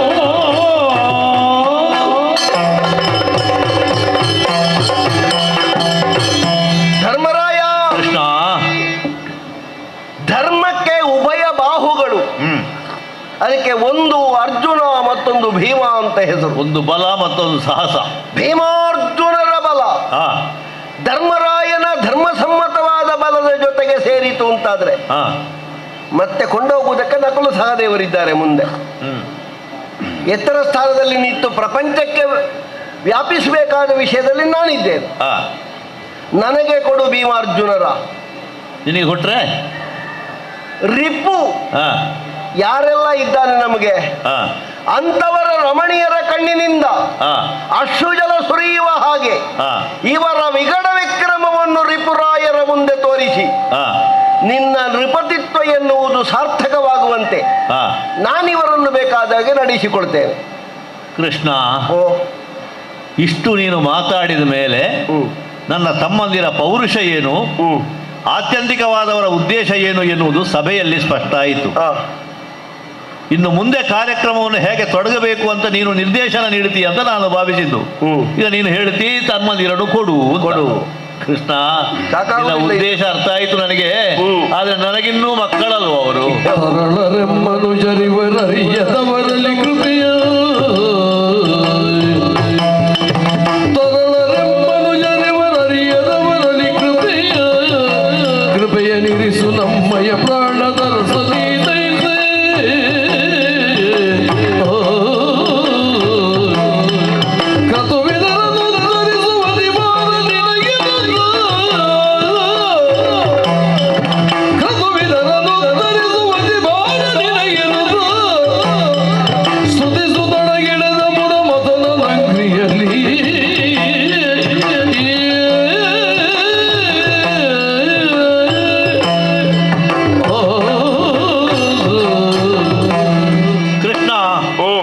ನಮ್ಮ ಬದುಕಿನಲ್ಲಿ ಕೇವಲ ಸಂಬಂಧದಿಂದ ನಿಮ್ಮನ್ನು ನಾವು ಕಂಡವರಲ್ಲ. ಈ ಜಗದ ಈ ಯುಗದ ದೇವರು ಎನ್ನುವ ಭಾವದಿಂದಲೇ ನಿನ್ನನ್ನು ನಡೆಸಿಕೊಂಡು ಬಂದವರು ನಾವು. ಪ್ರಾಪಂಚಿಕವಾದಂತಹ ಸಂಬಂಧಗಳು ಏನು ಎನ್ನುವುದನ್ನು ನಿನಗೆ ಹೇಳಬೇಕಾದದ್ದಿಲ್ಲ. ಸಂಸಾರದಲ್ಲಿದ್ದುಕೊಂಡು ಎಲ್ಲವನ್ನೂ ಅರ್ಥ ಮಾಡಿಕೊಂಡವನೇ ನೀನು. ನನ್ನ ತಮ್ಮಂದಿರಾದಂತಹ ಭೀಮಾರ್ಜುನರು, ನಕುಲ ಸಹದೇವರು, ಈಗ ಅವರಿಗೆ ತಂದೆಯ ಸ್ಥಾನದಲ್ಲಿರುವವ ನಾನು. ನಾವು ಹುಟ್ಟುವಾಗ ನಮ್ಮ ತಂದೆಯವರ ಮುಖವನ್ನು ನಾವು ನೋಡಿದವರಲ್ಲ. ತಾಯಿಯ ಬಳಸಿನಲ್ಲಿ ನಾವು ಬೆಳೆದವರು. ನಿನ್ನನ್ನು ದೇವರು ಅಂತ ನಮಗೆ ಪರಿಚಯ ಮಾಡಿಕೊಟ್ಟದ್ದು ಆ ತಾಯಿ. ಅಲ್ಲ, ನೋಡ್ಲಿಲ್ಲ ಅಂತಲ್ಲ, ಸರಿ ನೆನಪಿರ್ಲಿಕ್ಕಿಲ್ಲ. ನಿನ್ನ ಅಪ್ಪ ಸಾಯುವಾಗ ನಿನಗೆ ಸಾಧಾರಣ 15 ವರ್ಷ ದಾಟಿದೆ. ಹೌದು, ಎಳವೆಯ ಶಿಶುಗಳು ಅಂತ. ಹೌದು, ನಾವು ಏನು ಮಾಡಬೇಕು, ಹೇಗೆ ಹೋಗಬೇಕು ಎನ್ನುವುದನ್ನು ಹೇಳಿಕೊಡೋದಕ್ಕೆ ನಮ್ಮ ಅಪ್ಪ ನಮ್ಮ ಜೊತೆಯಲ್ಲಿ ಇರಲಿಲ್ಲ ಅಂತ. ಹಾಗಾಗಿ ಈಗ ಏನಿದ್ರು ಭಗವಂತನಾದಂತಹ ನೀನು ನಮಗೆ ದಿಕ್ಕು ಅಂತ ನಾನಿದ್ದದ್ದು. ಈ ಮಕ್ಕಳು ಈಗ ಬೆಳೆದಿದ್ದಾರೆ, ನನಗಿಂತ ಆಳಾಗಲ್ಲ ಇದ್ದಾರೆ. ಹಾಗಂತ ಏನು ಬಹಳ ವ್ಯತ್ಯಾಸ ಇಲ್ಲಪ್ಪ, 1 ವರ್ಷ ಅಲ್ವಾ ನಿಮಗೆ ವ್ಯತ್ಯಾಸ? ಹೌದು, ಮಾನಸಿಕವಾಗಿ ಇನ್ನೂ ಅವರು ಮುಗ್ಧರೇ. ಈಗ ಭೀಮಸೇನ ಇಷ್ಟು ಎಲ್ಲ ಗದೆಯನ್ನೆಲ್ಲ ಆಡಿಸ್ತಾರಲ್ಲ, ಅವನ ಮನಸ್ಸು ಎನ್ನುವಂಥದ್ದು ಬೆಣ್ಣೆ ಎಷ್ಟು ಮೃದು. ನೀನು ಹೇಳಿದ ಹಾಗೆ ಅವರು. ಹೌದು, ಹಾಗಾಗಿ ಸ್ವಲ್ಪ ಆತುರದಿಂದ ಕೆಲಸ ಮಾಡುವಂಥವರು, ತರಳರು ಅಂತ ಹೇಳುವುದು. ನಾನು ಅದಕ್ಕೆ ಯಾವುದೇ ಒಂದು ಮಾರ್ಗದರ್ಶನ ಇಲ್ಲದೆ ಅವರನ್ನು ಮುನ್ನುಗ್ಗುವುದಕ್ಕೆ ಬಿಟ್ಟದ್ದೇ ಹೌದಾಗಿದ್ರೆ ಅವಾಂತರ ಆಗಿ ಹೋದೀತು. ಈ ವಾರಣಾವತದಲ್ಲಿ ಅರಗಿನ ಮನೆಯಲ್ಲಿ ನಾವು ಸುಟ್ಟು ಹೋಗುವವರು, ಈಗ ನಾವು ಇವತ್ತು ಬದುಕಿದ್ರೆ ಅವನಿಂದಾಗಿ. ಆ ಕಾಲಕ್ಕೆ ಒಂದು ಒಳ್ಳೆಯ ಕೆಲಸವ ಮಾಡಿದ. ಅದು ವಿಶ್ವಾಮಿತ್ರರಲ್ಲಿ ದಶರಥನು ಹೇಳಿಲ್ವ, ರಾಮ ಹುಡುಗ ಅಂತ. ಹೌದು. ಆಮೇಲೆ ಹಿಡಿಂಬ ವನದಲ್ಲಿ ನೋಡು, ಈಗ ನಾವೆಲ್ಲ ಮಲಗಿ ನಿದ್ದೆ ಮಾಡಿದ ನಮಗೇನು ಗೊತ್ತಿಲ್ಲ, ಕಣ್ಣು ಬಿಟ್ಟಾಗ ರಕ್ಕಸರನ್ನು ಕೊಂದಾಗಿದ್ದೇವ ಅಲ್ವಾ? ಆಮೇಲೆ ಬಕಾಸುರನನ್ನು ಕೊಂದದ್ದು. ಇದೆಲ್ಲ ಸಾಹಸಗಳನ್ನು ಮಾಡಿದ್ದಾನೆ ಎನ್ನುವ ಹಾಗೆ ಮತ್ತು ಅದು ನಡೀತದೆ ಅಂತ ಹೇಳಲಿಕ್ಕೆ ಬರುವುದಿಲ್ಲ. ಮತ್ತೆ ಈ ಅರ್ಜುನ ಅವನು ಹಾಗೆ ಕೆಲವು ಸಲ ಮುನ್ನುಗ್ಗುತ್ತಾನೆ, ಯೋಚನೆ ಮಾಡುವುದಿಲ್ಲ. ಹಾಗಾಗಿ ಈ ಇಬ್ಬರನ್ನು ಕೂಡ ಒಂದು ರೀತಿಯಲ್ಲಿ ನಿಯಂತ್ರಿಸಿಕೊಂಡು ಇದ್ದವ ನಾನು. ಆದರೆ ಈಗ ಒಂದೊಮ್ಮೆಗೆ ನನಗೆ ಕೊಡು, ಈ ಸಂಹಾರವನ್ನು ಮಾಡಲಿಕ್ಕೆ ನಾನು ಹೋಗ್ತೇನೆ ಅಂತ ನನಗೆ ಗೊತ್ತಿದೆ ಕೃಷ್ಣ. ಈ ಲೋಕದಲ್ಲಿರತಕ್ಕಂಥ ಅಥವಾ ಈ ಭರತ ವರ್ಷದಲ್ಲಿರತಕ್ಕಂಥ ಅರಸುಗಳೆಲ್ಲ ಬಗ್ಗು ಬಡಿಬೇಕು ಅಂತ ಇದ್ರೆ ಅವರಲ್ಲಿ ಅಭಿಯೋಗವನ್ನು ಮಾಡಬೇಕು, ಹೋರಾಟ ನಡೆಯುತ್ತದೆ, ರಕ್ತಪಾತ ನಡೆಯುತ್ತದೆ. ಅದೆಲ್ಲವನ್ನೂ ಕೂಡ ಎದುರಿಸುವುದಕ್ಕೆ ಸಮರ್ಥರು ಇವರು ಅಂತ ನೀನು ಅವರನ್ನು ಆರಿಸಿದ್ರೆ ಕಳುಹಿಸಿಕೊಡುವಾಗ ನಾನು ಯೋಚಿಸಬೇಡುವೆ ಕೃಷ್ಣ. ನನ್ನ 2 ಕಣ್ಣುಗಳಾಗಿ ಇರತಕ್ಕಂಥವರು, ನೀನೇ ಹೇಳಿದಿ 2 ಬಾಹುಗಳಾಗಿ ಇರತಕ್ಕಂಥವರು, ನನ್ನ ಜಾಗದಲ್ಲಿ ನೀನಿದ್ದು ಅವರು ರಕ್ಷಣೆ ಮಾಡಿಕೊಳ್ತೀಯ ಅಂತ ನೀನು ನನಗೆ ಭರವಸೆಯನ್ನು ಕೊಟ್ಟರೆ ಕಳಿಸಿಕೊಡ್ತೇನೆ ನಾನು. ನೋಡು, ನಿನ್ನ ಮಾತಿನಲ್ಲೇ ನಿನಗೆ ವಿಶ್ವಾಸ ಉಂಟಲ್ಲ. ಹೌದು. ಧರ್ಮರಾಯನ ಕಣ್ಣುಗಳು ಕೆಟ್ಟದ್ದನ್ನು ಕಾಣ್ತದ, ಧರ್ಮರಾಯನ ಕೈಗಳು ಬೇಡದ್ದನ್ನು ಆಶಿಸ್ತದ. ಹಾಗಾಗಿ ಧರ್ಮರಾಯನ ಕಣ್ಣುಗಳನ್ನೇ ತಕೊಂಡೋಗುವುದು ಅಂತ ತಿಳಿ. ಕಾರ್ಯವನ್ನು ನಿನಗೆ ಬೇಕಾದಂತೆ ಪೂರೈಸಿ ಯಾಗದಿಂದ ಆಗಬೇಕಾದ ಯಾವ ವಿಧಿ ಉಂಟೋ, ನೀನು ಹೇಳಿದೆಯಲ್ಲ ಭವಸಾಗರವನ್ನು ಉತ್ತರಿಸುವುದಕ್ಕೊಂದು ದಾರಿ ತೋರಿಸುವಂತ. ನಿನ್ನ ಅಯ್ಯನಿಗೆ ಎಣಿಸಿದ ಸ್ವರ್ಗದ ಸ್ಥಾನ. ಭವಸಾಗರವನ್ನು ಉತ್ತರಿಸಬೇಕಿದ್ರೆ ಸಾಗರಾತ್ಯದವರೆಗೆ ಹೋಗಬೇಕು ಅಂತ ಹೇಳಿದ್ದೀನಿ. ನೀನು ಚಕ್ರವರ್ತಿ ಅಲ್ಲ, ಅದಕ್ಕಿಂತ ಮೇಲಿನ ಸ್ಥಾನ ಹೊಂದುವುದಕ್ಕೆ ಇದೊಂದು ಪ್ರಶಸ್ತವಾದಂತಹ ಕಾಲ. ಈಗ ನೀನು ದೇವ ಋಷಿಗಳಾದ ನಾರದರು ಇವರ ಜೊತೆಯಲ್ಲಿ ಹೊರಟು ಹೋದರೆ ಮತ್ತೆ ನಿನ್ನನ್ನು ಪಕ್ಕನೆ ನಾನು ನೋಡುವುದಕ್ಕಿಲ್ಲ. ಅದಕ್ಕೆ ಮೊದಲೇ ನಾನು ಮಾಡಬೇಕಾದ ಕರ್ತವ್ಯವನ್ನು ನೀನು ಹೇಳಿದರೆ ಒಳ್ಳೆಯದು ಕಾಣ್ತದೆ ನನಗೆ. ನೀನು ಬೇಕಾದ ಯಾಗದ ಸಿದ್ಧತೆಯನ್ನು ಮಾಡು. ಅದಕ್ಕೆ ಯಾರೆಲ್ಲ ಬೇಕು? ಪುರೋಹಿತರ, ಅದಕ್ಕೆ ಬೇಕಾದಂತಹ ಧ್ವರಿಗಳು, ಋತ್ವಿಕಗಳು ಇತ್ಯಾದಿಗಳನ್ನೆಲ್ಲ ನೀನು ಬೇಕಾದಾಗೆ ಮಾಡು. ಓಲೆ ಬರೆಸುವಳಿಗೆ ಓಲೆ ಬರೆಯುವುದು. ಬಹಳ ದಿಕ್ಕಿಗೆಲ್ಲ ಇವರನ್ನು ಕರ್ಕೊಂಡು ಹೋಗುದಿಲ್ಲ, ಒಂದೇ ದಿಕ್ಕಿಗೆ, ಬೇರೆ ಹೆಚ್ಚು ಹೋಗುದಿಲ್ಲ. ಮಾಗದನಲ್ಲಿಗೆ ಮಾತ್ರ. ಅಲ್ಲಿಗೊಂದು ಹೋಗಿ ಒಂದು ನೋಡಿ ಬರ್ತೇವೆ ನಾವು ಅವನನ್ನೊಬ್ಬನ. ಬಹಳ ದೊಡ್ಡ ಬಲಿಷ್ಠ. ಅವನನ್ನೊಂದು ನೋಡಿದ್ರೆ ಸರಿ, ನೋಡಿದ್ರೆ ಮತ್ತೆ ಬಾಕಿದವರೆಲ್ಲ ನಮ್ಮನ್ನು ನೋಡುವಾಗ ನಾವು ನೋಡಿಕೊಳ್ಳುವ, ದೊಡ್ಡ ಸಂಗತಿ ಅಲ್ಲ. ಆದ್ರೆ ಈಗ ಇರುವುದು ಅವ ಒಬ್ಬ. ಹೌದು. ಮಾಗದನ ಬಗ್ಗೆ ನನಗೂ ಪೂರ್ತಿ ಲೆಕ್ಕ ಸಿಕ್ಲಿಲ್ಲ. ಹಾಗಾಗಿ ನಾವು ಹೊರಡುತ್ತೇವೆ. ಸ್ವಲ್ಪ ನಾವು ಕೇಳಿದ್ದೇವೆ, ಬಹಳ ಕಾಲ ಎಲ್ಲ ಹಿಡಿಲಿಕ್ಕಿಲ್ಲ. ಸೈನ್ಯ ಬೇಕು ನಮಗೆ, ಪಾಳಯವನ್ನು ತರಿಸು. ಹೌದಾ? ಹೌದೌದು. 3 ಅಕ್ಷೋಹಿಣಿ ಸೇನೆ ಬೇಕು. ಆ ಸೇನೆಯನ್ನು ತೆಕ್ಕೊಂಡು ಭೀಮಾರ್ಜುನರ ಸಹಿತ ನಾನು ಹೊರಡುವುದಕ್ಕೆ ಪೊಡವಿಪತಿಯಾದ ನೀನು ಅಪ್ಪಣೆ ಕೊಡಬೇಕು. ನಾನು ಯಾಗ ದೀಕ್ಷಿತನಾಗಿರ್ತೇನೆ, ನಿಮ್ಮ ನಿರೀಕ್ಷೆಯಲ್ಲಿ ಇರ್ತೇನೆ. ಸರಿ, ಒಳ್ಳೆಯದು. ಸರಿ.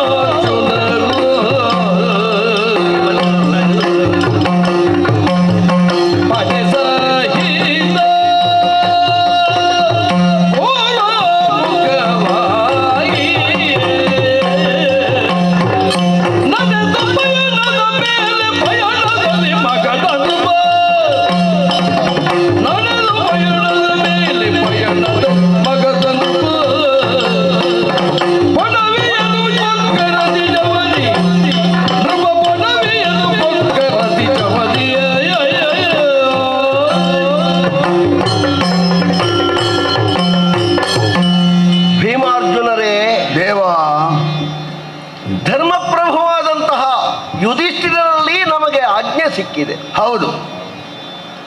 ಯಾಗಕ್ಕೆ ಬೇಕಾದಂತಹ ಪೂರ್ವಭಾವಿ ಕೆಲಸವನ್ನು ಪೂರೈಸುವ ಉದ್ದೇಶದಲ್ಲಿ ಧರ್ಮ ಸಂರಕ್ಷಣೆಯ ಪ್ರಯುಕ್ತ ನಿಮ್ಮನ್ನು ಕರೆದ ಆಯುಧಗಳಾಗಿ ನಾ ಸ್ವೀಕರಿಸಿ ಪಡೆ ಸಹಿತ ನಾವು ಪೂರ್ವ ಭಾಗದಲ್ಲಿ ನಡೆಯುತ್ತಾ ಶೋಣಾ ನದಿಯನ್ನು ಉತ್ತರಿಸಿದೆವು.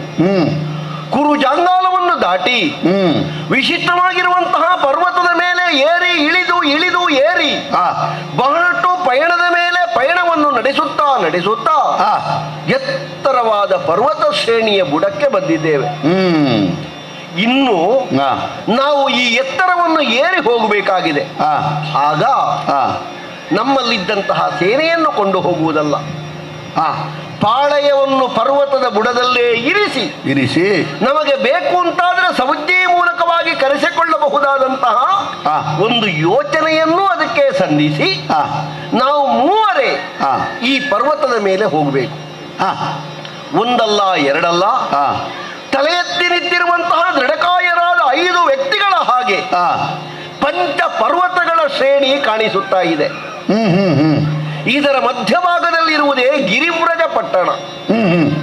ಈ ಗಿರಿವ್ರಜವನ್ನೇ ರಾಜಧಾನಿಯಾಗಿರಿಸಿಕೊಂಡು ಮಗಧ ಎನ್ನುವಂತಹ ಸಾಮ್ರಾಜ್ಯವನ್ನು ಮಾಗಧ ಅಥವಾ ಜರಾಸಂಧ ಎನ್ನುವ ಆಳುತ್ತಾ ಇದ್ದಾರೆ. ಕಾಕ್ಷಿವಾನ್ ಗೌತಮರು ಒಂದು ಕಾಲದಲ್ಲಿ ಮಾಡಿದಂತಹ ತಪಸ್ಸಿನ ಫಲಸ್ವರೂಪವೇ ವರ್ಷದ 12 ತಿಂಗಳು ಕೂಡ ಮಳೆ ಬಹುಭಾಗವಾಗಿ ಬೀಳಬಹುದಾದಂತಹ ಪ್ರದೇಶ ಇದು. ಕೆಟ್ಟವನ ಆಳ್ವಿಕೆ ಇದ್ರು ಒಂದು ಹಸಿರಾಗಿ ಉಂಟು ಮಾತ್ರ. ಕೆಟ್ಟವ ಇವನ ಹಿರಿಯವರೆಲ್ಲ ಕೆಟ್ಟವರಲ್ಲ, ಒಳ್ಳೆ ಪುಣ್ಯ ಸಂಪಾದನೆ ಮಾಡಿದವರು. ಹಾಗಾಗಿಯೇ ಇಲ್ಲಿ ಸಮೃದ್ಧವಾಗಿ ಮಳೆಯೂ ಬೀಳ್ತದೆ, ಬೆಳೆಯೂ ಆಗ್ತದೆ. ಕೆಲವೊಂದು ಎಷ್ಟು ಒಳ್ಳೆ ಅಪ್ಪಂದಿರಿಗೆಲ್ಲ ಕೆಟ್ಟ ಮಕ್ಕಳು ಹುಡ್ತಾರೆ. ಏನು ಮಾಡುವ ಭೀಮಸೇನ, ಕೆಲವು ಸಲ ಮಕ್ಕಳು ಒಳ್ಳೆಯವರು ಇರ್ತಾರೆ, ಕೆಲವು ಸಲ ಅಪ್ಪಂದಿರು ಕೆಟ್ಟವರು ಇರ್ತಾರೆ. ಹೌದೌದು, ಎಲ್ಲ ಸರಿ ಲೋಕದಲ್ಲಿ ಬಂದ್ರೆ ಮತ್ತೆ ಅವರು ದೇವರಾಗುವುದಿಲ್ವ ಹೇಳು? ಅದಷ್ಟೇ, ಒಂದಾದ್ರೂ ಕೊರತೆ ಬೇಕಲ್ಲ. ಕೊರತೆ ಇಲ್ಲದೆ ಇದ್ರೆ ಬಾಕಿದ್ದವರಿಗೆ ಮಾಡುವುದಕ್ಕೆ ಕೆಲಸ ಉಂಟು. ಹೌದೌದು, ವಿಷಯ ಇಷ್ಟೇ. ಮಹಾಘಟ ಸರ್ಪಗಳು ಈ ಪುರದ ರಕ್ಷಣೆಗಿದ್ದಾವೆ. ಇದು ನಾಗಭೂಮಿಯ ನಾಗಭೂಮಿ. ಆ ಹಾವುಗಳನ್ನು ದಾಟಿ ಮುಂದೆ ಹೋಗುವುದಕ್ಕಷ್ಟು ಸುಲಭದ ವಿಷಯ ಇಲ್ಲ. ಇವನಿಗೆ ಪ್ರಾಕೃತಿಕವಾದ ರಕ್ಷಣೆಯೇ ಕೆಲವುಂಟು. ಅಂದ್ರೆ 5 ಪರ್ವತಗಳು ತಲೆ ಎತ್ತಿ ಮಧ್ಯದಲ್ಲಿರುವಂತಹ ಭೂಭಾಗವನ್ನು ಸಂರಕ್ಷಿಸ್ತಾ ಇದೆ. ಈ ಪರ್ವತವನ್ನು ಏರದೆ ಕೆಳಗೆ ಯಾರೂ ಇಳಿಯುವ ಹಾಗಿಲ್ಲ. ಸಾಧಾರಣ ಅದನ್ನು ನೋಡಿದ್ರೆ ಹಿಂದೆ ಹೋಗುತ್ತಾನೆ. ಪರ್ವತವನ್ನು ಏರಬೇಕು ಅಂತಾದ್ರೆ ಅಷ್ಟು ಸುಲಭದ ವಿಷಯವೂ ಅಲ್ವೇ ಅಲ್ಲ. ಈ ನಾಗಾದಿಗಳ ಭೀತಿಯಿಂದ ತಪ್ಪಿಸಿಕೊಂಡು ಹೋಗ್ಬೇಕು ನೋಡು. ಹೌದೌದು, ನಾನಿದ್ದದ್ದರಿಂದ ನಿಮಗೇನು ನಾಗಭೀತಿ ಬರ್ಲಿಕ್ಕಿಲ್ಲ. ಹೌದೇನಲ್ಲ, ನೀನಿದ್ರೆ ಸಾಕು. ಗರುಡ ಗಮನ ಅಲ್ವಾ ಭೀಮ? ಇಲ್ಲಿ ಗಮನಿಸಬೇಕಾದ ಒಂದು ವಿಷಯ ಉಂಟು. ಏನು? ಇದಕ್ಕೆ ಪಾಠಾಂತರದಿಂದ ಬೇರೆ ಬೇರೆ ಬೇರೆ ಬೇರೆ ಹೆಸರುಗಳುಂಟು. ಋಷಿ, ರಿಷಭ, ವಾರಾಹಿ, ಚೈತ್ಯಕ. ಸರಿ, ಈ 5 ಪರ್ವತಗಳು. ಸರಿ, ಅದರಲ್ಲಿ ಚೈತ್ಯಕ ಪರ್ವತದ ಮೇಲ್ಭಾಗದಲ್ಲಿ 3 ಬೇರಿಗಳುಂಟು. ಅದನ್ನು ಕೆಲವರೆಲ್ಲ ಜಯಬೇರಿ, ರಣಬೇರಿ, ಉತ್ಸಾಹ ಬೇರಿ ಅಂತಲೂ ಹೇಳ್ತಾರಂತೆ. ಸರಿ, ಒಂದು ಕಾಲದಲ್ಲಿ ವೃಷಭರೂಪಿ ರಕ್ಕಸರನ್ನು ಪರಮೇಶ್ವರ ಕೊಂದು ಅವನ ಮೈ ಮೇಲಿನ ಚರ್ಮವನ್ನೇ ಸಿಗಿದು ಈ ಬೇರೆ 3 ರಚಿಸಿದ್ದಂತೆ. ಅದು ಬೃಹದ್ರಥನಿಗೆ ಬಡವಣೆಯಾಗಿ ಅವನ ಹಿರಿಯರಿಂದ ಸಿಕ್ಕಿ ಬೃಹದ್ರಥ ಪುತ್ರನಾಗಿರುವಂತಹ ಮಾಗಧನಿಗೆ ಈಗ ಸ್ಥಿರವಾಗಿದೆ. ಈ ಬೇರೆಯ ಹಿನ್ನೆಲೆಯಲ್ಲಿ ಒಂದು ಐತಿಹ್ಯ ಇದೆ. ಏನದು ಇತಿಹಾಸ? ಕೆಲವರೆಲ್ಲ ಹೇಳ್ತಾರೆ, ಅವ ಯುದ್ಧಕ್ಕೆ ಹೊರಡುವ ಕಾಲದಲ್ಲಿ ಈ ಬೇರಿಯನ್ನು ಬಾರಿಸಿದ ಅಂತಾದ್ರೆ ಅವನ ಯುದ್ಧದ ಪೂರ್ಣ ಹಸಿವು ನಿತ್ತ ಮೇಲೆ ಈ ಬೇರಿಯ ಶಬ್ದ ನಿಲ್ಲುವುದು ಅಂತ. ಮತ್ತೆ ಕೆಲವರು ಹೇಳ್ತಾರೆ, ಅದರ ಸ್ವರ ನಿಲ್ಲುವುದಕ್ಕಿಂತ ಮೊದಲು ಅವ ಕಾಮಿಸಿದ್ದನ್ನು ಹೊಂದಿ ಬರ್ತಾನೆ, ಬೇಗ ಮಾಡಿ ಮುಗಿಸ್ತಾನೆ. ಹೌದೌದು, ಅದರ ಸ್ವರ ಇಂತಿಷ್ಟೇ ಸಮಯ ಅನುರಣಿಸ್ತದೆ ಅಂತ ಅವನಿಗೆ ಒಂದು ಲೆಕ್ಕ ಉಂಟು. ಅದರ ಒಳಗೆ ಅವ ಬೇಕಾದದ್ದನ್ನು ಮಾಡಿ ಬರ್ತಾನೆ. ಒಂದು ಕಡೆಯಿಂದ ಇದರ ಕಾರಣಿಕ, ಮತ್ತೊಂದು ಕಡೆಯಿಂದ ಅವನ ಸಾಮರ್ಥ್ಯ. ಅವನಲ್ಲಿ ಗದೆ ಉಂಟು. ನೀನಾಗ ಗದೆ ಗದೆ ಅಂತ ತೋರಿಸಿ. ಹೌದು, ರುಧಿರಮುಖಿ. ಅವನಲ್ಲಿರಬಹುದಾದಂತಹ ಗದೆಗೆ ಹೆಸರು ಶತ್ರುಘಾತಿ ಅಂತ. ಅವ ಕೆಲವು ಸಲ ಜೋರು ಸಿಟ್ಟು ಬಂದ್ರೆ ಹಾ. ಇದ್ದಲ್ಲಿಂದಲೇ ತಿರುಗಿಸಿ ತಿರುಗಿಸಿ ತಿರುಗಿಸಿ ತಿರುಗಿಸಿ ಹಾ. ನೋಟ ಇಟ್ಟು ಕೆಲವು ಪ್ರದೇಶಕ್ಕೆ ಅವ ಬೀಸಿ ಎಸೆಯುತ್ತಾನೆ. ಹಾ. ಅದು ಎಲ್ಲಿಗೆ ಬೀಳ್ತದೆ, ಹಾ. ಬಿಸಾಡಿದಲ್ಲಿಂದ ಬಿದ್ದವರೆಗಿನ ಭೂಮಿ ಹಾ. ಅವ ಗೆದ್ದ ಅಂತಲೇ ಲೆಕ್ಕ. ಹೌದಾ? ಒಂದು ಜನ ಒಟ್ಟಿಗೆ ಇರಬೇಕು ಗದೆ ಎತ್ತಿಕೊಂಡು ಬರ್ಲಿಕ್ಕೆ. ಅದೆಲ್ಲ ಜನ ಉಂಟಪ್ಪ ಹೌದು. ನಮ್ಮಲ್ಲಿಗೊಮ್ಮೆ ಬಿಸಾಡಿದ್ದ. ಹೌದಾ? ಹಾ. ಎಲ್ಲಿಗೆ? ಮಧುರೆಗೆ ಬಂದು ಬಿದ್ದಿದ್ದ? ಮಧುರೆಗೆ. ಹಾ, ಹಾ. ಅಲ್ಲಿ ಒಂದು ಗದಾವಸಾನ ಅಂತ ಒಂದು ಕ್ಷೇತ್ರ ಉಂಟು ನೋಡು. ಹಾ ಹಾ ಅದು ಹಾ. ನಾನು ಮತ್ತೆ ಸ್ಥೂಣಕರ್ಣ ಎನ್ನುವ ಬಾಣವನ್ನು ಬಿಟ್ಟು ಹಾ. ಆ ಗದೆಯ ಪ್ರಭಾವವನ್ನು ಅಲ್ಲಿಗೆ ಸ್ಥಗಿತಗೊಳಿಸಿದ್ದು. ಸರಿ. ಇಲ್ಲದೆ ಇದ್ರೆ ಇಡೀ ನಮ್ಮ ದ್ವಾರಕ್ಕೆ ಇದು ಮಧುರೆಯೇ ಹುಡಿಯಾಗಬೇಕು ಅಂತ ಅವನ ಪ್ರಯೋಗ. ಹಾ. ಅದು ಹೇಳಿದನಲ್ಲ, ಬಹಳ ಸಲ ಯುದ್ಧಕ್ಕೆ ಬಂದಿದ್ದಾನೆ ಅಂತ. ಹೌದೌದು. ಒಂದ್ಸಲ ಸಾಯ್ತಿದ್ದಾನೆ, ಮತ್ತೆ ನಮ್ಮ ಅಣ್ಣನಲ್ಲಿ ಹೇಳಿದೆ, ನೀನು ಕೊಲ್ಲಿಕ್ಕಿಲ್ಲ, ಅವ ಇಷ್ಟು ಬೇಗ ಸಾಯ್ಲಿಕ್ಕಿಲ್ಲ, ಅವ ಮಾಡಿದ್ದು ಸ್ವಲ್ಪ ಉಂಟು ಅಂತ. ಈ ಬೇಗ ಬೇಗ ಸಾಯುವುದು ಯಾರು ಗೊತ್ತುಂಟ? ಯಾರು? ಲೆಕ್ಕ ಮುಗಿದವರು. ಹೌದೌದು. ಲೆಕ್ಕ ಮುಗಿದ್ರೆ ಮತ್ತೆ ಕೊಂಡೋಗುವುದು. ಹೌದೌದು. ಲೆಕ್ಕ ಮುಗಿಯದೇ ಇದ್ರೆ ಸಾಯುವುದು ಹೇಗೆ?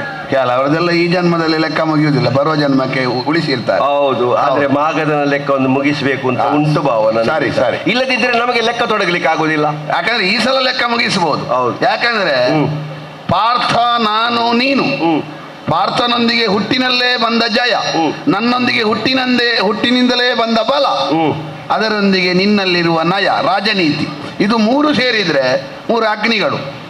ಈ ಸಲ ಯಾಗ ಸಂಕಲ್ಪಕ್ಕಿಂತ ಮೊದಲು ಅವನದೊಂದು ಹವಿಸು ಕೊಡ್ಬೇಕು. ಮತ್ತೆ ಮಾಗದ ಇದ್ದಾನಲ್ಲ, ಹೌದು, ಅವ ಮೊದಲೆಲ್ಲ ಭಯಂಕರ, ಅವನ ಸುದ್ದಿ ಮಾತಾಡಿದ್ರೆ ಹೆದರಿಕೆ. ಹಾ ಹಾ. ಈಗ ಸ್ವಲ್ಪ ಅವನನ್ನು ನೋಡುವಾಗಲೇ ಪ್ರಾಯ ಆಯಿತು ಅಂತ ಗೊತ್ತಾಗ್ತದೆ. ಸ್ವಲ್ಪ ಈಗ ಮೊದಲಿಗಿಂತ ಅಬ್ಬರ ಜಗ್ಗಿದ. ಸ್ವಲ್ಪ ಸ್ವಲ್ಪ ಮುದುಕಾಗಿ. ಅಲ್ಲ, ಮೊದಲೆಲ್ಲ ಜಗ್ಗದ ಅಬ್ಬರ, ಈಗ ಅಬ್ಬರ ಜಗ್ಗಿದ. ಸ್ವಲ್ಪ ಸ್ವಲ್ಪ ಸ್ವಲ್ಪ ಗೊತ್ತಾಗ್ತದೆ. ಅವ ಬರುವಾಗಲೇ ಗೊತ್ತಾಗ್ತದೆ ಅವ ಪ್ರಾಯ ಆಯಿತು ಅಂತ. ಹೌದೌದು. ಅವ ಮಾತಾಡುವಾಗಲೂ ಗೊತ್ತಾಗ್ತದೆ ಪ್ರಾಯ ಆಯಿತು ಅಂತ ಈಗ. ಹೌದೌದು. ಮತ್ತೆ ಇನ್ನೊಂದುಂಟು ಕೃಷ್ಣ, ಒಂದು ಹಂತದವರೆಗೆ ಬೆವರು ಸುರಿಸಿದ್ರೆ ಮತ್ತೆ ಬೆವರು ಸುರಿಸಬೇಕು ಅಂತಿಲ್ಲ, ಹೆಸರಿನಲ್ಲಿ ನಡೀತದೆ. ಅಯ್ಯೋ, ಒಂದು ಕಾಲದಲ್ಲಿ ಅವನಿಗೆ ಬೆವರು ಒರೆಸಲಿಕ್ಕೆ ಪುರುಸೊತ್ತಿರ್ಲಿಲ್ಲ. ಅಂತ ಒಂದು ವಿಶಿಷ್ಟ ವಿಶೇಷ ಅದ್ಭುತ. ಹೌದು. ಸ್ಥಾಪಿತವಾದ ಒಂದು ಹೆಸರಿದ್ರೆ ಮತ್ತೆ ಹೆಚ್ಚು ಪರಿಶ್ರಮ ಮಾಡಬೇಕು ಅಂತ ಇಲ್ಲ, ಹೆಸರಿನಲ್ಲಿ ನಡೆದು ಹೋಗ್ತದೆ. ಕೆಲವರನ್ನೆಲ್ಲ ಬದುಕಿ ಬದುಕಿ ಬದುಕಿ ಬದುಕಿ ಬದುಕಿ ಬದುಕಿ ಕೊನೆಗೆ ಎಲ್ಲಿಗಾದ್ರೂ ಬಿಸಾಡುದು. ಇವನನ್ನು ಮೊದಲು ಬಿಸಾಡಿದ್ದು ಮತ್ತೆ ಹೆಕ್ಕಿದ್ದು. ಹೌದಾ? ಹೌದು. ಅದೆಂತದು? ಇವನ ಅಮ್ಮ ಅಂದ್ರೆ ಇವನಿಗೆ 2 ತಾಯಂದಿರು, ಶಾಲಿನಿ ಮತ್ತು ಮಾಲಿನಿ ಅಂತ. ಒಂದು ಚೂತ ಫಲವನ್ನು ತಿಂದು ಇಬ್ಬರೂ ಗರ್ಭ ಧರಿಸಿದ್ದು. ಅರ್ಧ ಒಬ್ರು ತಿಂದದ್ದು ಕಾಣ್ತದೆ. ಅದು ಋಷಿಗಳು ಕೊಟ್ಟದಂತೆ ಇವನ ಅಪ್ಪನಿಗೆ, ಮಕ್ಕಳಿಲ್ಲ ಅಂತ ಆಗುವಾಗ ಈ ಚೂತ ಫಲವನ್ನು ನಿನ್ನ ಹೆಂಡತಿಗೆ ಕೊಡು ಅಂತ. ಪಾಪ ಅವರಿಗೆ ಇವನಿಗೆ 2 ಹೆಂಡತಿ ಉಂಟು ಅಂತ ಗೊತ್ತಿರ್ಲಿಲ್ವೋ ಏನೋ, ಅಥವಾ ಇವ ಇಬ್ಬರಿಗೂ ಕೊಡ್ಲಿಕ್ಕಿಲ್ಲ, ಒಬ್ಬಳಿಗೆ ಕೊಟ್ಟಾನು ಅಂತ ಎಣಿಸಿದ್ರೋ ಏನೋ. ಇವ ಬಂದ ತುಂಡು ಮಾಡಿದ ಕೊಟ್ಟ, ಅರ್ಧ ಬಂತು. 2 ಹೆಂಡತಿಯರಿದ್ದ ಗಂಡನ ಕಷ್ಟ ನೋಡು. ಹೌದು. ಅದು ಒಬ್ಬಳಿಗೆ ಕೊಡ್ಲಿಕ್ಕಿಲ್ಲ ಅವನಿಗೆ. ಅದು ಹೇಗೆ ಕೊಡುದು? ಒಬ್ಬಳಿಗೆ ಕೊಟ್ರೆ ಮತ್ತೊಬ್ಬಳಿಗೆ ಬೇಸರ ಆಗುದಿಲ್ವಾ? ಹೌದು. ಹಾಗೆ ಇವ ಒಳ್ಳೆಯವ, ಬ್ರಾದರ್ ತಾವ ಕೊಟ್ಟ, ಅರ್ಧ ಹೊರಗೆ ಬಂತು. ಏನ್ ಮಾಡುದು? ಈ ಅರ್ಧವನ್ನು ತೆಗೆದು ಬಿಸಾಡಿದ್ರಂತೆ. ಹಸಿ ಬಿಸಿ ಅಂತ ಹೇಳಿ ಬೊಬ್ಬೆ ಹಾಕಿಕೊಂಡು ಬಂದಂತಹ ಒಬ್ಬಾಕೆ ಜರೆ ಎನ್ನುವ ರಕ್ಕಸಿಗೆ ಈ 2 ತುಂಡು ಸಿಕ್ಕಿತ್ತು. ಅವಳು ಇಡೀ ತಿನ್ನುವವಳು. ಈ ಇಡೀ ತಿನ್ನುವವರಿಗೆಲ್ಲ ತುಂಡು ಸಾಕಾಗುದಿಲ್ಲ.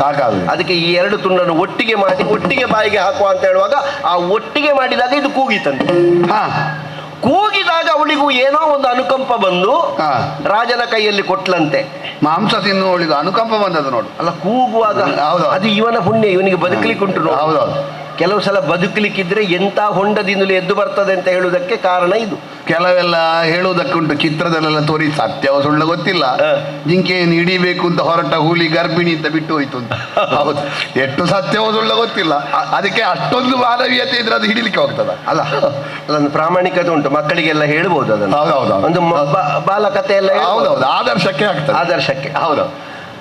ಮತ್ತೆ ಭಾವ ಇವ ಇದ್ದಾನಲ್ಲ, ಯಾರು? ಜರಾಸಂಧ. ಹೌದು. ಅವನಿಗೆ ಜರಾಸಂಧ ಅಂತ ಹೆಸರು ಬಂದದ್ದು ಯಾಕೆ ಗೊತ್ತುಂಟಾ?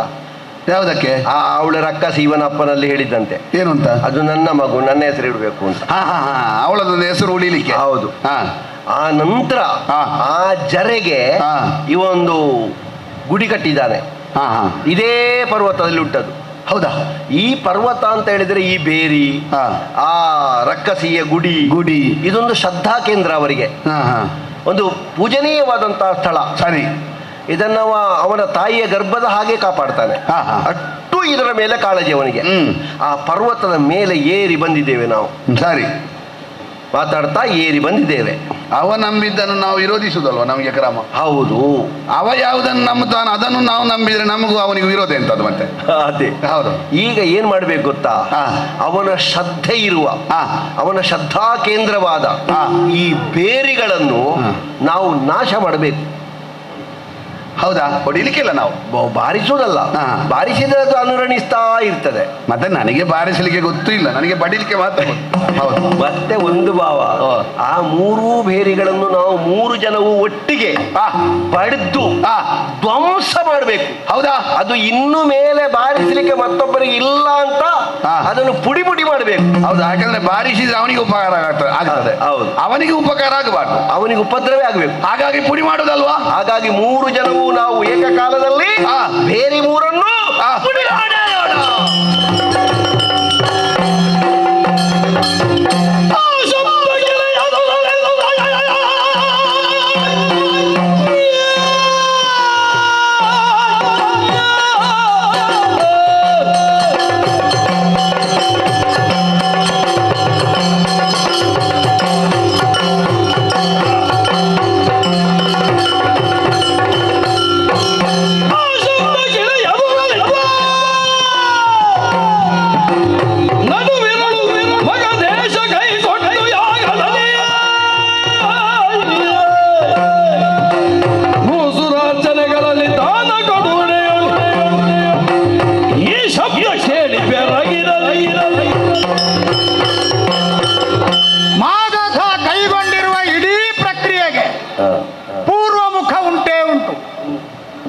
ಹಾಗಾಗಿ ಪೂರ್ವಮುಖವಾಗಿ ಮತ್ತೆ ನಾನು ಹೋಗುವುದಕ್ಕಿಲ್ಲ.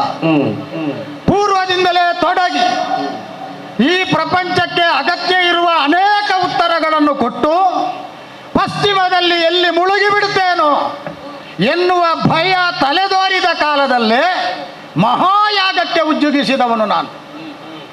ಅಂತಿಂತಹ ಯಾಗ ಅಲ್ಲ ಇದು. ವಿಶಿಷ್ಟವಾದಂತಹ ಕಾಪಾಲಿಕರು ಕೈಗೊಳ್ಳಬಹುದಾದಂತಹ ನರಮೇಧ ಎನ್ನುವ ಶೀರ್ಷಿಕೆಯಿಂದ ಒಪ್ಪಬಹುದಾದಂತಹ ಯಾಗ. ಈ ಯಾಗಕ್ಕಾಗಿ ನಾನು ಮಾಡಿದಂತಹ ಸಿದ್ಧತೆ ಅಷ್ಟಿಷ್ಟಲ್ಲ. ಅನೇಕ ವರ್ಷಗಳಿಂದ ತಲ್ಲೀನನಾಗಿ ಏಕೋ ಭಾವದ ಶ್ರದ್ಧೆಯಿಂದ ಕೂಡಿ ಈ ವಿಶಿಷ್ಟವಾದಂತಹ ಯಾಗಕ್ಕೆ ನಾನು ಸಂಕಲ್ಪ ಮಾಡಿದ್ದೇನೆ. ಯಾರ್ಯಾರ ಯಾಗ ಸಂಕಲ್ಪ ಹೇಗೋ, ಯಾರ್ಯಾರಿಗೆ ಯಾಗ ನಾಂದಿ ಹಾಕೋ, ನನಗಂತೂ ಈ ಪ್ರಪಂಚದಲ್ಲಿ ಅಸ್ತಿತ್ವವನ್ನು ಕಾಣಿಸುವುದಕ್ಕೆ ಇದು ಮಾತ್ರ ಏಕಮೇವ ಅದ್ವಿತೀಯವಾದ ದಾರಿ ಅಂತ ಒಪ್ಪಿದ್ದೇನೆ. ಈ ಇರುಳು ಇದು ಮಧ್ಯರಾತ್ರಿಯನ್ನು ದಾಟಿದ ಇರುಳು. ಹಾಗಾದರೆ ಇಂತಹ ಇರುಳುಗಳನ್ನು ಅನೇಕ ಉತ್ತರಿಸಿದ್ದೇನೆ. ಈ ಮಧ್ಯರಾತ್ರಿ ದಾಟಿದ ಮೇಲೆ ಇದನ್ನು ಸರ್ವೇ ಸಾಧಾರಣವಾಗಿ ಅಪರರಾತ್ರಿ ಅಂತ ಗುರುತಿಸುವುದು ವಾಡಿಕೆ. ಹಾಗಾದರೆ ಈ ಅಪರ ರಾತ್ರಿಯಲ್ಲೂ ನನಗೆ ಈ ತಲ್ಲೀನತೆ, ಈ ಗಾಢವಾದಂತಹ ಧ್ಯಾನ ಮನಸ್ಕತೆ ಬರುವುದಕ್ಕೆ ಕಾರಣ ಬೇರೆ ಏನೂ ಅಲ್ಲ. ಕೆಲವು ದಿವಸಗಳಿಂದ ಶಾಂತಿಯನ್ನೇ ಭಂಗಿಸುವ ಹಾಗೆ ಯಾವುದೋ ವಿಘ್ನದ ಎಳೆಗಳು ಕಾಣಿಸಿಕೊಂಡ ಕಾರಣದಿಂದ ಇದಕ್ಕೇನು ಪರಿಹಾರ ಹೀಗೆ ನಾನು ಯೋಚಿಸಿ ಅದರ ಬಗ್ಗೆ ಸಾಕಷ್ಟು ತಲೆ ಕೆಡಿಸಿಕೊಂಡಾಗ ನಮ್ಮ ಪುರೋಹಿತರೇ ಸಮಾಧಾನವನ್ನು ಹೇಳಿದರು.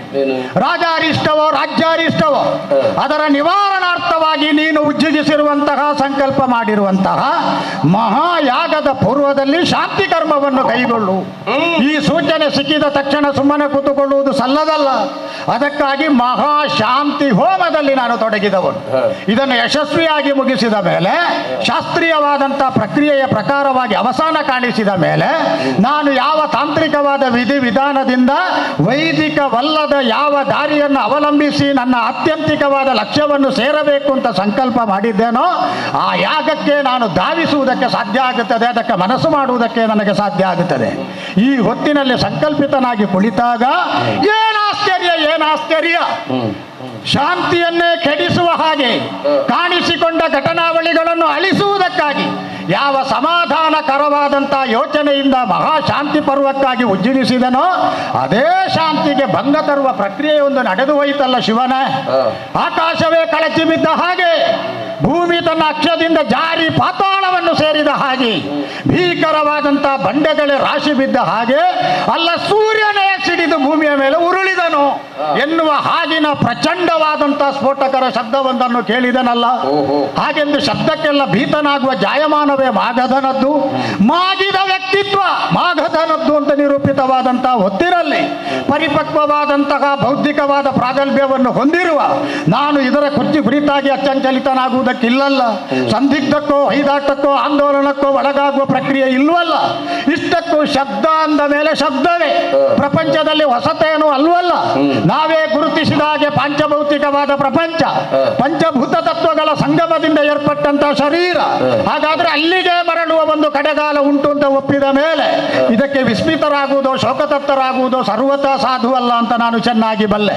ಶಬ್ದ ಎಂದರೆ ಶಬ್ದವೇ, ಅದು ಒಮ್ಮೆ ಆಗಿ ಹೋದ ಮೇಲೆ ಲಯವಾಗುತ್ತದೆ ಎನ್ನುವುದು ಸರ್ವತಾ ಸಿದ್ಧ. ನೀರಿನ ಅಲೆಗಳು ಮೇಲೆದ್ದು ಭರತದ ಉತ್ಕರ್ಷೆಯಿಂದ ಇನ್ನೇನು ಆಕಾಶಕ್ಕೆ ರಾಚುತ್ತದೆ ಅಂತ ಹೇಳುವುದು ಶಾಶ್ವತವಾಗಿ ಉಳಿಯುವುದಿಲ್ವಲ್ಲ. ಬಿರುಗಾಳಿಯ ಜೊತೆಗೆ ಅದು ಸ್ಪಂದಿಸಿದರೆ ಊರೇ ಮುಳುಗಿ ಹೋಗುವುದಿಲ್ವ? ಹಾಗಾದರೆ ಎತ್ತರದ ಬಿತ್ತರದ ಇತಿಹಾಸವನ್ನು ಹೊಂದಿರುವ ಈ ವಿಶಿಷ್ಟವಾದಂಥ ಮಾಗಧ ಎನಿಸಿಕೊಂಡಂತ ಕಂಡುಲ ಪ್ರಸ್ಥದ ಈ ಭಾಗ ಯಾವ ಕಾರಣಕ್ಕೂ ಸುಸಜ್ಜಿತವಾಗಿದೆ, ಸುರಕ್ಷಿತವಾಗಿದೆ ಅಂತ ನಾನು ಬಲ್ಲೆ. ಆದರೆ ಶಬ್ದ ಲಯವಾದ ಮೇಲೆ ಆ ಶಬ್ದ ಅನುರಣಿಸ್ತದಲ್ಲ, ಅದು ಮರುಧ್ವನಿಗೊಡುತ್ತದಲ್ಲ, ಅದು ಪ್ರತಿಧ್ವನಿಸ್ತದಲ್ಲ. ಅದರ ಕುರಿತಾಗಿ ಕಿವಿಗೊಡುವವನೇ ಪ್ರಪಂಚದಲ್ಲಿ ಜಾಗೃತ ಪ್ರಜ್ಞೆ ಉಳ್ಳವನು ಅಂತ ಗುರುತಿಸಲ್ಪಡ್ತಾನೆ. ಶಬ್ದ ಎನ್ನುವ ಕಾರಣಕ್ಕಾಗಿ ಅದನ್ನು ನಿಷ್ಕೃಷ್ಟ ಅಂತ ತಿಳಿಯುವುದಕ್ಕಿಲ್ಲ, ಅದು ನಿರಾಕರಣೀಯ ಎನ್ನುವ ಹಾಗೆ ಬೆನ್ನು ಹಾಕುವ ಹಾಗಿಲ್ಲ. ಶಬ್ದದ ಎಳೆಯನ್ನು ಹಿಡಿದು ಅದನ್ನು ಶೋಧ ಮಾಡಿ ಶಬ್ದ ಹುಟ್ಟಿದ್ದೆಲ್ಲಿಂದ ಅಂತ್ಯಗೊಳ್ಳುವುದಕ್ಕೆ ಹೇತುಕಾರಕವಾದಂತಹ ಮಹಾಪ್ರಭು ಶಕ್ತಿ ಯಾವುದು ಅಂತ ಹುಡುಕಬೇಕಾದುದು ನಮ್ಮಂಥವರಿಗೆ ಕರ್ತವ್ಯ. ಹಾಗಾದರೆ ನಾನು ಯೋಚನೆ ಮಾಡಬೇಕು. ಈ ಯೋಚನೆಯನ್ನು ಮಾಡುವಾಗ ವಿಲೋಲಮತಿತ್ವವನ್ನು ಬಿಡುವುದಕ್ಕಿಲ್ವಲ್ಲ. ಪ್ರಪಂಚವನ್ನೇ ಉಲ್ಲೋಲ ಕಲ್ಲೋಲಗೊಳಿಸಬಹುದಾದಂತಹ ಭೀಕರವಾದ ಸ್ಫೋಟ, ಈ ಸ್ಫೋಟಕ್ಕೆ ಕಾರಣವನ್ನು ನನ್ನ ನಿಕಟ ವರ್ತಿತ್ವದ ಈ ಅನುಭವದ ಆಧಾರದಲ್ಲಿ ಅನ್ವೇಷಣೆ ಮಾಡಬೇಕಾದುದು ನನಗೆ ಅಪೇಕ್ಷಣೀಯ, ಸಾಧು, ಅನಿವಾರ್ಯ. ಈ ಹೊತ್ತಿನಲ್ಲಿ ಒಮ್ಮೆ ಕುಳಿತು ಯೋಚನೆ ಮಾಡ್ತೇನೆ. ಋತ್ವಿಕರಾದವರ ಮುಖದಲ್ಲೆಲ್ಲ ಪೇಲವತೆ ನೆಲೆಸಿದೆ. ಅವರ ಮುಖದಲ್ಲಿ ಚಿಂತೆಯ ರೇಖೆಗಳು ನುಸುಳಿದ್ದಾವೆ. ಆಪತ್ಕಾರಕವಾದಂತಹ ಗಂಡಾಂತರವನ್ನು ಅನಾಹುತವನ್ನು ಭವಿಷ್ಯದಲ್ಲಿ ಒದಗದ ಹಾಗೆ ತಡೆಗಟ್ಟುವುದಕ್ಕಾಗಿ ನಿರ್ಬಂಧದ ಉದ್ದೇಶದಿಂದ ಕೈಗೊಂಡಂತಹ ಈ ಹೋಮ ಅದು ನಾಶವಾಗುವ ಸ್ಥಿತಿ ಬಂತಲ್ಲ ಅಂತ ಅವರಲ್ಲಿರಬಹುದಾದಂತಹ ವ್ಯಥೆ, ಅವರಿಗೆ ಸಮಾಧಾನವನ್ನು ಕೈ ಸನ್ನೆಯಿಂದಲೇ ಹೇಳಿದ್ದೇನೆ. ಅವರಿಗೆಲ್ಲ ಶು ಎನ್ನುವ ಹಾಗೆ ತುಟಿಯ ಮೇಲೆ ಬೆರಳಿಟ್ಟು ಇದು ವೈಯಕ್ತಿಕವಾದ ನನ್ನ ಜೊತೆಗಿನ ಅನುಸಂಧಾನ ಪ್ರಕೃತಿ ಮಾಡಿದ್ದು ಎನ್ನುವ ಹಾಗೆ ನೀವು ತಿಳಿಯತಕ್ಕದ್ದು, ಸುಮ್ಮನೆ ಕೂತುಕೊಳ್ಳಿ ನಾನು ಹೇಳುವವರೆಗೆ ಅಂತ ಹೇಳಿ ಅವರನ್ನು ಸುಮ್ಮನಾಗಿಸಿದ್ದೇನೆ.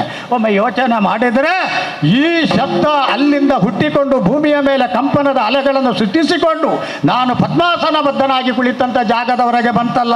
ಮಡಚಿದ ಕಾಲುಗಳನ್ನು ಬಿಡಿಸುವ ಹಾಗಿನ ಒಂದು ಆಘಾತದ ಪ್ರಭುತ್ವವನ್ನು ಸ್ಥಾಪನೆ ಮಾಡಿ ತೋರಿಸಿತಲ್ಲ.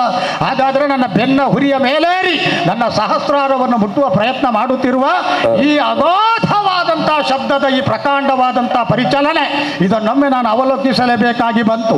ಋಷಿಯೋ ಋಷಭಕೂಟವೋ ವಿಪುಲವೋ ವೈಹಾರವೋ ಅಥವಾ ಮಹಾಚೈತ್ಯಕ್ಕೆ ಎನಿಸುವಂತಹ 5 ಪರ್ವತಗಳಿಂದ ಆವೃತವಾದ ನಮ್ಮ ಪುರ, ಅದು ಪ್ರಕೃತಿಯೇ ನಮಗೆ ಕೋಟೆ ಕಟ್ಟಿ ನೀವು ಕಷ್ಟಪಡುವುದು ಬೇಡ, ನನ್ನದೊಂದು ದುರ್ಗಮವಾದಂತಹ ದುರ್ಗ ಸಂರಕ್ಷಣೆಯ ಕೋಟೆ ಇರಲಿ ಅಂತ ಕೊಟ್ಟ ಹಾಗಿನ ವ್ಯವಸ್ಥೆ.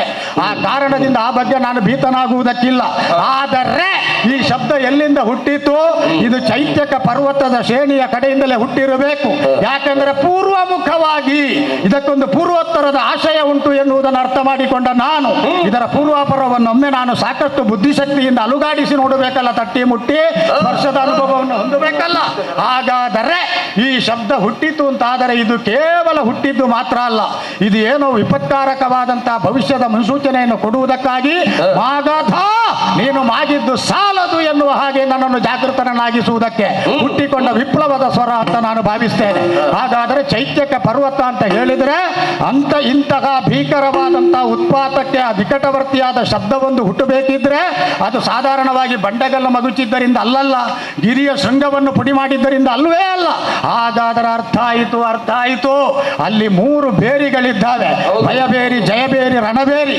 ಹಾಗಾದರೆ ಯಾವ ವಿಶಿಷ್ಟವಾದಂತಹ ವೃಷಭಾಸುರ ಸಂಹಾರದ ನಂತರ ನಮ್ಮ ರಕ್ಷಣೆಗಾಗಿ ನಮ್ಮ ಅಪ್ಪನಾದಂತಹ ಬೃಹದ್ರಥ ಎನ್ನುವವರು ಸ್ಥಾಪನೆ ಮಾಡಿದ್ರು, ಅಂತಹ ನಿರ್ಭೇದ್ಯವಾದ ಅತ್ಯಂತ ಪೆಡಸಾದ ಗಡುಸಾದ ಹೊರ ಆವರಣವನ್ನು ಹೊಂದಿ ಸದಾಕಾಲ ಸಂರಕ್ಷಿತವಾದಂತಹ ಬೇರಿತ್ರಯಗಳು ಮೊಳಗಿದ್ದಾವೆ ಅಂತ ಅರ್ಥ.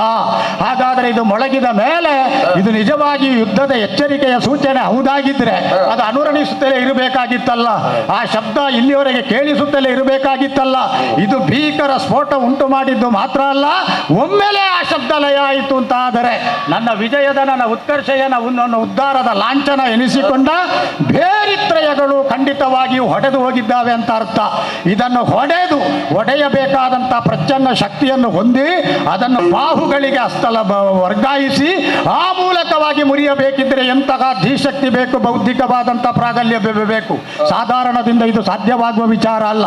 ಆ ಕಾರಣದಿಂದ ಆ ಶಬ್ದಕ್ಕೆ ಈಳೆ ಅದುರಲಿದ್ದ ಮದದೇಶ ಕೈಗೊಂಡಂತ ಯಾಗಕ್ಕೆ ಇದು ಅಶುಭ ಸೂಚಕ ಅಂತ ಆದರೆ ನಾನು ಜಾಗೃತನಾಗಬೇಕು. ಜಾಗೃತನಾದ ಮೇಲೆ ಆಂಗಿಕವಾದ ಚೇಷ್ಟೆಯಿಂದ ನಾನು ಜಾಗೃತನಾಗಿದ್ದೇನೆ ಅಂತ ಕಾಣಿಸಬೇಕಾಗಿಲ್ವಲ್ಲ.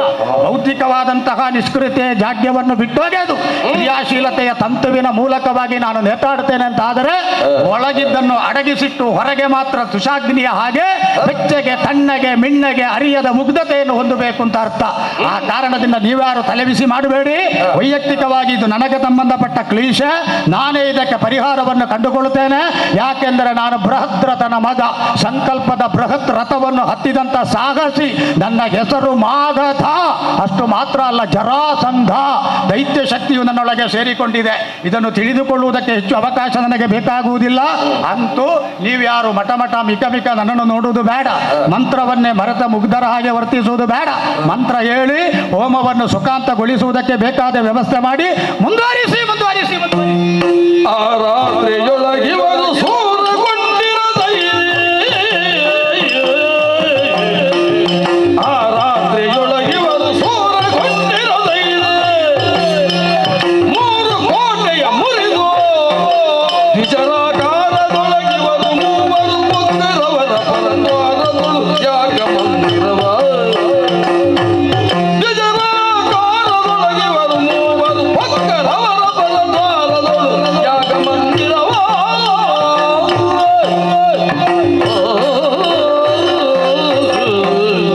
ಭೀಮಾರ್ಜುನರೇ, ದೇವಾ, ನಾವು ಭೇರಿಯನ್ನು ಹೊತ್ತು ರಾತ್ರಿಯಾಗಿತ್ತು. ಹೌದೌದು. ಅಲ್ಲಿಂದ ಸ್ನಾತಕ ವ್ರತಧಾರಿಗಳ ವೇಷವನ್ನು ಧರಿಸಿ ಹಾ, ಮಗಧ ಸಾಮ್ರಾಜ್ಯದ ಒಳಗೆ ಕಾಲಿರಿಸಿದ್ದೇವೆ. ಹೌದು. ಎಲ್ಲೆಲ್ಲಿ ಕೇಳಿದ್ರೂ ಮಾಗಧನ ಸುದ್ದಿಯೇ ಇಲ್ಲ. ಕಟ್ಟ ಕಡೆಗೆ ಹಾ, ಸರತಿಯ ಸಾಲಲ್ಲಿ ಹೋಗುವ ಬ್ರಾಹ್ಮಣರ ಸಂಖ್ಯೆಯು ಬರುವ ಬ್ರಾಹ್ಮಣರ ಸಂಖ್ಯೆಯು ಹಾ, ಕಂಡದ್ದರಿಂದ ಅವರಲ್ಲಿ ಕೇಳಿದೆವು, ಯಾರು, ಎಲ್ಲಿ, ಮಾಗಧ ಏನು ಮಾಡ್ತಿದ್ದಾನೆ. ಹಾ, ಆಗ ಅವರು ಹೇಳಿದರು, ಹ್ಮ್, ತಂಡುಲ ಪ್ರಸ್ಥ ಎನ್ನುವ ಭೂಮಿಯಲ್ಲಿ ಹಾ, ಏನೋ ಒಂದು ಅನಿಷ್ಟ ನಿವಾರಣೆಗೆ ಮಾಡುತ್ತಾ ಇದ್ದಾನೆ ಒಂದು ಹೋಮ. ಎಲ್ಲಿಯಾದ್ರೂ ಸಂಧಿ ಶಾಂತಿಯ ಹೇಗೆ? ಎಂಥದೋ ಹಾ, ಏನೇ ಇರಲಿ, ಹಾ. ಅಂದ್ರೆ ಮೃತ್ಯು ಬಂತು ಅಂತ ಆಗುವಾಗ ಕೆಲವರೆಲ್ಲ ಒಂದು ಅದಕ್ಕೆ ಪರಿಹಾರ ಮಾಡೋದು ಅಂತ ಉಂಟು. ಅದಾಗ್ಲಿಕ್ಕಿಲ್ಲ ಈ ಸಲ. ಅದು 6 ತಿಂಗಳಿಗಿಂತ ಮೊದಲು ಮಾಡಬೇಕು. ಹೌದೌದು. ಜಾತಕದಲ್ಲಿ ಜೋಯಿಸ ನಾವೀಗ ಕಾಲಿಟ್ಟಾಗಿದೆ. ಹೌದು ಹೌದು. 6 ತಿಂಗಳ ಮೊದಲು ಮಾಡಿದ್ರೆ ಮಾತ್ರ ಏನಾದರೂ ನೋಡ್ಬೋದು, ಬಿಟ್ರೆ ಹಾ. 6 ತಿಂಗಳ ಒಳಗೆ ಮಾಡಿದ್ರೆ ಕಷ್ಟ ಉಂಟು. ಸುಮ್ಮನೆ ಮಾಡಿದವರಿಗೆ ಸ್ವಲ್ಪ ಏನಾದರೂ ಆದೀತು ಬಿಟ್ರೆ ಹಾ. ಮಾಡಿಸಿಕೊಂಡವನಿಗೆ ಏನು ಪ್ರಯೋಜನ ಇಲ್ಲ. ಹೌದೌದು. ಅಲ್ಲ, ಹೇಳಲಿಕ್ಕೆ ಜಾತಕ ನೋಡಿದ್ರೆ ಹೇಳ್ಬಹುದು, ನಾಳೆ ಸಂಧಿ ಇದ್ರು ಇವತ್ತು ಹೇಳ್ಬೋದು, ಇದು ಮಾಡುವ ಸಂಜೆ ಮಾಡುವ ಅಂದ್ರೆ ಇವನಿಗೆ ಆಗ್ತದಲ್ವಾ ಕೆಲಸ. ಹೌದು. ಹಾಗಾದ್ರೆ ಅವನನ್ನು ಕಾಣುವುದಕ್ಕೆ ನಾವು ಹೋಗಲೇಬೇಕು. ಈ ಬ್ರಾಹ್ಮಣರೆಲ್ಲ ಹೋಗ್ತಾರಲ್ಲ, ಅವರ ಸಾಲಲ್ಲಿ ಹೋಗ್ಲಿಕ್ಕಿಲ್ಲ. ನಮ್ಮದು ಸಾಲು ಬೇರೆ. ಆದ್ರೆ ಈಗ ಅಡ್ಡಕ್ಕೆ ಕೋಟೆ ಉಂಟಲ್ವಾ, 3 ಕೋಟೆಯನ್ನು ಮುರಿಬೇಕು. ಆ ಕೋಟೆ ಬಾಗಿಲಲ್ಲಿ ಹೋಗ್ಲಿಕ್ಕಿಲ್ಲ ನಾವು. ಇಲ್ಲಿ ಬಹಳ ಕಷ್ಟ. ಅಲ್ಲಲ್ಲಿ ಅಡ್ಡ ಅಡ್ಡ ಅಂತ. ಹೌದೌದು. ಆ ಕೋಟೆಯನ್ನು ಹಾರಿ ಹೋಗ್ಬೇಕು. ಎಲ್ಲ ಹೇಳಬೇಕು, ಆ ಕೋಟೆ ಹಾರಿಯೇ ಬಂದಿದ್ದಾರೆ ಅವರು ಅಂತ. ಸರಿ. ಯಾಕಂದ್ರೆ ನಾವು ಸರಿ ಹೋಗ್ಲಿಕ್ಕಿಲ್ಲ. ನಮಗೆ ಸರಿ ಇಲ್ಲದೆ ಇದ್ದವರ ಮನೆಗೆ ನಾವು ಸರಿ ಹೋಗುದು ಯಾಕೆ? ಅದಕ್ಕೆ ನಮಗೆ ನಾವು ಯಾರದ್ದಾದ್ರೂ ಮನೆಗೆ ಸರಿಯಲ್ಲಿ ಕಾಲಿಡಬೇಕಾದ್ರೆ ಅವರಿಗೆ ಒಳ್ಳೇದಾಗಬೇಕು ಎನ್ನುವ ಭಾವ ಇರಬೇಕು. ನಾವು ಈಗ ಹೋಗುವುದೇ ಅವರಿಗೆ ಹಾಳಾಗಿ ಮಣ್ಣು ತಿಂದು ಹೋಗ್ಬೇಕು ಅಂತಲ್ಲ. ಹೌದೌದು. ಹಾಗಾಗಿ ಅವನು ನೋಡುವಾಗಲೇ ಸ್ನಾತಕರ ಬಾಯಲ್ಲಿ ವೀಳ್ಯದೆಲೆ ಉಂಟು, ಕೊರಳಲ್ಲಿ ಮಾಲೆ ಉಂಟು. ವೀಳ್ಯದೆಲೆ ಉಂಟು ಈಗ ನಾವು ತರಲಿಲ್ಲ ಅಲ್ಲ. ನಮ್ಮ ವೀಳ್ಯದೆಲೆ ಎಷ್ಟು ಬೇಕಾದ್ರೂ ಸಿಗ್ತದೆ. ಹೌದು. ಈಗ ಎಲ್ಲ ತಿನ್ನುವವರಲ್ಲಿ ಉಂಟು ಅಂತ ಲೆಕ್ಕವ, ಬಾಕಿದವರದ್ದೇ ತಿನ್ನುವುದು. ಹಾಗಾದ್ರೆ ಹೇಳ್ಕೊಳ್ಳು ಯಾರದಾದ್ರೂ ಬೆಟ್ಟಿಗೆ. ಕೆಲವರು ಅದರ ಸಂಚು ಹಿಡ್ಕೊಳ್ಳುವಾಗ ಸ್ವಲ್ಪ ಹೆಚ್ಚೇ ಮಾಡಿಕೊಂಡು ಬರ್ತಾರೆ. ನಾವು ತಿನ್ನುವಾಗ ಬಾಕಿದವರು ಕೇಳಿದ್ರೆ ಕೊಡ್ಬೇಕಲ್ಲ ಅಂತ. ಯಾರೋ ಒಂದು ಅನುಭವಿಗಳು ಹೇಳಿದ್ದು ಕೇಳಿದ್ದು ನಾನು. ಹೇಗೆ? ಅವರ ಪೆಟ್ಟಿಗೆಯಿಂದ ತಿಂದ್ರೆ ರುಚಿ ಕಡಿಮೆ ಅಂತ. ಹೌದು ಹೌದು, ಬೇರೆಯವರದ್ದು ಹೇಳ್ತಿ ತಿಂದ್ರೆ ರುಚಿ ಹೆಚ್ಚು. ಅಲ್ಲ, ರುಚಿ ಕಡಿಮೆ ಅಂತ ಹೇಳಿದ್ರೆ ಅದು ಇಷ್ಟೇ ವಿಷಯ. ಅವರ ಪೆಟ್ಟಿಗೆಯಿಂದ ತಿಂದ್ರೆ ಖರ್ಚಾಗ್ತದಲ್ಲ, ಆಗ ಕಲಿಯಾಗುದು ಅವರಿಗೆ. ರುಚಿಯಾಗದೆ ಇರ್ಲಿಕ್ಕೆ ಕಾರಣ ಅದು. ಹೌದೌದು. ಈ ವೀಳ್ಯದೆಲ್ಲ ರುಚಿಯಾಗಬೇಕಾದ್ರೆ ಖರ್ಚಿಲ್ಲದೆ ತಿನ್ಬೇಕು, ಆಗ ಸಿಹಿ ಆಗ್ತದೆ ಅವರಿಗೆ. ಒಂದು ಬಹಳ ಹಿಂದಿನವರ ಒಂದು ಅನುಭವದ ಮಾತುಂಟು. ಹೇಗೆ? ನಾನು ಊಟ ಮಾಡುವಾಗ ಮನೆಯಲ್ಲಿ ಮಾತ್ರ ದಾಕ್ಷಿಣ್ಯ ಮಾಡುದು, ಹೋದಲ್ಲಿ ದಾಕ್ಷಿಣ್ಯ ಮಾಡುದಿಲ್ಲ. ಹೋದಲ್ಲಿ ದಾಕ್ಷಿಣ್ಯ ಮಾಡಿದ್ರೆ ಅವರಿಗೆ ಖರ್ಚು ಕಡಿಮೆ ಆಗ್ತದೆ. ಹೌದು. ಇಲ್ಲಿ ಮನೆಯಲ್ಲಿ ಅವ ದಾಕ್ಷಿಣ್ಯ ಮಾಡೋದಿದ್ರೆ ಖರ್ಚಾಗ್ತದೆ. ಹೌದು, ವಿಷಯ ಅಷ್ಟೇ. ಹೌದು ಬಾವಾ, ವೀಳ್ಯದೆಲ್ಲ ತಿಂದದ್ದು ಬಾಕಿದವರಿಗೆ ಗೊತ್ತಾಗ್ಬೇಕು, ಅಷ್ಟು ತಿನ್ಬೇಕು. ಈ ಕೆಲವರೆಲ್ಲ ಅಪರೂಪದಲ್ಲಿ ತಿನ್ನುವವರು ಉಂಟಲ್ಲ, ಅವರು ಬಾಯಲ್ಲಿ ಮಾತ್ರ ತಿನ್ನುವುದಲ್ಲ, ಇಡೀ ಅದು ಅವರು ಹಾಕಿದ ವಸ್ತ್ರಕ್ಕೆಲ್ಲ ಆಗ್ಬೇಕದು. ಹೌದೌದು, ಅದು ತಿನ್ನುವುದು ಒಂದು ಕಲೆ. ಅದೊಂದು ಕೆಲವರೆಲ್ಲ ಹಾಸ್ಯಕ್ಕಾಗಿ ಹೇಳುವ ಕ್ರಮ ಉಂಟು. ಅಯ್ಯೋ, ಎಮ್ಮೆ ಕರು ಹಾಕಿದ ಹಾಗೆ ಉಂಟು ಅಂತ, ಹಾಗಾಗ್ಬೇಕದು. ವೀಳ್ಯದೆಲ್ಲ ತಿಂದದ್ದುಂಟಲ್ಲ, ಹಾಕಿದವರಿಗೆ ಮಾತಾಡುವಾಗ ಎದುರವರ ಮುಖ ಕೆಂಪಾಗಬೇಕು, ಹಾಗೆ ವೀಳ್ಯದೆಲ್ಲ ತಿನ್ಬೇಕು. ಸರಿ. ಮಾಲೆಯನ್ನೆಲ್ಲ ಹಾಕಿಕೊಂಡು ಅಪರರಾತ್ರಿಯ ಹೊತ್ತಿನಲ್ಲಿ ಅಪಸವ್ಯವಾದ ದಾರಿಯಲ್ಲಿ ಅಪಸವ್ಯವಾದಂತಹ ಪಾದವನ್ನಿರಿಸಿ ಮಾಘದನ ಯಜ್ಞಶಾಲೆಗೆ ಮೂವರು ಒಟ್ಟಾಗಿ ಪ್ರವೇಶ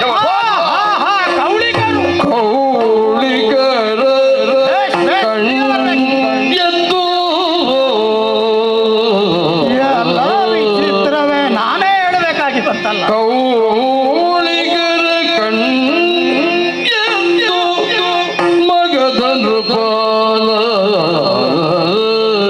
ಮೂರು ಮಂದಿ ಬಂದಿದ್ದಾರೆ.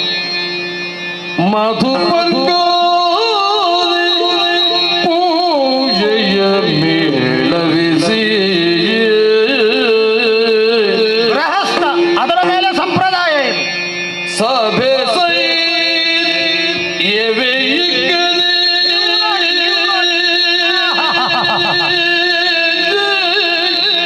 ಏನು ಎರಕ, ಏನು ಸಂಯೋಜನೆ, ಏನು ಜೀವ ಸಮೀಕರಣ. ಸಭೆ ಸಹಿತ ಬೇರೆ ಬೇರೆಯೋ ಒಂದೇಯೋ ಹಣ್ಣು ಮುಚ್ಚುವುದಕ್ಕೆ ಮನಸ್ಸಾಗುವುದಿಲ್ಲ. ನಿರೀಕ್ಷಿಸುತ್ತ ಬರೀ ವೀಕ್ಷಣೆ ಸಾಲದು, ನಿರೀಕ್ಷಣೆ ಮಾಡಬೇಕಲ್ಲ. ಸಭೆ ಸಹಿತ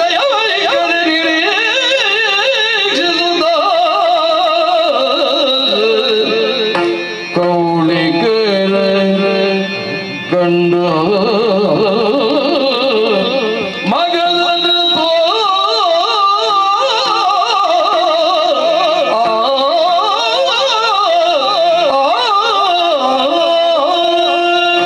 ಓಂ ಶ, ಎಲ್ಲ ವಿಚಿತ್ರವೇ. ಶಾಂತಿ ಎನ್ನುವ ಶಬ್ದವನ್ನು ಪೂರ್ತಿ ಮಾಡಲಿಲ್ಲ. ಆ ಕಡೆಯಿಂದ ದಾನ, ದಕ್ಷಿಣೆ ಇತ್ಯಾದಿಗಳನ್ನು ನಿರೀಕ್ಷಿಸಿ ಸಾಲುಗಟ್ಟಿ ಬರುತ್ತಿರುವಂತಹ ಬ್ರಾಹ್ಮಣ ಸಂದೋಹ ಅಥವಾ ಯಾಚನಾರ್ಥಿಗಳ ಆ ಮಹಾಸಾಲಿನಲ್ಲಿ ಮೂರು ಮಂದಿಯನ್ನು ನೀವು ಗಮನಿಸಿದರೆ, ನನ್ನ ಜೊತೆಗೆ ನೀವು ಕೂಡ ಎವೈಕ್ಕದೆ ಇವರ ಪ್ರವೇಶವನ್ನು, ಇವರ ಪ್ರವೇಶದ ವೈಖರಿಯನ್ನು ನನ್ನ ಬಳಿಗೆ ಸಾರುವಲ್ಲಿ ಅವರಲ್ಲಿ ಕಾಣಿಸುವ ಔತ್ಸುಕ್ಯವನ್ನು ನೀವು ಗ್ರಹಿಸಿದಿರಿ. ಎವೆ ಇಕ್ಕದೆ ನಿರೀಕ್ಷಿಸಬೇಕು ಎನ್ನುವ ಮನಸ್ಸಾಗ್ತದೆ.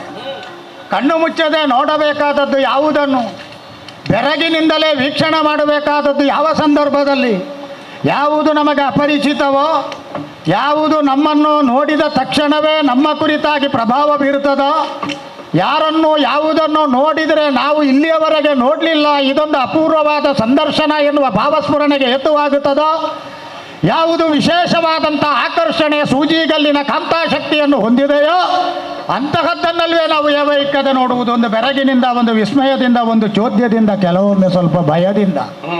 ಹಾಗಾದರೆ ಇವೆಲ್ಲವೂ ಬೆರೆತಂಥ ಸಮ್ಮಿಶ್ರ ಭಾವದಿಂದ ನನ್ನ ಜೊತೆಗೆ ನೀವು ಇವರನ್ನು ನೋಡಿದಿರಲ್ಲ, ಇರ್ಲಪ್ಪ, ನೋಡುವುದಕ್ಕೆ ಬ್ರಾಹ್ಮಣರೇ ಇದ್ದಾರೆ, ಭಾವಿಸುವುದಕ್ಕೂ ಬ್ರಾಹ್ಮಣರೇ ಹೌದು. ಅವರ ಜೊತೆಗೆ ವರ್ತನೆ ಮಾಡುವಾಗ ಈ ಗ್ರಹಿಕೆಗೆ ವಿರೋಧವಾದ ಆಭಾಸಕರವಾದಂಥ ವೃತ್ತಿಯನ್ನು ನಾನು ಮಾಡಬಹುದಾ? ಮಗಧ, ಮಗಧೇಶ, ಮಹಾಕಲಿ ಮಗಧೇಂದ್ರ, ನನ್ನ ಹೆಸರಿನಲ್ಲಿ ಪ್ರಸಂಗವೇ ಉಂಟು ಪ್ರಪಂಚದಲ್ಲಿ, ಇಲ್ವಾ? ಮಹಾಕಲಿ ಮಗಧೇಂದ್ರ. ಎಷ್ಟೋ ಮಂದಿ ನನ್ನ ಕುರಿತಾಗಿ ಅಭಿಮಾನದಿಂದ ಕತೆ ಕಟ್ಟಿ ಹಾಡಿನ ಮೂಲಕವಾಗಿ ಅದನ್ನು ಹಾಡಿ ಆ ಮೂಲಕವಾಗಿ ರಮಿಸಿದವರಿದ್ದಾರೆ. ಅಂತಹ ಮಾಗಧನ ಈ ಯಜ್ಞ ಮಂಟಪಕ್ಕೆ ಇವರು ಪ್ರವೇಶ ಮಾಡಿದ್ದಾರೆ ಅಂತ ಆದರೆ ಯಾಕಪ್ಪ ನಾನು ಬೆರಗಾಗಬೇಕು, ಆ ಬೆರಗನ್ನು ಸ್ವಲ್ಪ ಹೊತ್ತು ತಾತ್ಕಾಲಿಕವಾಗಿ ಅಲ್ಲೇ ನಿಲ್ಲಿಸಿ ಸ್ಥಾಯಿಯಾಗಿ ನಾವು ಕೈಗೊಳ್ಳಬೇಕಾದಂಥ ನಂತರದ ಕ್ರಿಯೆ, ಭವಿಷ್ಯದ ಕ್ರಿಯೆ. ಇವರಿಗೆ ಮಧುಪರ್ಕಾದಿಗಳನ್ನು ಕೊಡಬೇಡುವ? ಓ, ಬಂದಿರುವಂಥ ಮೂವರನ್ನು ಹಾರ್ದಿಕವಾಗಿ ಸ್ವಾಗತಿಸಿದ್ದೇನೆ. ನನ್ನ ಕುರಿತಾಗಿ ಪ್ರೀತಿಪೂರ್ವಕವಾದಂಥ ಹಾರೈಕೆಯ ಒಂದು ಮಾತನ್ನು ನೀವು ಹೇಳಬೇಕು. ಹೀಗೆ ನಿಮ್ಮ ಕುರಿತಾಗಿ ಸದಭಿರುಚಿಯ ಸದಭಿಪ್ರಾಯದ ವರ್ತನೆಯನ್ನೇ ಹಾರೈಸಿ ನಿರೀಕ್ಷಿಸುತ್ತಾ ಮಧುಪರ್ಕಾದಿಗಳನ್ನು ನಾನು ನಿಮಗೆ ನೀಡುತ್ತಾ ಇದ್ದೇನೆ. ಸ್ವೀಕರಿಸಬೇಕು. ಯಾಕೆ ಒಂದು ನಿರಾಕರಣೆ ಕಾಣುತ್ತದೆ? ವರ್ತನೆ ಎನ್ನುವುದು ಒಂದು ಪ್ರತಿಸ್ಪಂದನ ಅಂತ ಆದರೆ ಈ ವರ್ತನೆಯಲ್ಲಿ ಹೀಗೊಂದು ಅನಾರೋಗ್ಯಕಾರಕವಾದಂತಹ ಪ್ರವೃತ್ತಿ ಕಾಣಿಸ್ತದೆ ಅಂತ ಆದರೆ ನಮಗೇನು ಮಾತಾಡಲಿಕ್ಕೆ ನಾಲಗೆಗೆ ಬರವ? ಏನು ನಮಗೆ ಪ್ರಾಯ ಆಯಿತು ಅಂತೇಳಿ ನಮ್ಮ ಮಾತಿನ ಚಾಕಚಕ್ಯತೆ ಕಡಿಮೆ ಆಗಿದೆಯೋ ಅದು ಕೊನೆಯವರೆಗೂ ನಮ್ಮ ಗಂಟಲ ಬಳೆಯಿಂದ ಅಲುಗಾಡಿ ಹೋಗಲಿಕ್ಕೆ ಇಲ್ಲಲ್ಲ. ಯಾಕಂದ್ರೆ ಪ್ರಪಂಚ ಇವತ್ತು ಮಾಗಧನ ಪ್ರಭಾವಕ್ಕೆ ಎಷ್ಟು ದಟ್ಟವಾಗಿ ತಮ್ಮನ್ನು ಸಮರ್ಪಿಸಿಕೊಂಡಿದೆ ಅಂತ ಆದರೆ ಇವತ್ತಿಗೂ ಮಾಗಧನ ಹೆಸರು ಹೇಳಿದ್ರೆ ಬಹಳ ಮಂದಿ ಹೆರಿಗೆ ಶಾಲೆಯನ್ನು ನೋಡ್ತಾರೆ. ಅಷ್ಟು ದೊಡ್ಡ ಹೆಸರು ನಮ್ಮದು. ಆದ ಕಾರಣದಿಂದ ಬಾಯಿ ಬಿಡಿಸಿ ಒಂದು ಮಾತಾಡಿಸಿ ನೋಡ್ಬೇಕು. ಕೇಳುವ ಬೇಳಿರೈ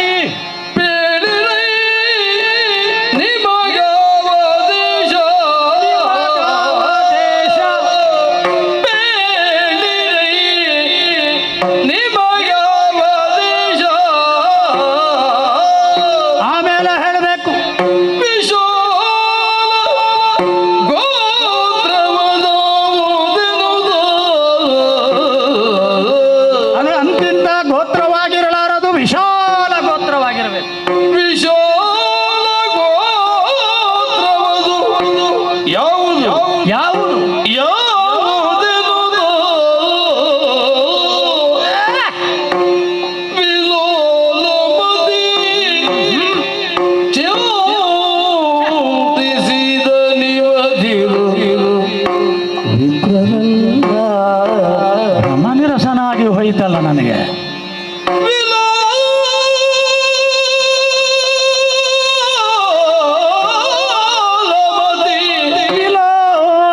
ಮತಿ ಆದುದರಿಂದ ಈ ಗೊಂದಲ ಬಂದದ್ದು.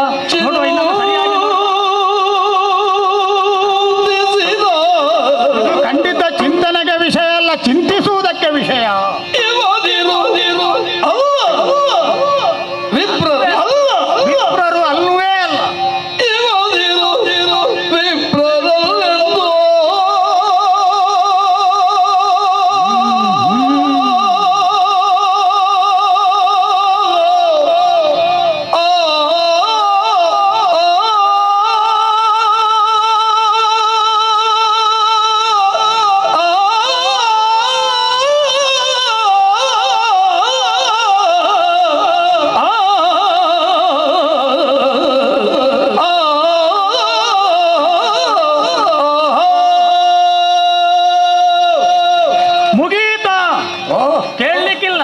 ಇದು ಪ್ರಾರಂಭ. ಹಾಗಾಗಿ ಮುಕ್ತಾಯ ಎನ್ನುವುದಕ್ಕೆ ನಮಗೆ ಹೆಚ್ಚು ಅವಸರ ಏನು ಇಲ್ವಲ್ಲ. ಪ್ರಾರಂಭ ಎನ್ನುವುದೇ ಸುಭದ್ರವಾದ ತಳಹದಿಯಿಂದಲೇ ಉದ್ಘಾಟನೆ ಆದರೆ ಪ್ರಾರಂಭಕ್ಕೆ ಶುಭ ಮುಹೂರ್ತ ಕಲ್ಪಿಸಲ್ಪಟ್ರೆ ಪ್ರಾರಂಭ ಎನ್ನುವುದೇ ಅನೇಕರ ಸಂಗಮದ ನಿರೀಕ್ಷಣೆಯಲ್ಲಿದ್ದರೆ ಅದರ ಮೂಲಕವಾಗಿ ಯಜಮಾನನಿಗೆ ಆಪ್ಯಾಯ ಮಾನಕರವಾದ ಭವಿಷ್ಯತ್ತಿನ ಹಿತವಾದಂಥ ಪ್ರತಿಫಲ ಸಿಗುತ್ತದೆ ಅಂತ ಅರ್ಥ. ಈಗ ಇವನನ್ನು ಮಾತಾಡಿಸಿ ನೋಡುವ. ಅಯ್ಯ ಮೂವರೇ, ವ್ಯಾಕರಣ ಸರಿ ಉಂಟು ಅಂತ ಕೇಳಬೇಡಿ. ಯಾಕೆಂದರೆ ನಿಮ್ಮನ್ನು ನೋಡುವಾಗ ಸ್ನಾತಕರಾದ್ದರಿಂದ ನೀವು ಸಾಕಷ್ಟು ವಿದ್ಯಾಭ್ಯಾಸವನ್ನು ಮಾಡಿ ವ್ಯಾಕರಣದ ಪಾಂಡಿತ್ಯ ಎನ್ನುವುದನ್ನು ಅನುಭವಿಸಿ ಸರಿ ಉಂಟೋ ಸರಿ ಇಲ್ವೋ ಅದು ಸಮಸ್ಯೆ ಬರ್ತದೆ. ಕೆಲವೊಮ್ಮೆ ವ್ಯಾಕರಣ ಹೆಚ್ಚು ಕಲ್ತರೆ ಒಬ್ಬ ವ್ಯಾಕರಣದ ಪಂಡಿತ ಬಾವಿಗೆ ಬಿದ್ದನಂತೆ. ಲಭೋ ಲಭೋ ಅಂತ ಬಾಯಿ ಪಡ್ಕೊಂಡನಂತೆ. ಉಳಿಸಿರಪ್ಪ ಉಳಿಸಿರಿ. ಯಾರೋ ಕಾಷ್ಟ ಕಟ್ಟಿಗೆ ಮನೆಯ ವೆಚ್ಚಕ್ಕೆ ರಾತ್ರಿ ಉರಿಸಬೇಕಿದ್ರೆ ಅವನ ತಲೆ ಮೇಲಿರುವಂಥ ಕಟ್ಟಿಗೆ ಕಟ್ಟಬೇಕು. ಹೊತ್ತುಕೊಂಡು ಹೋಗುವ ಶ್ರಮಿಕ ಸುಟ್ಟು ತಿನ್ನುವುದಕ್ಕೆ ಒಂದು ಅಕ್ಷರ ಓದದವ ಎಣಿಕೆ ನೋಡಿದನಂತೆ. ಅಯ್ಯಯ್ಯೋ ನೀವ ಬಾವಿಗೆ ಬಿದ್ದುರ ಮುಚ್ಚಿಬಾಯಿ, ಸರಿ ಹೇಳಲಿಕ್ಕಾಗುವುದಿಲ್ವಾ? ನೀವ ಅಯ್ಯ ಕೂಪಕ್ಕೆ ಬಿದ್ದಿರೆ ವ್ಯಾಕರಣ ಕೇಳಲಿಕ್ಕಾಗುವುದಿಲ್ಲ, ಕಲೀಲಿಕ್ಕಾಗುವುದಿಲ್ಲ, ಕೆಟ್ಟವನೇ. ಅಯ್ಯ ನೀವು ಬಾವಿಗೆ ಬಿದ್ದು ಎಷ್ಟೊತ್ತಾಯಿತು, ಬೆಲೆ ಬರೋ ಕರಿಬೇಕಾ, ಮುಚ್ಚಿಬಾಯಿ. ಹಾಗೆ ಹೇಳ್ತಾನವ. ಅಯ್ಯಗಳಿಗ ಆಕಸ್ಮಿಕವಾದಂತಹ ಪ್ರಾಕೃತಿಕವಾದಂತಹ ವಿಕೋಪಕ್ಕೆ ಸಿಲುಕಿ ನೀವು ಬೀಳಬಾರದಂತಹ ಎಂದೂ ಬೀಳುವುದಕ್ಕೆ ಒಪ್ಪದಂತಹ ಕೂಪಕ್ಕೆ ಧುಮುಕಿದ್ದೀರಲ್ಲ, ನಿಮ್ಮನ್ನು ನಾನು ಮೇಲೆತ್ತಿ ಸಹಾಯ ಮಾಡಲೇ? ಕೂಡಲೇ ಹೇಳಿದನಂತೆ, ನಿಮ್ಮನ್ನು ಎತ್ತುವುದಕ್ಕೆ ಊರಿಗೆ ಹೋಗಿ ವ್ಯಾಕರಣ ಪಂಡಿತರನ್ನು ಕರ್ಕೊಂಡು ಬರ್ತೇನೆ, ನನಗೀಗ ಪುರುಸೊತ್ತಿಲ್ಲ ಅಂತ. ಹಾಗಾಗಿ ಹೆಚ್ಚು ವ್ಯಾಕರಣ ಕಟ್ಟಿದ ಕೆಲವೊಮ್ಮೆ ಬಾವಿಗೆ ಬಿದ್ದವ ಅಲ್ಲೇ ಇರಬೇಕಾಗ್ತದೆ, ಬುದ್ಧಿವಂತ ಮೇಲೆ ಬರಬೇಕು. ಹಾಗಾಗಿ ವ್ಯಾಕರಣ ಮೂವರೇ ಅಂತ ಕರೆದದ್ದು ಸರಿಯೋ ತಪ್ಪ ಅಂತ ನೋಡಬೇಡಿ. ಅಯ್ಯ, ನಿಮ್ಮನ್ನು ಕಂಡಾಗ, ನಿಮ್ಮನ್ನು ನೋಡಿದಾಗ ಮಧುಬರ್ಕ ಗಾರಹಸ್ತ್ಯ ಧರ್ಮವನ್ನು ಸ್ವೀಕರಿಸಿ ವರ್ತಮಾನ ಕಾಲದಲ್ಲಿ ಭೂಖಂಡದ ಒಂದು ಪ್ರಭುತ್ವವನ್ನು ಹೊಂದಿ ಶಾಸಿಸುವ ಮಹಾರಾಜನಾಗಿ ವಿದ್ಯುಕ್ತವಾಗಿ ಸಾಂಪ್ರದಾಯಿಕವಾಗಿ ನಿಮ್ಮನ್ನು ಸ್ವಾಗತಿಸಿದೆ. ಯಾಕೋ ನಿಮ್ಮ ಪ್ರತಿಕ್ರಿಯೆ ನನಗೆ ಪೂರಕವಾಗಿರಲಿಲ್ಲ.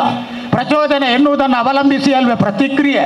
ದಾರಿಯಲ್ಲಿ ಬರುವ ಗೂಳಿಗೆ ಹಣ್ಣು ಕೊಟ್ಟವನು ಕಲ್ಲು ಬಿಸಾಡಿದವನು ಒಂದೇ ಪ್ರತಿಕ್ರಿಯೆಯನ್ನು ನಿರೀಕ್ಷಿಸುವ ಹಾಗಿಲ್ಲ.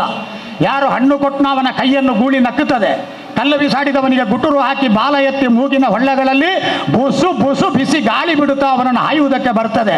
ಓಡಿ ಬಂದಂತಹ ಕಲ್ಲು ಬಿಸಾಡಿದವನು ಅಯ್ಯ ನಿನ್ನ ಕೈ ನಕ್ಕಿತ್ತು ಅಲ್ಲ, ನನ್ನ ಮೈ ಮೇಲೆ ಬರ್ತದಲ್ಲ, ಪಕ್ಷಪಾತಿ ಧೋರಣೆಯ ವೃಷಭ ಅಂತ ಹೇಳಲಿಕ್ಕಿಲ್ಲ. ಅವನು ಉತ್ತರ ಕೊಡ್ತಾನೆ, ಏನನ್ನು ನಾವು ಕೊಡ್ತೇವೋ ಅದೇ ನಮಗೆ ಸಿಕ್ಕುವುದು. ನೀನು ಬಾಳೆಹಣ್ಣು ಕೊಟ್ಟಿದ್ರೆ ಕೈ ನಕ್ಕುತ್ತಿತ್ತು, ಕಲ್ಲು ಬಿಸಾಡಿದ್ಯ ಕೆಟ್ಟವನೇ, ನಿನ್ನನ್ನು ಅದು ಮೈ ಮೇಲೆ ಹತ್ತಿ ಬರದೇನು, ನಿನ್ನ ಮೈಯನ್ನು ಬಳಸಿ ನಿಲ್ಲಬೇಕು. ಹಾಗಾಗಿ ಪ್ರಪಂಚಕ್ಕೆ ಏನನ್ನು ಕೊಡ್ತೇವೋ ಅದೇ ಪ್ರಪಂಚದಿಂದ ನಮಗೆ ಮರಳಿಸಲ್ಪಡ್ತದೆ. ಬಿಟ್ಟು ಬಿಡುವ. ಅಧ್ಯಾತ್ಮ ತತ್ವಶಾಸ್ತ್ರವೋ ಮಾಗಧನಿಗೆ ತಿಳಿಯದ್ದಲ್ವಲ್ಲ. ಪರಂಪರೆಯು ದೊಡ್ಡದು. ಋಷಿ ಸತ್ತಮರು ಅಂತ ಹೇಳಿಕೊಳ್ಳುವವರೇ ಗುರುಕುಲಕ್ಕೆ ನಿಜವಾದಂತಹ ವಾರಿಸುದಾರರಾಗಿದ್ದವರು. ಸಾಕಷ್ಟು ಕಲ್ತಿದ್ದೇನೆ, ದೊಡ್ಡದಲ್ಲ. ಹಾಗಾಗಿ ಬಂದಿರುವಂತಹ ನಿಮ್ಮಲ್ಲಿ ಅಪರಿಚಿತವಾದ ವರ್ತನೆಯನ್ನು ನಾನು ಕಂಡೆ. ಸ್ಪಂದನ ಪೂರಕವಾಗಿಲ್ಲ. ಹೋಗಲಿ, ಈಗ ನೀವು ಬೇರೆ ದೇಶೀಯವಾಗಿ ಕುಲಗೋತ್ರಗಳಲ್ಲಿ ವ್ಯತ್ಯಾಸ ಇರಬಹುದಾದಂತಹ ಬ್ರಾಹ್ಮಣರು ಇಲ್ಲಿಗೆ ಬರುವ ಕಾಲದಲ್ಲಿ ಅವರ ಕುರಿತಾಗಿ ಕೇಳುವಾಗ ಹೇಳಲಿಕ್ಕೆ ವಿಶಾಲ ಗೋತ್ರ ಇದ್ದರೆ, ಅದನ್ನು ಹೇಳುವಲ್ಲಿ ಒಂದು ಮಡಿವಂತಿಕೆ ತೋರುವ ಸ್ಥಿತಿ ಬಂದರೆ ಅವರ ಮೈಚಳಿ ಬಿಡಿಸಿ ಮಾತಾಡುವುದಕ್ಕೆ ಪೂರಕವಾದಂತಹ ಆಸ್ಪದ ಕೊಡುವ ವೇದಿಕೆ ಕಲ್ಪಿಸಿ ಕೊಡಬೇಕಲ್ಲ. ನಿರ್ಭೀತರಾಗಿರಿ, ಹಾಯಾಗಿರಿ. ಮೈಯನ್ನು ಸಡಿಲು ಮಾಡುವ ಪೇಶಿಗಳನ್ನು ಸಡಿಲು ಮಾಡಿ, ಅದನ್ನು ಗಟ್ಟಿಯಾಗಿ ಬಿಗಿಯಾಗಿ ಹಿಡಿಯುವಂಥ ನರಗಳನ್ನೆಲ್ಲ ಸಡಿಲು ಮಾಡಿ, ಒಮ್ಮೆ ಹಾಯಾಗಿ 3 ಸಲ ಪೂರಕ ರೇಚಕ ಮಾಡಿ, ಆ ಬಳಿಕ ನಿಮ್ಮ ಶರೀರಕ್ಕೊಂದು ತ್ರಾಣ ಬರಲಿ. ಆಯಾಸ ಪರಿಹರಿಸಿಕೊಂಡಾದರೂ ಉತ್ತರ ಕೊಡಿ. ಬೇಳಿರೈ ನಿಮಗಾವ ವಿಶಾಲ ಗೋತ್ರ. ಯಾಕಂದರೆ ನಿಮ್ಮ ಮೂವರನ್ನು ನೋಡಿದರೆ ನೀವು ಬ್ರಾಹ್ಮಣರೇ ಅಂತ ಇಲ್ಲಿಯವರೆಗೆ ನಂಬಿದ್ದೇನೆ. ಮುಂದೆ ಏನು ಅಂತ ನಿಮ್ಮ ಬಾಯಿ ಮಾತಿನ ಉತ್ತರದಿಂದ ನನಗೆ ಅರ್ಥ ಆಗಬೇಕು, ಹೊಳವು ಸಿಗಬೇಕು. ನಿಮ್ಮನ್ನು ನೋಡಿದರೆ ಯಾಕೋ ನನ್ನೊಳಗೆ ಬೇರೆ ಬೇರೆ ತರ್ಕಗಳು ಮೂಡುತ್ತವೆ. ಆ ತರ್ಕಗಳನ್ನೆಲ್ಲ ಬಾಯಿ ಬಿಚ್ಚಿ ನಿಮ್ಮ ಮುಂದೆ ಹೇಳಲಿಕ್ಕಿಲ್ಲ. ಆದ್ದರಿಂದ ನೀವಿಷ್ಟನ್ನು ಮಾಡಿದರೆ ನನಗೆ ಸಮಾಧಾನ. ನಿಮ್ಮ ಏಕವರ್ತನೆಯಿಂದ, ಒಂದು ಕ್ಷಣದ ವ್ಯವಹಾರದಿಂದ ನನ್ನ 1000 ಪ್ರಶ್ನೆಗಳಿಗೆ ಉತ್ತರ ಸಿಗುತ್ತದೆ. ನಾನು ತರ್ಕ ಮಾಡಿ ಈ ಮುದಿಪ್ರಾಯದಲ್ಲಿ ತಲೆ ಹಾಳು ಮಾಡಿಕೊಳ್ಳಬೇಕಾದ ಪ್ರಮೇಯ ತಪ್ಪಿ ಹೋಗುತ್ತದೆ. ಮಾಡಬೇಕಾದಿಷ್ಟೇ, ನಾನು ಕೊಟ್ಟಂಥ ಉಪಚಾರವನ್ನು ಸ್ವೀಕರಿಸುವುದು. ಅದನ್ನು ನೀವು ಮಾಡಲಿಲ್ಲ. ಹಾಗಾದರೆ ಬಾಯಿ ಉಪಚಾರಕ್ಕೆ ನೀವು ಪ್ರತಿಸ್ಪಂದಿಸಬೇಕು. ಯಾವುದು ನಿಮ್ಮ ಗೋತ್ರ, ಯಾವುದು ನಿಮ್ಮ ವಿಶಾಲವಾದಂಥ ಕುಲ, ವಿಶಾಲವಾದ ಗೋತ್ರ ಯಾವುದು, ನೀವು ಎಲ್ಲಿಂದ ಬಂದವರು, ನೀವು ವಿದ್ಯಾಸ್ನಾತಕರೋ ವ್ರತಸ್ನಾತಕರೋ ಬ್ರಹ್ಮಚರ್ಯದಲ್ಲಿ ಸದ್ಯ ಇದ್ದೀರೋ, ಈ 3ಕ್ಕೂ ಉತ್ತರ ಸಿಕ್ಕುವುದಿಲ್ಲ. ನಿಮ್ಮ ದೇಹದ ಪೆಡಸುತನವನ್ನು ನೋಡಿದರೆ ಏನು ವಿದ್ಯೆಯನ್ನು ಕಲಿತ ಮೇಲೆ ಮತ್ತಷ್ಟು ಕಲಿಯುವುದಕ್ಕಾಗಿ ಬ್ರಹ್ಮಚರ್ಯದ ಮೊದಲು ಗುರುಪೀಠಗಳನ್ನು ಅರಸುವ ಲೋಕದ ಜ್ಞಾನವನ್ನು ಸಂಗ್ರಹ ಮಾಡುವಂತಹ ಪರ್ಯಟನಗಾರರ ಹಾಗೆ ನೀವು ಕಾಣಿಸುವುದಿಲ್ಲ. ಇನ್ನು ನಿಮ್ಮ ಮೈಯ ವಂತಕಾರಿ ಪ್ರವೃತ್ತಿ ನೋಡಿದರೂ ಅದಕ್ಕೆ ಆಸ್ಪದವಾಗುವುದಿಲ್ಲ. ಆದ ಕಾರಣದಿಂದಲೇ ನೀವು ಹೇಳಬೇಕು, ಯಾವ ದೇಶ, ಯಾವ ಕುಲ, ಯಾಕೆ ಬಂದಿರಿ, ಏನು ಅಪೇಕ್ಷಿಸುತ್ತೀರಿ, ಈಗಲೇ ಕೊಡಬೇಕೋ, ಸ್ವಲ್ಪ ಮತ್ತೆ ಕೊಟ್ಟರೆ ಸಾಕೋ, ನಿಮಗೆ ಮಾತ್ರ ಸಾಕೋ, ಅಲ್ಲ ನಿಮ್ಮ ತಲೆಮಾರಿಗೂ ಸಲ್ಲುವಷ್ಟು ಕೊಡಬೇಕೋ, ಅಥವಾ ತಲೆಮಾರು ಅಂತ ಹೇಳುವಾಗ ತಲೆ ಮಾರಬೇಕಾದ ಸ್ಥಿತಿ ಯಾರಾದರೂ ನಿಮಗೆ ತಂದಿದ್ರೆ ಅವರಿಂದ ನಿರ್ಭೀತವಾದ ಅಭಯ ಸಿಗುವ ಹಾಗೆ ಮಾಡಬೇಕೋ? ಕೇಳಿ ಕೇಳಿ ಕೇಳಿ. ಯಾರಪ್ಪ ಇವರು?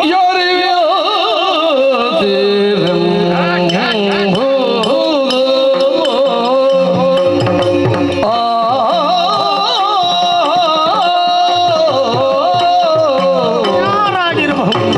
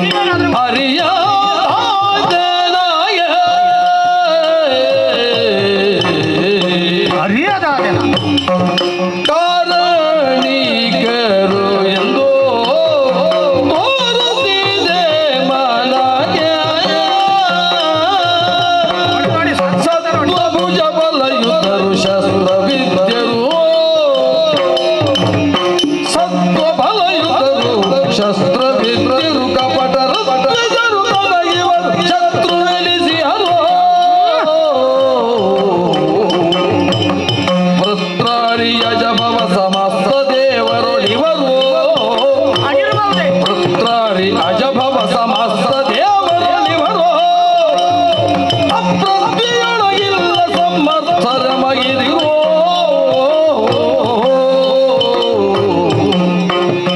ಯಾರಿವದಿರೆಂದೆಂಬುದರಿಯದಾಯದ ಯಮಗೆ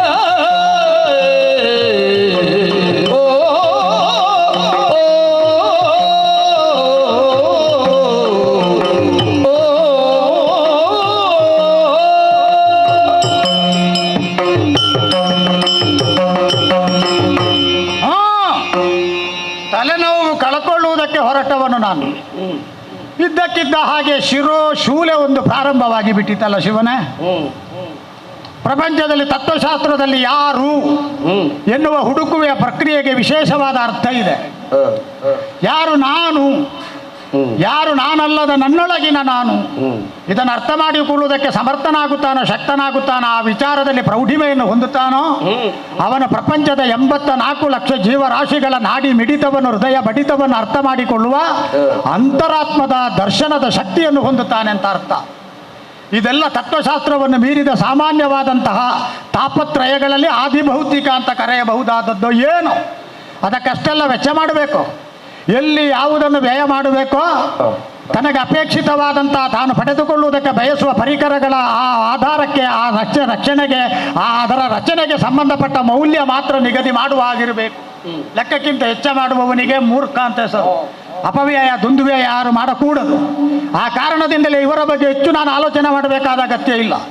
ಆದರೆ ಯಾರು ಎನ್ನುವ ಪ್ರಶ್ನೆಗೆ ಈ ಮೂವರು ನನಗೊಂದು ಒಗಟಾಗಿ ಹೋದ್ರಲ್ಲ, ಜಿಗುಟಾದ ಪ್ರಶ್ನೆಗಳಾಗಿ ಹೋದ್ರಲ್ಲ, ಇವರನ್ನೊಮ್ಮೆ ಸಾಧ್ಯಂತ ಯವೈಕ್ಯದೆ ನನ್ನ ಜೊತೆಗೆ ಪರಿಶೀಲಿಸಿದ ನೀವು ಇನ್ನೊಮ್ಮೆ ಪರೀಕ್ಷೆ ಮಾಡಿರಂತೆ. ಈ ಮೂವರಿಗೆ ಪರಸ್ಪರ ಹೋಲಿಕೆ ಕಾಣಿಸುವುದಿಲ್ಲ, ಇಬ್ಬರಲ್ಲಿ ಹೋಲಿಕೆ ಕಾಣಿಸ್ತದೆ. ಒಬ್ಬ ತೀರಾ ಭಿನ್ನವಾಗಿ ಕಾಣಿಸ್ತಾನೆ. ಎಲ್ಲೋ ಒಂದು ಕಡೆ ನೋಡಿದಂಥ ಅಪರಿಚಿತ ವಾಸನೆ ಚಿತ್ತ ಭಿತ್ತಿಗೆ ಕೆರೆದಾಗ ಯಾಕೋ ಮರುಸ್ಮರಣೆಯ ದುರ್ಗಂಧವನ್ನು ಹೊರಡಿಸ್ತದೆ, ಸುಗಂಧ ಅಲ್ಲ. ಎಲ್ಲೋ ನೋಡಿದ್ದೇನೆ ಈ ಮುಖವನ್ನು, ಈ ಮುಖಕ್ಕಾಗುವಾಗ ಈ ಮುಖ ಯಾಕೆ ಒಡ್ಡಲ್ಪಟ್ಟಿತ್ತು ಎನ್ನುವುದು ಮಾತ್ರ ಅರ್ಥ ಆಗುವುದಿಲ್ಲ. ಆದರೆ ಈ ಇಬ್ಬರು ಇವನನ್ನು ಅನುಸರಿಸಿ ಬಂದರು. ಅನುಸರಿಸಿದ ಮೇಲೆ ತಪ್ಪು ಎನ್ನುವುದು ಅರ್ಥವಾದ ಮೇಲೆ ಈ ಅರ್ಧದಲ್ಲೇ ಕೈಕೊಟ್ಟು ಹೋಗುವವರು ಅಲ್ಲ. ಎಲ್ಲಿಗೆ ಬೀಳಲಿ, ಒಳ್ಳೆದಾಗಲಿ ಕೆಟ್ಟದ್ದಾಗಲಿ, ಹಾಲಲ್ಲಾದರೂ ನೀರಲ್ಲಾದರೂ ಹಾಕು ಅಂತ ದೈವಭಕ್ತರು ಪ್ರಾರ್ಥನೆ ಮಾಡುವುದಿಲ್ವೋ, ಹಾಗೆ ಕೊನೆಯವರೆಗೂ ಪ್ರಸಂಗದಲ್ಲಿ ನಿಲ್ತಾರ ಗೊತ್ತಿಲ್ಲ. ಆದರೆ ಯಾರಿವರೆಂಬುದು ಅರಿವಾಗದಾಯಿತು ನನಗೆ. ಯಾವ ಕಾರಣಕ್ಕಾಗಿ ಇವರು ಬ್ರಾಹ್ಮಣರಲ್ಲ, ಇವರು ಹೊರಗಿನ ವೇಷದಿಂದ ಮಾತ್ರ ಹಾಗೆ ಕಾಣಿಸತಕ್ಕವರು. ಒಂದರ್ಥದಲ್ಲಿ ಗೋವಿನ ಚರ್ಮವನ್ನು ಹೊದ್ದುಕೊಂಡಿರುವ ವ್ಯಾಘ್ರಗಳ ಹಾಗೆ ಕಾಣಿಸ್ತಾರೆ. ಒಳಗಿನ ಪರಾಕ್ರಮದ ಆ ಉರಿ, ಆ ಧೀರತ್ವದ ಆ ಉರಿ ಹೊರಗೆ ಕಾಣಿಸುವ ಸ್ವರೂಪವನ್ನು ನೀವು ನೋಡಿದ್ದೀರೋ. ಅದರಲ್ಲಿ ಒಬ್ಬಾತನನ್ನು ಮಧ್ಯದಲ್ಲಿ ನಿಂತವನನ್ನು ನೋಡಿರಂತೆ. ಮಹಾಪರಿಗದ ಆಗಿರುವಂಥ ತೋಳುಗಳು, ಅದಾದ ಮೇಲೆ ಅವನು ದೇಹವನ್ನು ವ್ಯಾಯಾಮದ ಮೂಲಕವಾಗಿ ಮುಪ್ಪುರಿಗೊಳಿಸಿಕೊಂಡ ಬಗೆ ಅಕೊಳ್ಳಿ. ಅವನ ಹೆಗಲ ಮೇಲೆ ಕಾಣಿಸಿಕೊಂಡಿರುವಂತಹ ವಿಶಿಷ್ಟವಾದಂಥ ದೇಹದ ಕಟ್ಟು, ಉಬ್ಬಿದ ಭಾಗ, ಯಾವುದ ಭಾರವಾದಂಥ ಆಯುಧವನ್ನು ಹೆಗಲ ಮೇಲೆ ಇರಿಸಿಕೊಂಡಂಥ ಹಳೆಯ ನೆನಪನ್ನು ಕೊಡುವುದಿಲ್ವೋ. ಇನ್ನೊಬ್ಬನನ್ನು ನೋಡಿರಂತೆ, ಹಬ್ಬ ಅವನ ಹೊಟ್ಟೆಯ ಭಾಗ ನೋಡಿ ವ್ಯಾಯಾಮದ ಮೂಲಕವಾಗಿ ಶಂಕಾಕೃತಿಯಿಂದ ಸುರುಳಿ ಸುತ್ತಿ ಹೊಟ್ಟೆಯೊಳಗೆ ಚಾಚಲ್ಪಟ್ಟಂತಹ ನಾಭಿ. ಹಾಗಾದರೆ ವ್ಯಾಯಾಮವನ್ನು ದಿನನಿತ್ಯ ಮಾಡುವ ಪ್ರವೃತ್ತಿ ಅಂತ ಅರ್ಥ ಆಗುತ್ತದೆ. ಓಹೋ, ಅವನ ಹಿಂದೆ ನೋಡಿದರೆ ಮುಂದಿನ ಕಥೆ 1000 ಹೇಳಲಿಕ್ಕೆ ಬರ್ತದೆ, ಅಷ್ಟುಂಟು ಕುರುಹು. ಅಕೊಳ್ಳಿ ಶರಾಸನವನ್ನು ಕಟ್ಟಿ ಆ ಮೂಲಕವಾಗಿ ಕುರುಹು ಮೂಡಿದ್ದು, ಬತ್ತಳಿಕೆ ಬಿಗಿದಂಥ ಬೆನ್ನಲ್ಲುವೆ. ಆ ಬತ್ತಳಿಕೆಗೆ ಪೂರಕವಾಗಿ ಬತ್ತಳಿಕೆಯಲ್ಲಿ ಬಾಣ ಕಟ್ಟಿಕೊಂಡಿದ್ದವನು ನಡೆದಾದ ಧನುಸಂದನ್ನು ಹೆಗಲ ಮೇಲೆ ನೇತಾಡಿಸುವುದಿಲ್ವೇ, ಅದರ ಲಕ್ಷಣ ಅವನ ಹೆಗಲ ಮೇಲೆ ಕಾಣಿಸ್ತದೆ. ತೀಕ್ಷ್ಣವಾದಂಥ ಕಣ್ಣುಗಳು, ವಿಶಿಷ್ಟವಾದಂಥ ರಾಜಕಾಂತಿಯಿಂದ ಸಂಲಕ್ಷಣವಾದ ವರಧನಾರವಿಂದ, ಅನೇಕ ಕಾಲದಿಂದ ಯಾವುದೋ ಕಷ್ಟ ನಷ್ಟಗಳ ಪರಂಪರೆಗೆ ಹೆಗಲು ಕೊಟ್ಟು ಎಂತಹ ಕಷ್ಟ ನಷ್ಟಗಳ ಸಾಗರವನ್ನಾದರೂ ಸಲೀಸಾಗಿ ಕಿರು ತೊರೆಯ ಹಾಗೆ ಉತ್ತರಿಸಿಯವು ಎನ್ನುವಂಥ ಆತ್ಮವಿಶ್ವಾಸದ ಲಕ್ಷಣ ಎದ್ದು ಕಾಣಿಸ್ತದೆ. ಆದರೆ ಈ ಮೂರನೆಯವ ಮಾತ್ರ ಸ್ವಲ್ಪ ಪ್ರತ್ಯೇಕ. ಇವನ ಆಕಾರದಲ್ಲೋ ಇವನ ಗುಣದಲ್ಲೋ ನಾವು ಗುರುತಿಸುವುದಕ್ಕೆ ಆಕಾರ ಮಾತ್ರದಿಂದಲೇ ಗುಣ ಆರೋಪಣೆಗೆ ಬೇಕಾದಂತಹ ಸಂಕೇತಗಳು ಸಿಗುತ್ತವೆ. ಇವನ ವರ್ಣವು ಸ್ವಲ್ಪ ಭಿನ್ನ. ಇವ ಬಲಾತ್ಕಾರದಿಂದಲೇ ಮೈ ಮೇಲೆ ಏನಾದರೂ ವರ್ಣ ಲೇಪಿಸಿಕೊಂಡು ಬಂದನೋ ಅಲ್ಲ, ಹುಟ್ಟುವಾಗಲೇ ಇದೊಂದು ವರ್ಣವ ಅಲ್ಲ, ಇಲ್ಲಿ ಏನಾದರೂ ಬಿಸಿ ನೀರಿನಲ್ಲಿ ತೊಳೆದ್ರೆ ಹಳೆಯ ವರ್ಣನ ಹೊರಗೆ ಬಂದಿತ್ತು. ಈ ಒಳಗಿರುವಂತಹ ಸುವರ್ಣದವನಂತೂ ಅಲ್ವೇ ಅಲ್ಲವ, ಇವರದು ಸುವರ್ಣ. ಹಾಗಾದರೆ ಇವ ಪ್ರತ್ಯೇಕ ವರ್ಣದವನು ಅಂತ ಆದರೆ ಇವರ ಜೊತೆಗೆ ಸಂಬಂಧ ಸಂಬಂಧವನ್ನು ಸಾಧಿಸಿದವನು ಅಂತ ಅರ್ಥ. ಬಹುಶಃ ಹೀಗಿರಬಹುದು. ಜಂಬಾರಿ ಯಮ ಮಾರುತರು, ರವಿ ರಜನಿ ರಮಣ ಪಾವಕರು, ಮಾಗಧನ ಯಾಗದ ವೈಭವವನ್ನೊಮ್ಮೆ ಕಣ್ಣಾರೆ ನೋಡಿ ಸುಖಿಸೋಣ, ಅವನಿಗೊಂದು ಪಾರಿತೋಷಕ ಕೊಟ್ಟು ಹೋಗೋಣ. ಯಾಕಂದ್ರೆ ನಾವು ಈ ಯಜ್ಞವನ್ನು ಮಾಡುವಾಗ ಈ ಯಜ್ಞದ ಕರೆಯೊಲೆಯಲ್ಲಿ ಮುದ್ರಿಸಿದ್ದೇವೆ ಉಪಸ್ಥಿತಿಯೇ ಉಡುಗೊರೆ ಅಂತ.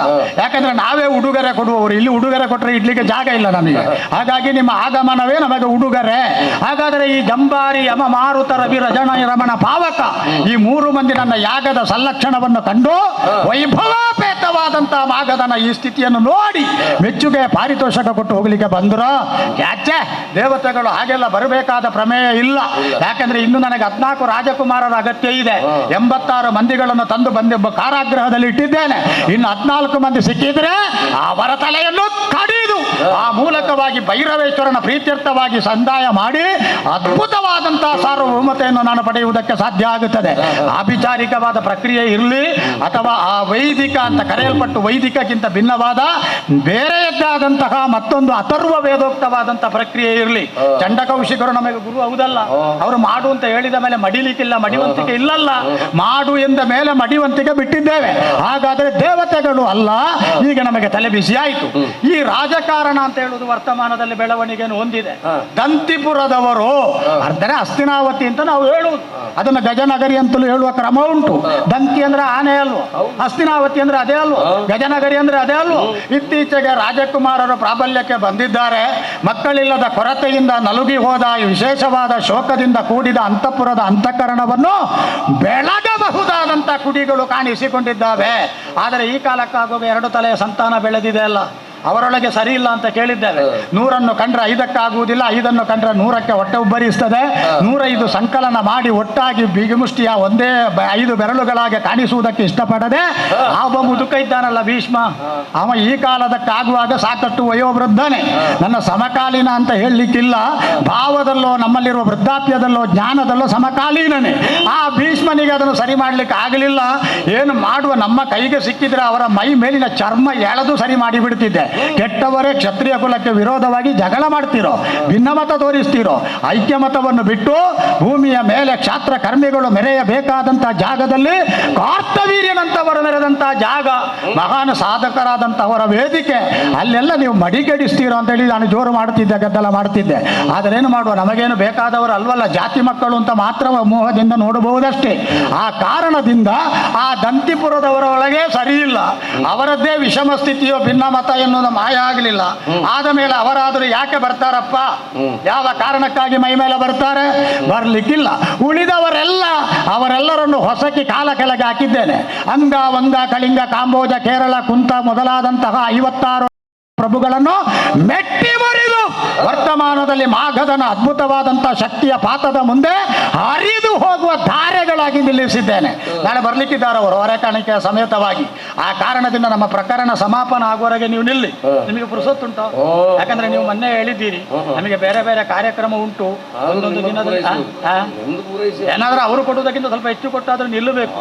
ನೀವು ಈ ಪ್ರಸಂಗ ಪ್ರಾರಂಭ ಆದ ಮೇಲೆ ನಾವು ಕೈಗೊಂಡಂತ ಯಾಗ ಸಮಾಪನ ಆಗುವವರೆಗೆ ನಿಲ್ಲಿ. ದೊಡ್ಡ ದೊಡ್ಡ ಜನ ಮತ್ತೆ ಬರ್ಲಿಕ್ಕಿರುವುದು. ಅಂತೂ ಇವರು ಈಗ ಯಾವ ಕಾರಣಕ್ಕೂ ನನಗೆ ಹಿತವರಲ್ಲ, ಇವರು ಅಹಿತರು ಎನ್ನುವುದು ಹೊರಗಿನ ವರ್ತನೆಯಿಂದ ಕಾಣಿಸ್ತದೆ, ಅಂಗಚೇಷ್ಟೆಯಿಂದ ಕಾಣಿಸ್ತದೆ. ಮಾತಾಡುವುದಿಲ್ಲ, ಒಳ್ಳೆಯದು ಮಾಡಿ ಹರಸಿ ಅಂತ ಹೇಳಿದ್ರೆ ಭೂ ಭೂ ಭೋ ಅಂತ ಹೇಳ್ತಾರೆ. ಅದನ್ನು ಇಷ್ಟ ಅಲ್ವೋ? ಭೋ ಅಂತ ಹೇಳಿದ ಮೇಲೆ ನಿಲ್ಲಿಸಬಹುದೇನು? ಶಂಕವರುಗುದ ಒಳ್ಳೆಯದಾಗಲಿ ಅಂತ ಹೇಳ್ಬಹುದು. ಸ್ವಸ್ತಿ ಮಹಾರಾಜ ದೀರ್ಘಾಯುಷ್ಮಾನ ಅಂತ ಹೇಳಿದರೆ ಇವರ ನಾಲಗೆಯನ್ನು ಸೀಳಿ ಹೋಗ್ತದ? ಹಾಗಾದರೆ ಇವರು ನಮಗೆ ಒಳ್ಳೆಯ ಆರೈಕೆಯನ್ನು ಮಾಡುವುದಿಲ್ಲ. ಯಾಕೋ ಕಾಪಟ್ಯ ತೋರಿಸ್ತಾರೆ. ಒಂದು ಕೆಲಸ ಮಾಡುವ, ಇಲ್ಲಿಯವರೆಗೆ ವಿಲೋಲಮತಿಯಾಗಿ ಚಿಂತಿಸಿದೆ.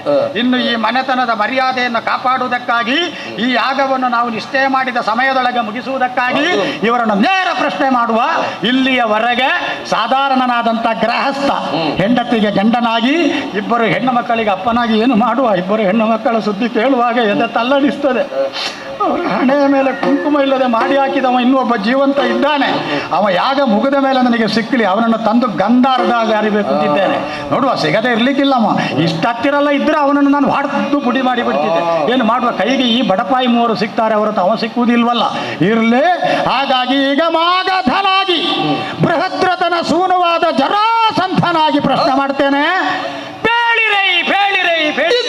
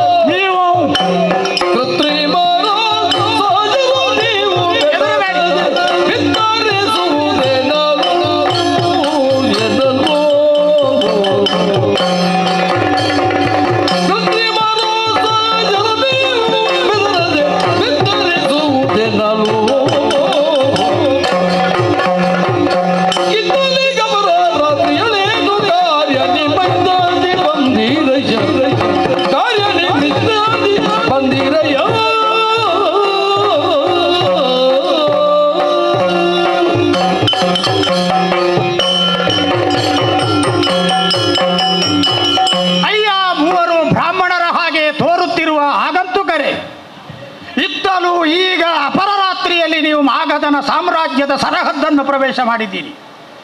ನೀವು ನಡೆದು ಬಂದಂಥ ಪಥವನ್ನು ಅವಲೋಕನ ಮಾಡಿದರೆ ವಿಷಮ ಸಂಖ್ಯೆಯ ಪದಗತಿಗಳನ್ನು ಊರುತ್ತಾ ನೀವು ಎಡಗಾಲನ್ನೇ ಮುಂದಿಟ್ಟುಕೊಂಡು ಬಂದಿದ್ದೀರಿ, ಹಿಂಬದಿಯ ದಾರಿಯಲ್ಲಿ ಬಂದಿದ್ದೀರಿ.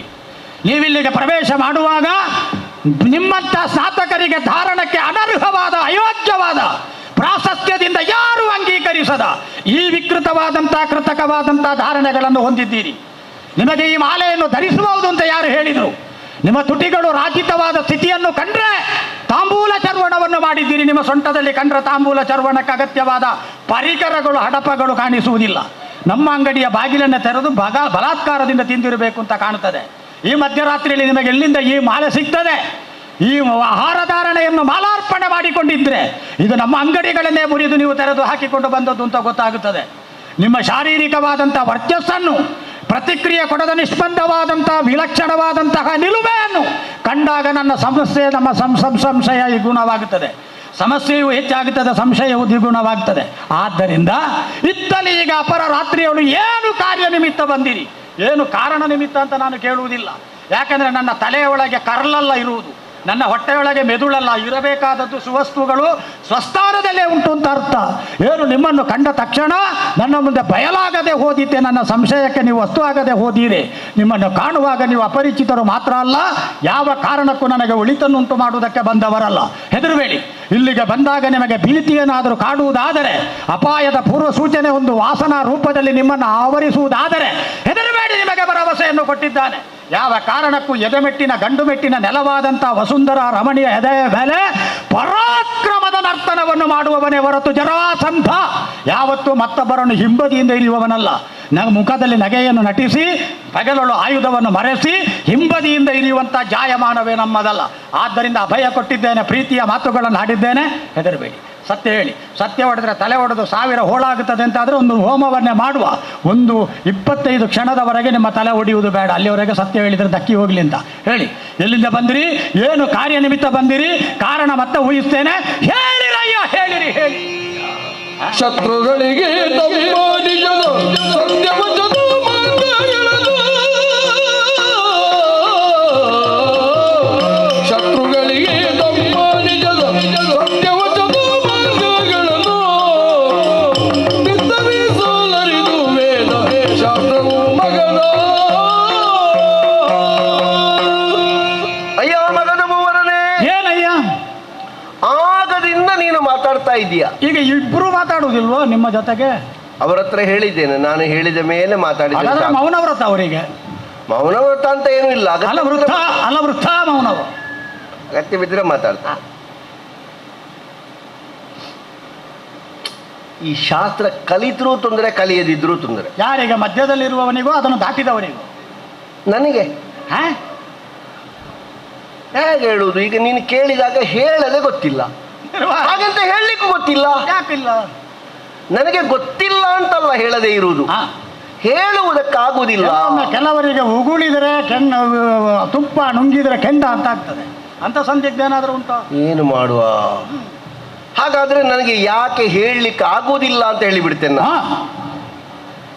ಶತ್ರು ಒಬ್ಬನಲ್ಲಿ ನಾವು ನಿಜವನ್ನು ಹೇಳಬಹುದೇ? ಒಳ್ಳೆದಾಗುವವರಲ್ಲಿ, ಒಳ್ಳೆಯತನ ಇರುವವರಲ್ಲಿ ಒಳ್ಳೆದಾಗಬೇಕು ಎನ್ನುವ ಭಾವದಿಂದ ಮಿತ್ರ ಗೆಳೆತನ ಎನ್ನುವುದಿದ್ರೆ ಒಬ್ಬನ ಅಂತರವನ್ನು ಮತ್ತೊಬ್ಬನಲ್ಲಿ ಬೆಸೆದುಕೊಳ್ಳಬಹುದು, ಬಿತ್ತರಿಸಬಹುದು. ಜೀವಂತಿಕೆ ಮಾತಿದು. ಆದ್ರೆ ಒಬ್ಬನನ್ನು ನಾವು ಶತ್ರುವೆಂದೇ ಅಂಗೀಕರಿಸಿದ ಮೇಲೆ ನಾವು ಅವನಲ್ಲಿ ನಿಜವನ್ನು ಹೇಳುವುದು ಶಾಸ್ತ್ರಕ್ಕೆ ಅಪಚಾರ ಅಲ್ವೇ? ನೀವು ಅಂತ ಮತ್ತೆ ನೋಡೋಣ ಯಾರಿಗೆ ಅನ್ವಯ ಆಗುತ್ತದೆ ಅಂತ. ಶಾಸ್ತ್ರಕ್ಕೆ ಅಪಚಾರವೇ ಅದು. ಹಾಗೆ ನಿಮಗೆ ಅನ್ವಯ ಆಗ್ತದೆ, ನಮಗೆ ಅನ್ವಯ ಆಗ್ತದೆ. ವಿಚಿತ್ರವೇ. ನಾವೀಗ ಕಾಣುವಾಗ ಬ್ರಾಹ್ಮಣರ ಹಾಗೆ ಕಾಣುವುದಿಲ್ಲ, ಬ್ರಾಹ್ಮಣರ ಹಾಗೇ ಕಾಣ್ತೀರಿ. ಆದ್ದರಿಂದಲೂ ಅಪಚಾರ. ವೇಷಕ್ಕೆ ತೊಂದರೆ ಮಾಡಿದಾಗ್ತದೆ, ವೇಷಕ್ಕೆ ಮೋಸ ಮಾಡಿದ್ರೆ ಹೋಯ್ತು. ಹಾಗಾಗಿ ನಮಗೆ ಹೇಳಲಿಕ್ಕೆ ಬರುವುದಿಲ್ಲ. ಹಾಗಾದ್ರೆ ನಾನು ನಿಮಗೆ ವಿರೋಧ ಅಂತ ಆಯ್ತು. ಅವು ಶತ್ರುವೇ. ಶತ್ರುಗಳೇ ನಾವು ನಿಮಗೆ ವೈರಿಗಳೇ.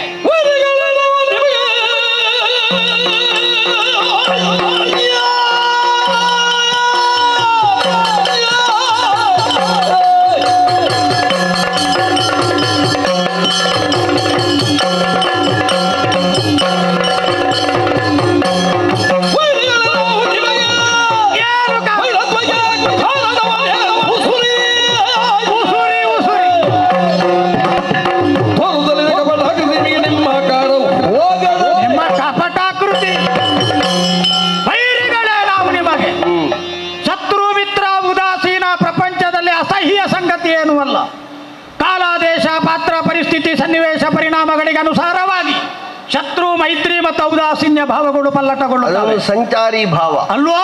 ಒಬ್ಬನಲ್ಲಿ 100 ವರ್ಷ ಕೋಪವೇ ಇರಬೇಕು ಅಂತ ಇಲ್ಲ. ಯಾವುದೋ ಒಂದು ಕಾರಣದಿಂದ ಕೋಪ ಆಯಿತು ಅಂತಾದ್ರೆ ಮತ್ತೆ ಯಾವುದೋ ಒಂದು ಕಾರಣದಿಂದ ರಾಜಿಯೂ ಆಗಬಹುದು. 100 ವರ್ಷಗಳ ಕೋಪ ಒಂದು ಕ್ಷಣದ ಮದುವೆಯ ಸಮಾರಂಭದಲ್ಲಿ ಕೈ ಕೊಟ್ಟಾಗ ಬಿಟ್ಟು ಹೋದಿತ್ತು. ಎಷ್ಟೋ ವರ್ಷಗಳ ಸ್ನೇಹ ಒಂದು ಕ್ಷಣದ ಕಾಲು ಕೆರೆತದ ಸಣ್ಣ ಜಗಳದಿಂದಲೂ ವಿಪರ್ಯಾಸ ಕೆಡೆ ಮಾಡಿಕೊಟ್ಟಿತ್ತು. ಬಿಟ್ಟು ಬಿಡೋಣ. ಹಾಗಾದರೆ ವೈರಿಗಳೇ ನಾವು, ಆತ್ಮವನ್ನು ನಾವು ಆಡಿಕೊಳ್ಳುವುದು ನಾವು. ಸಾರ್ವಭೌಮನೆನಿಸಿಕೊಂಡ ಭದ್ರತನ ಸುಕುಮಾರನಾದ ಜರೆಯ ಅನುಗ್ರಹಕ್ಕೆ ಪಾತ್ರನಾದಂಥ ಕೌಶಿಕರ ಕರಕಮಲ ಸಂದಾಸನಾದ ಚಂಡ ಕೌಶಿಕರ ವಿಶಿಷ್ಟವಾದ ಒಲುಮೆಯ ಹಾರಕ್ಕೆ ತಲೆ ಕೊಟ್ಟ ಭಾಗ್ಯಶಾಲಿ ಅನಿಸಿಕೊಂಡಂತ ಮಾಘಧ. ಯಾವ ಕಾರಣದಿಂದ ನಿಮಗೆ ಶತ್ರುತ್ವ? ಎಣ್ಣೆ ಒನ್ನೆ ಮಣ್ಣೆ ಅಲ್ಲ, ಅದಲ್ಲದ ಅನೂಹ್ಯವಾದ ಮತ್ತೊಂದು ಕಾರಣ. ನಿಮ್ಮ ಈ ಕಪಟಾಕೃತಿ ಇದನ್ನು ನಿಮ್ಮನ್ನು ಸಮರ್ಥನೆ ಮಾಡಿಕೊಳ್ಳುವುದಕ್ಕೆ ದಾರಿ ಅಂತ ತಿಳಿಬೇಡಿ. ಈ ಕ್ಷಣಕ್ಕೆ ಉತ್ತರ ಕೊಡಬೇಕು. ಏನು ವೈರ ನಿಮಗೆ? ಊರಿನ ಪದ ಸೆರೆಯೋಳಿಂದ ಕ್ರೂರವಾದ ಕೃತ್ಯದಿಂದ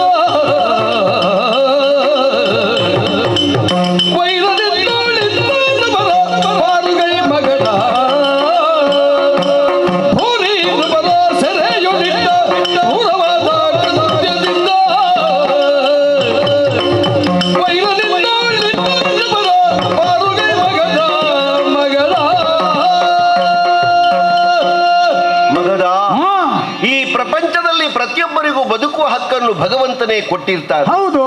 ಅದನ್ನು ಕೀಳುವುದಕ್ಕೋ ಸೀಳುವುದಕ್ಕೋ ಎಳೆಯುವುದಕ್ಕೋ ಸೆಳೆಯುವುದಕ್ಕೋ ಯಾವನಿಗೂ ಅಧಿಕಾರವನ್ನು ಕೊಟ್ಟಿರುವುದಿಲ್ಲ. ಆದ್ರೂ ಅಧಿಕಾರ ವ್ಯಾಪ್ತಿಯಿಂದ ಯಾವನಾದ್ರೂ ಒಂದು ತಪ್ಪು ಮಾಡಿದ ಅಂತ ಇದ್ರೆ ರಾಜನೇ ಕಾಲಕ್ಕೆ ಕಾರಣ ಎನ್ನುವುದರಿಂದ ಅವನನ್ನು ದಂಡಿಸಬಹುದಾಗುತ್ತದೆ. ಹಾಗಾದ್ರೆ ದಂಡಾರ್ಹರು ಯಾರಿದ್ದಾರೆ ಎನ್ನುವುದನ್ನು ವಿವೇಚಿಸಿ ವಿವೇಕಿಯಾದಂತಹ ಒಬ್ಬ ಅರಸ ಶಾಸನವನ್ನು ಮಾಡಿದ್ರೆ ಶಾಸನಾತ್ಮಕವಾದ ನೆಲೆಯಲ್ಲಿ ಪ್ರತಿಯೊಬ್ಬರು ಅದನ್ನು ಅನುಷ್ಠಾನಕ್ಕೆ ತರಬೇಕು. ಆದರೆ ನಿನ್ನ ವಿಜಿಗೀಷು ಪ್ರವೃತ್ತಿ, ನಿನ್ನ ಧೀರೋದ್ಧಾತವಾದಂತಹ ದಿಗ್ವಿಜಯ ಭೂರಿ ನೃಪರನ್ನೆಲ್ಲ ಸೆರೆಗೆ ತಂದೆ. ನಮಗೆ ಲೆಕ್ಕವೂ ಗೊತ್ತಿದೆ. 86 ಮಂದಿ ನೃಪರನ್ನು ನೀನು ಸೆರೆಯಲ್ಲಿರಿಸಿ ಇನ್ನು 14 ಮಂದಿಗಳಾಗಬೇಕು ಎನ್ನುವಂತಹ ಅನ್ವೇಷಣಾ ವಿಧಿಯಲ್ಲಿದ್ದೀಯಂತೆ. ನೀನು ಕೈ ಸೆರೆ ಸಿಕ್ಕಿದವರನ್ನು ಕೊಲ್ಲುವುದಕ್ಕೆ ಮುಂದಾಗಬಹುದೇ? ಸೋತು ಶರಣಾಗತರಾದವರನ್ನು ಕೊಲ್ಲುವುದು ಯಾವ ನೀತಿಯಾಗುತ್ತದೆ? ಮಾನವ ಧರ್ಮಕ್ಕೆ ವಿರೋಧ ಅಲ್ಲವೇ?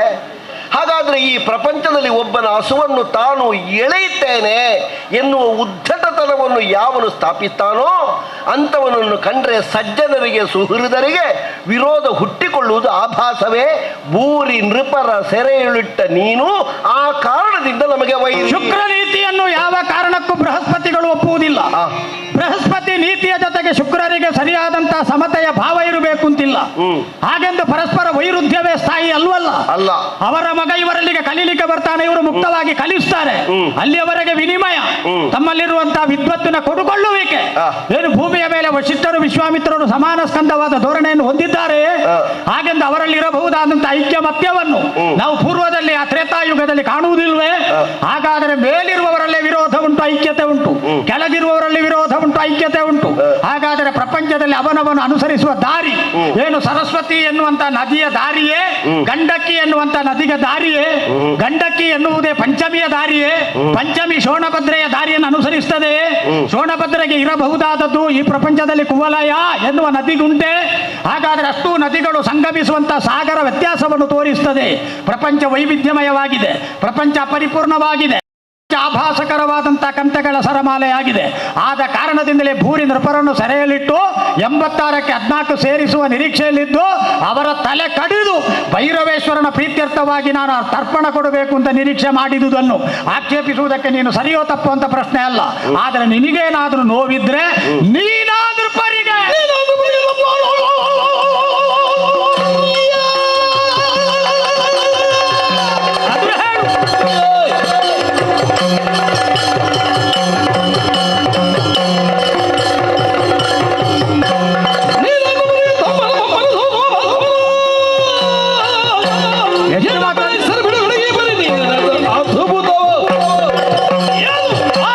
ಮಾತಾಡುವಂತಹ ದೇವ್ರೆ ಅಂದ್ರೆ ಅವರಿಬ್ಬರಿಗೆ ಭಕ್ತಿಯಿಂದ ನಿನ್ನ ಎದುರಿನಲ್ಲಿ ಯಾಕೋ ಮಾತೋರಡದ ಸುಮ್ಮನೆ ಕೂತಿದ್ದಾರೆ.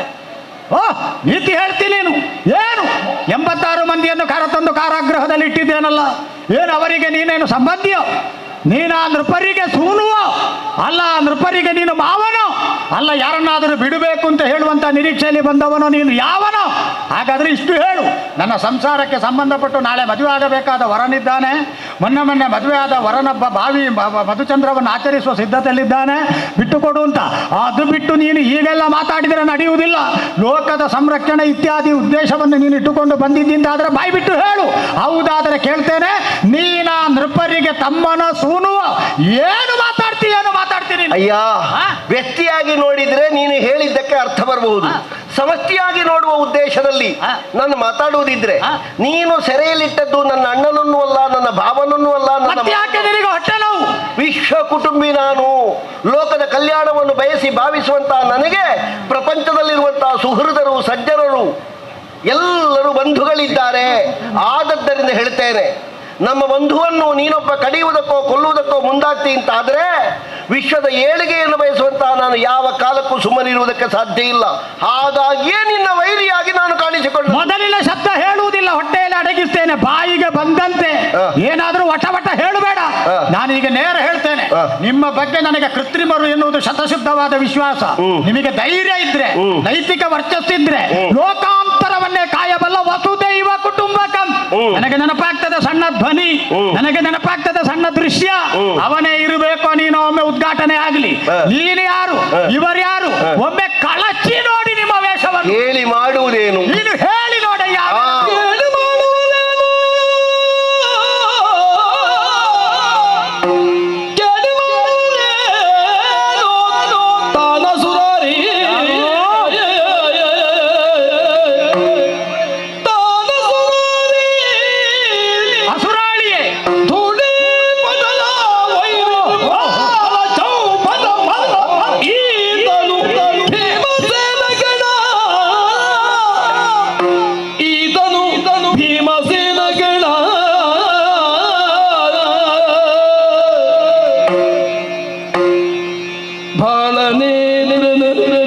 ಭುಜಬಲದ ಸಮಪಾಳಿ ಅರ್ಜುನ ದೇವ ನೋಡೈ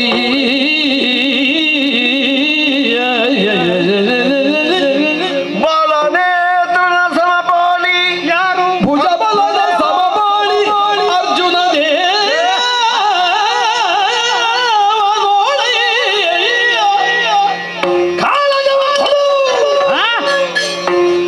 ಕಾಳಗವ ಕೊಡುಗವ ನಮ್ಮ ಅನಿಬಲದಿಂದ ಸುರಾರಿ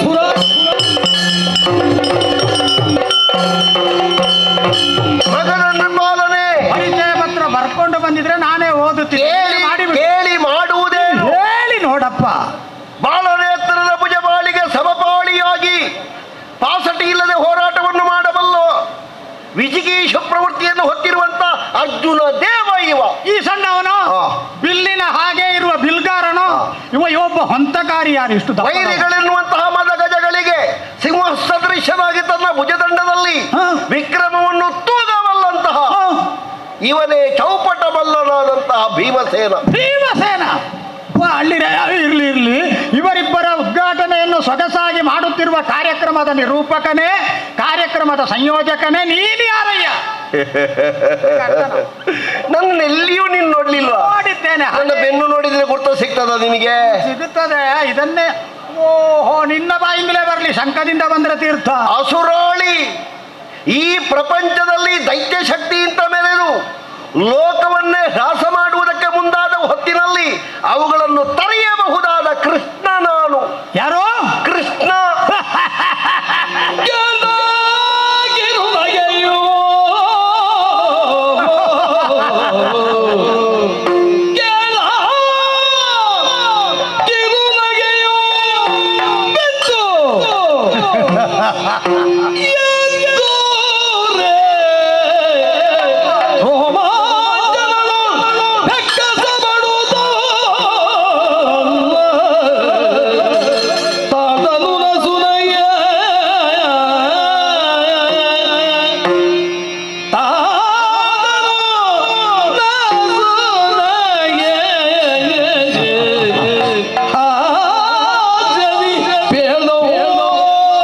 ನೀವು ತಿಳಿಯದ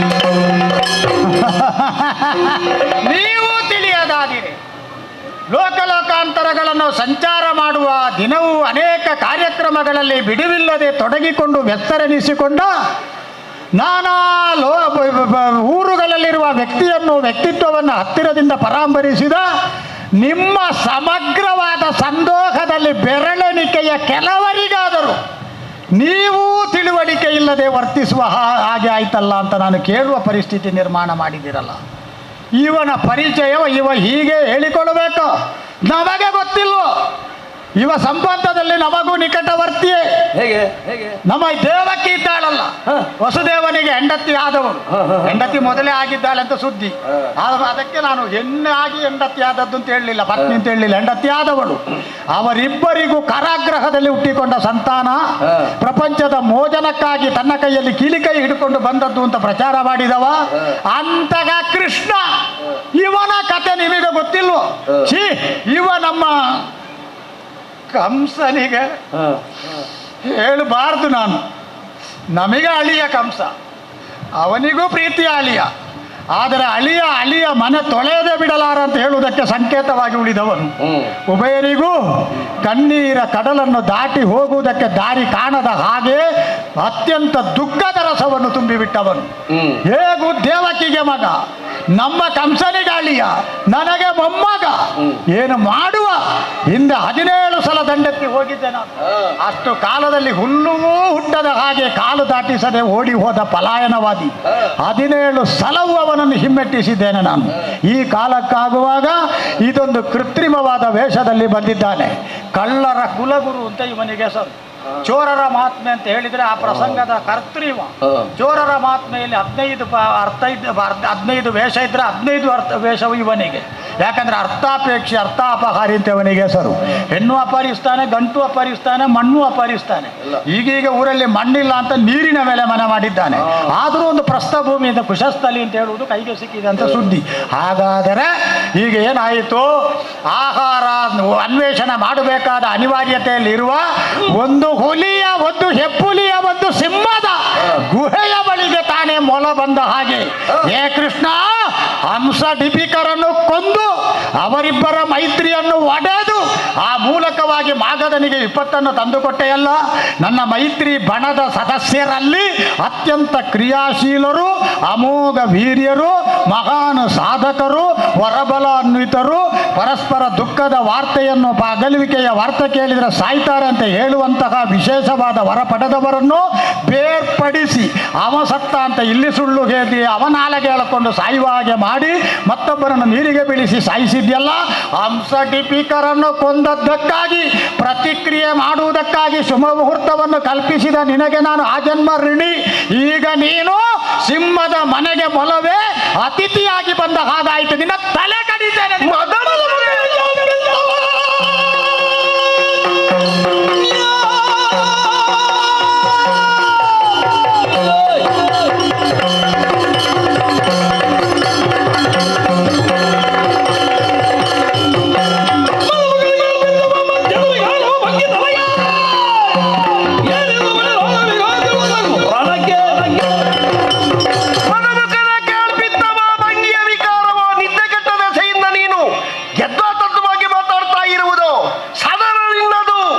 ಏನು ನೀನು ಮಾಡಿದ್ದೆಲ್ಲ ನಡೀತದೆ ಅಂತಲೋ?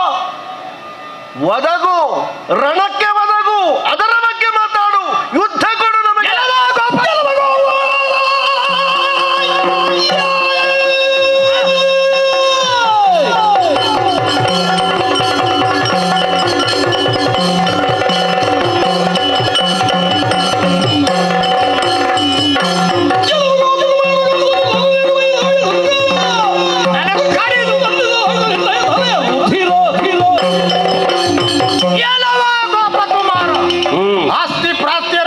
ಹೆಮ್ಮಕ್ಕಳಿಗೆ ವೈಧವ್ಯ ದೀಕ್ಷೆಯನ್ನು ಕೊಟ್ಟಂತ ಕುಲ ಕಾತುಕನೇ ನನ್ನಂತಹ ಒಬ್ಬಾತ ತಂದೆಗೆ ಸದಾಕಾಲ ಕಣ್ಣೀರಿನಲ್ಲಿ ಕೈ ತೊಳೆಯುವಂತಹ ದಯನೀಯ ಸ್ಥಿತಿಯನ್ನು ಕೊಟ್ಟ ಮಹಾವಿಘ್ನ ರೂಪಿಯೇ ನೀನು ಈಗಾಗಲೇ ಬಂದದ್ದು ಒಳ್ಳೆಯದಾಯಿತು. ನಿನ್ನ ತಲೆಯನ್ನು ಕಡಿದು ಹೊರಗೆ ಬರುವಂತಹ ಕೊತನೆ ಕದಿಯುವಂತಹ ಉನ್ಮತ್ತ ರಕ್ತದಲ್ಲಿ 2 ಹನಿ ತೆಗೆದು ನನ್ನ ಹೆಣ್ಣು ಮಕ್ಕಳ ಹಣೆಯ ಮೇಲೆ ಲಾಂಛನ ಇಡ್ತೇನೆ.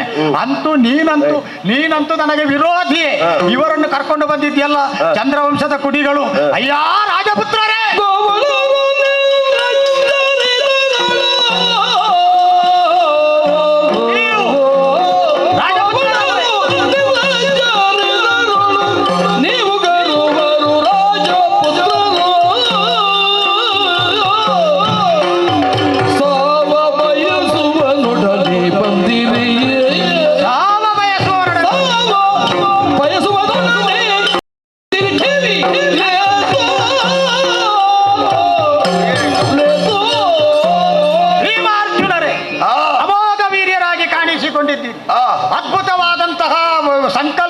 ಸೃಷ್ಟಿಯ ಹಿಂದಿತ್ತು ಅಂತ ಕೇಳ್ತೇನೆ. ಆ. ಕ್ಷತ್ರಿಯ ಕುಲಕ್ಕೆ ವಿಶೇಷವಾದ ಮಹತ್ತನ್ನು ಪ್ರಾಶಸ್ತ್ಯವನ್ನು ತಂದುಕೊಟ್ಟವರು ನೀವು. ಇನ್ನೇನು ಕ್ಷತ್ರಿಯ ಕುಲ ಅಳಿದು ಹೋಗುತ್ತದೆ, ಅದನ್ನು ಉದ್ಧರಿಸುವ ಮಾಗಧನೊಬ್ಬನೇ ಎನ್ನುವ ಹಾಗಿನ ಪ್ರತೀತಿ ಎನ್ನುವುದನ್ನು ಬದಿಗಿರಿಸಿ, ಇಲ್ಲ ಹಸ್ತಿನಾವತಿಯ ರಾಜ ಚಾವಡಿಯಲ್ಲಿ ಕಾಡಿನಲ್ಲೇ ಹುಟ್ಟಿದ್ದರು, ಕಾಡಿನಲ್ಲೇ ಬದುಕಿನ 14 ವರ್ಷವನ್ನು ದಾಟಬೇಕಾದ ಅವಸ್ಥೆ ಹಿರಿಯನಾದವನಿಗೆ ಬಂದ್ರು. ಅನಂತರದಲ್ಲಿ ಕ್ಷತ್ರ ಕುಲದ ಮಹಾಪರಂಪರೆಯನ್ನು ಉಳಿಸಬಲ್ಲ, ಇನ್ನೇನು ಆರಿ ಹೋಗುತ್ತಿರುವ ದೀವಟಿಗೆಯನ್ನು ಈ ಕ್ಷಾತ್ರದ ತೈಲವನ್ನು ಎರೆದು ಪ್ರಜ್ವಲಿಸಬಲ್ಲಂತ ವಿವೇಕಿಗಳು ಹುಟ್ಟಿಕೊಂಡಿದ್ದಾರೆ ಎನ್ನುವ ಪ್ರತೀತಿಗೆ ಸಂಕೇತವಾಗಿ ಕಾಣಿಸಿಕೊಂಡವರು ಪಂಚ ಪಾಂಡವರು. ನಕುಲ ಸಹದೇವರು ಆಗಿರಲಿ, ಧರ್ಮಾತ್ಮನಾದ ಧರ್ಮರಾಜ ಆಗಿರಲಿ, ಭೀಮಾರ್ಜುನರು ನೀವು ಬಂದಿದ್ದೀರಲ್ಲ, ಇವನಂತೂ ಯಾವ ಕಾರಣಕ್ಕೂ ನಿರ್ಲಜ್ಜನು.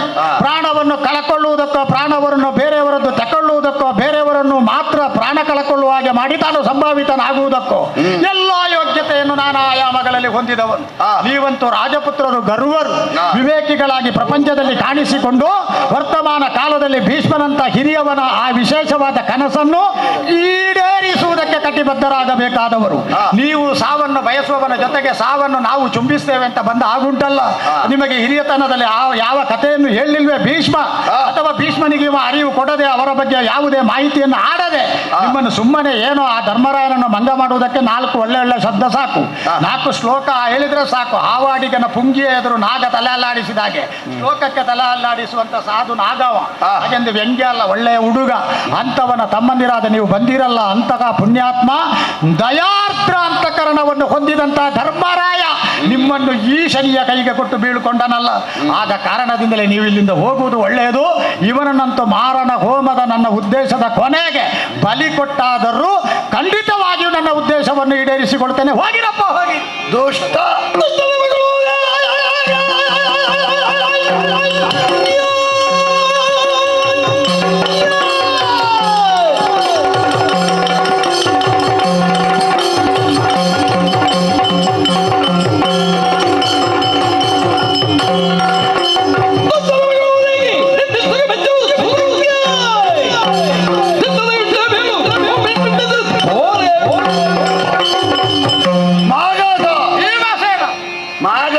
ದುಷ್ಟ.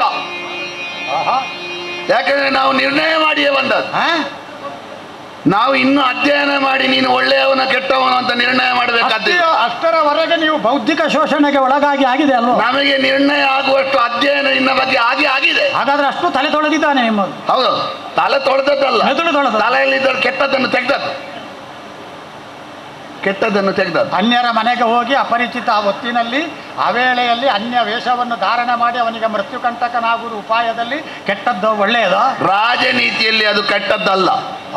ಅದು ಯಾರ ಚಿತ್ರವನ್ನು, ಅದು ಅವನೇ ಹೇಳಿದ್ದು ನಮಗೆ ಬರುವಾಗ ದಾರಿಯಲ್ಲಿ, ವಿರೋಧಿಗಳ ಚಿತ್ರವನ್ನು ನೋಡಿ, ರಂಧ್ರವನ್ನು ನೋಡಿ ಹೊಡಿಬೇಕು. ದೇವರ ನಿಮಗೆ ಕನಸಿನಲ್ಲೂ ನಾನು ವಿರೋಧದ ಎಳ್ಳಿ ನಿಂತು ಎಳೆಯನ್ನು ಬಯಸದ ನನ್ನನ್ನು ವಿರೋಧಿಗಳ ಸ್ಥಾನದಲ್ಲಿ ಚಿತ್ರಿಸಿದನೆ ನಿಮ್ಮ ಮುತ್ತಾತ ಅಜ್ಜ ನಾನು. ಅದು ಪ್ರಾಯದಲ್ಲಿ ಆಗಿರ್ಬೋದು,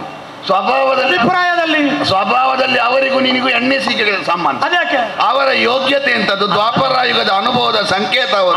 ಭೀಷ್ಮಾಚಾರ್ಯರು ಅಂದ್ರೆ ಎಂತದ್ದು, ನಿನ್ನದಾದಂತ ಕೆಟ್ಟ ಕೃತ್ಯ ಅಂತ. ಸೀಗೆಕಾಯಿಯಲ್ಲಿ ತೊಳೆದ್ರೆ ಎಣ್ಣೆಯ ಯಾವುದೇ ತೇವದ ಕಲೆಯು ಉಳಿಯಕೂಡುದು. ಹಾಗೆ ಸೀಗೆ ಹಾಗೆ ಪ್ರಪಂಚದಲ್ಲಿರುವ ಎಣ್ಣೆ ಪಸೆ ತೆಗಿಲಿಕ್ಕಿರುವವನು ನೀವಾಕಪ್ಪ ಎಣ್ಣೆ ಪಸೆ. ಆದ್ರೆ ಲೆಕ್ಕಕ್ಕಿಂತ ಹೆಚ್ಚು ತೊಳೆದ್ರೆ ಚರ್ಮ ಹೋಗುತ್ತದೆ. ನಿನ್ನ ಚರ್ಮ ಹೇಳಿದ್ದು ನಾನು ಚರ್ಮ ಅಲ್ಲಲ್ಲ, ಚರ್ಮವನ್ನು ಪಾತ್ರ ಓದಿತ್ತು, ಪಾತ್ರೆ ಹೋಗ್ತದೆ, ಅದರಲ್ಲಿರುವ ಸತ್ತು ಹೋಗ್ತದೆ. ಏನೀಗ ಕ್ಷೌರ ಮಾಡಿದ ಮೇಲೆ ಇವತ್ತು ಮಂಗಳವಾರ ಬುಧವಾರ ಅಂತ ನೋಡ್ಲಿಕ್ಕಿಲ್ಲ, ಉಂಡ ಮೇಲೆ ಯಾವ ಜಾತಿ ಅಂತ ಕೇಳಲಿಕ್ಕಿಲ್ಲ. ನಿನ್ನ ಜಾತಿ ಪ್ರೇಮಕ್ಕೆ ಬೆಂಕಿ ಹಾಕಿತ್ತು. ನಿನಗೆ ಈಗ ರಾಜಕೀಯಕ್ಕಾಗುವಾಗ ಜಾತಿ ಪ್ರೇಮ ಬಂದದ್ದಲ್ವಾ? ನೀವು ಗರ್ವರು ರಾಜಕಾರಣದಲ್ಲಿ ಬಳಸದ ಜಾತಿ ಯಾಕಪ್ಪ? ನಿನಗೆ ಕಣ್ಣು ಒಡೆದು ಹೋಗಿದೆ. 86 ಮಂದಿಯನ್ನು ಒಳಗಿಟ್ಟುಕೊಳ್ಳುವಾಗ ಅವರು ನಿನ್ನ ಜಾತಿಯವರಲ್ಲ. ಅವರನ್ನು ತಲೆ ಕಡಿಲಿಕ್ಕೆ ಸಿದ್ಧನಾಗಿದ್ದಿ. ಅವರು ರಾಜಪುತ್ರರು, ಗರ್ವರು, ನಾಳೆ ಬದುಕಬೇಕಾದವರು, ಅವರಿಗೊಂದು ಬದುಕು ಕೊಡ್ಬೋದಿತ್ತು. ಅಯ್ಯೋ, ಒಬ್ಬನ ಹಟ್ಟಿಯಲ್ಲಿ 1000 ಕುರಿಗಳಿದ್ದಾವೆ. ಮರುದಿನ ಅವನ ಮನೆಯಲ್ಲಿ ಅವನ ಮಗಳ ಮದುವೆಯ ಔತಣಕೂಟ. ಅದೇ ಕುರಿಯಲ್ಲಿ 3 ಕಡಿತಾನೆ. ಅವನ ಕಣ್ಣಲ್ಲಿ ರಕ್ತ ಇಲ್ಲ ಅಂತ ಅರ್ಥವೋ? ಮತ್ತೆ ರಕ್ತ ಇಲ್ಲ ಅಂತ ಅರ್ಥ ಮತ್ತೆ ಅನಿವಾರ್ಯ, ಅಪೇಕ್ಷಣೀಯ. ಅವ ಕುರಿಗಳನ್ನು ಸಾಕುವುದೇ ಕಡಿ. ನಾನು ಹಾಗೆ ಈ ಕ್ಷತ್ರಿಯರನ್ನು ಸಾಕಿದ್ದೆ. ಅದಕ್ಕೆ ಸಾಕಿದ್ದು ಅಂತ ಅವರು ಎಲ್ಲೆಲ್ಲಿ ಇದ್ದವರನ್ನು ಒತ್ತು ಬಾರ್ದು ಸೋಲಿ. ಈಗಲೂ ಹೋಗಿ ಕೇಳು. ಬಂದೀಖಾನೆಯ ಉಪಚಾರ ಮಾಡುವುದಕ್ಕಾಗಿ ತಿಂಗಳ ವೇತನ ತಗೊಳ್ಳುವವರು 3 ಹೊತ್ತು ಶರೀರದಲ್ಲಿ ಕೃಷಕಾಯ ಕಾಣದ ಹಾಗೆ ಪೊಗದಷ್ಟು ಊಟ. ಯಾಕಂದ್ರೆ ಸಪುರಾದವರನ್ನೆಲ್ಲ ಬಲಿ ಕೊಡ್ಲಿಕ್ಕೆ ಆಗುದಿಲ್ಲ. ತುಪ್ಪದನ್ನ ವಾರಕ್ಕೆ 3 ಸಲ. ಏನು ಅವರನ್ನು ನಾನು ಸತಾಯಿಸಿದ್ದೇನೆ ಅಂತ ಹೇಳಿದ್ರೆ ನಿನಗೆ ತಪ್ಪೋರದಿ ಬಂದಿದೆ ಅಂತ ಅರ್ಥ. ಅದೊಂದು ತೋಳ ಮತ್ತು ಶ್ವಾನದ ಕಥೆ ಗೊತ್ತುಂಟ ನಿನಗೆ? ಕಾಡಿನಲ್ಲಿದ್ದ ತೋಳವು ಶ್ವಾನವು ಮಾತಾಡಿಕೊಂಡಿತ್ತಂತೆ. ಪುಣ್ಯಾತ್ಮ, ನೀನು ಹೋಗಿ ಒಂದೊಂದು ದಿವಸಕ್ಕೆ ಬೇಟೆಗೆ ಬೇಕಾಗಿ ಅಷ್ಟೆಲ್ಲ ಅಲೆದಾಡುದು ಯಾಕೆ? ನನ್ನೊಟ್ಟಿಗೆ ಬಾ, ನನ್ನ ಯಜಮಾನ 3 ಹೊತ್ತು ಕೊಡ್ತಾನೆ, ಅವ ಉಂಟದ್ರಲ್ಲಿ ಉಳಿದದ್ದು ನನಗೇ ಕೊಡುದು. ಹೌದಾ? ಅಷ್ಟೆಲ್ಲ ವ್ಯವಸ್ಥೆ ಉಂಟಾ? ಅಲ್ಲಿ ಬರ್ಬೋದಾ? ನಾನು ಬರ್ಬೋದಪ್ಪ. ಅದು ನಿನ್ನ ಕೊರಳಿನಲ್ಲಿ ಎಂಥದ್ದು ಕಾಣುದು ಅಂತ ಕೇಳಿತಂತೆ ತೋಳ. ಅದು ನನ್ನನ್ನು ಸರಪಳಿಯಲ್ಲಿ ಒಂದು ಬಂಧಿಸ್ತಾರೆ, ನನಗೆ ಊಟ ಸಿಗದಿದ್ರು ಅದಿದು ಸ್ವಾತಂತ್ರ್ಯ ಇಲ್ಲದ ಊಟ ಬೇಡ ಅಂತ. ನಿನ್ನ ಊಟ ಹಾಗೆ ಸೆರೆಮನೆಯಲ್ಲಿ. ನೀವೆಲ್ಲ ಪ್ರಚಾರ, ನೀನು ಇದ್ದ ರಾಜಪುತ್ರರನ್ನೆಲ್ಲ ನೀವೆಲ್ಲ ಪ್ರಚಾರ ವಹಿಸಿ ಬಂದವರು. ಒಂದು ಕತ್ತೆ ಸದಾ ಅಳುತ್ತಿತ್ತಂತೆ, ಕುದುರೆ ಕೇಳಿತ್ತಂತೆ, ಯಾಕಪ್ಪ ನೀನು ಅಳುತ್ತಿ? ಯಜಮಾನ ಹಿಂಸೆ ಮಾಡ್ತಾನೆ. ಒಂದು ಕೆಲಸ ಮಾಡು, ನೀನು ರಾಜನ ಕುದುರೆಯ ಆಲಯದಲ್ಲಿ ಸೇರು. ಕತ್ತೆ ನೀನು ಸೇರು, ನಾನು ಮೊದಲು ಹೇಳ್ತೇನೆ. ಮರುದಿನ ಅದನ್ನು ಕುದುರೆಯ ಹಾಗೆ ಗೌರವಿಸಲಾಯ್ತಂತೆ. ಎಲ್ಲಿಗೆ ಹೋದ್ರೆ ಅಲ್ಲಿ ಬೆಲೆ.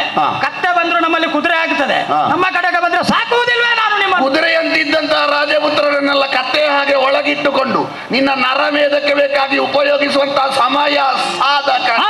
ಸಮಯ ಸಾಧಕನಾದಂತಹ ನಿನ್ನ ಗುರುಮಠದಲ್ಲಿ ಕಲಿಲಿಕ್ಕೆ ಬಂದವರಲ್ಲ. ನಮಗೆ ಗುರುಮಠ ಉಂಟು.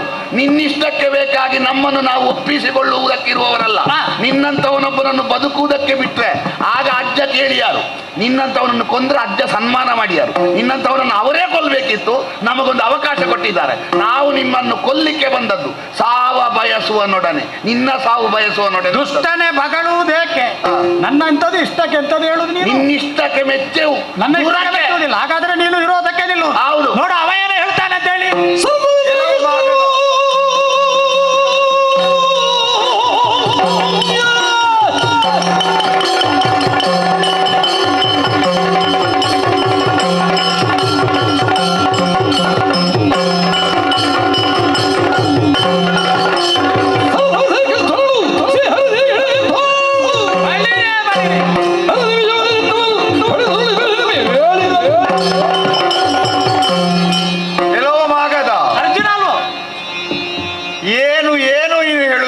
ನಿನ್ನ ಮಾತು ಕೇಳಲಿಕ್ಕೆ ಕಾಯ್ತಾ ಇದ್ದ. ಒಂದು ಅಕ್ಷರ ಮಧ್ಯದಲ್ಲಿ ಮಾತಾಡಿದ್ರೆ ಮತ್ತೆ ಕೃಷ್ಣನಲ್ಲಿ ಸರಸ ಆ ರೀತಿಯ ಜೀವ ಕಳ್ಕೊಳ್ಳುವವನಿಗೆ ಸಂಜೀವ ಸಿಕ್ಕಿದ ಹಾಗೆ ನೀನು ಕೇಳಿಬಿಡುವ. ನೋಡುವ, ಚಂಡಿ ಕೌಶಿಕರ ಪ್ರಸಾದವೋ ಅಥವಾ ಜರೆಯಿಂದ ಹುಟ್ಟಿದಂತಹ ಪುತ್ರನೋ, ಎರಡನ್ನೂ ಇವತ್ತಿನಲ್ಲಿ ಅದನ್ನು ಪುಣ್ಯಿಸಲಿಕ್ಕೆ ನಾಶಪಡಿಸಲಿಕ್ಕೆ ನಾವು ಇಲ್ಲಿ ಪ್ರತ್ಯಕ್ಷವ. ಯಾವಾಗ ನೀ ತನ್ನೂಲ ಪ್ರಸ್ತದಲ್ಲಿ ಕಾಲ ಭೈರವೇಶ್ವರ ಯಾಗದಲ್ಲಿ ನೀನು ತಲ್ಲೀನರಾಗಿದ್ದು, ಅದೇ ಹೊತ್ತಿನಲ್ಲಿ ಅಪರದ್ವಾರದಲ್ಲಿ ನಾನು ಹೋಗಿರುವಂತಹ ನಮ್ಮನ್ನು ಆಗಲೇ ನೀನು ಅರ್ಥೈಸಿಕೊಳ್ಳಬೇಕಿತ್ತು ಯಾಕೆ ಬಂದಿದ್ದಾರೆ ಎಂಬುದಾಗಿ.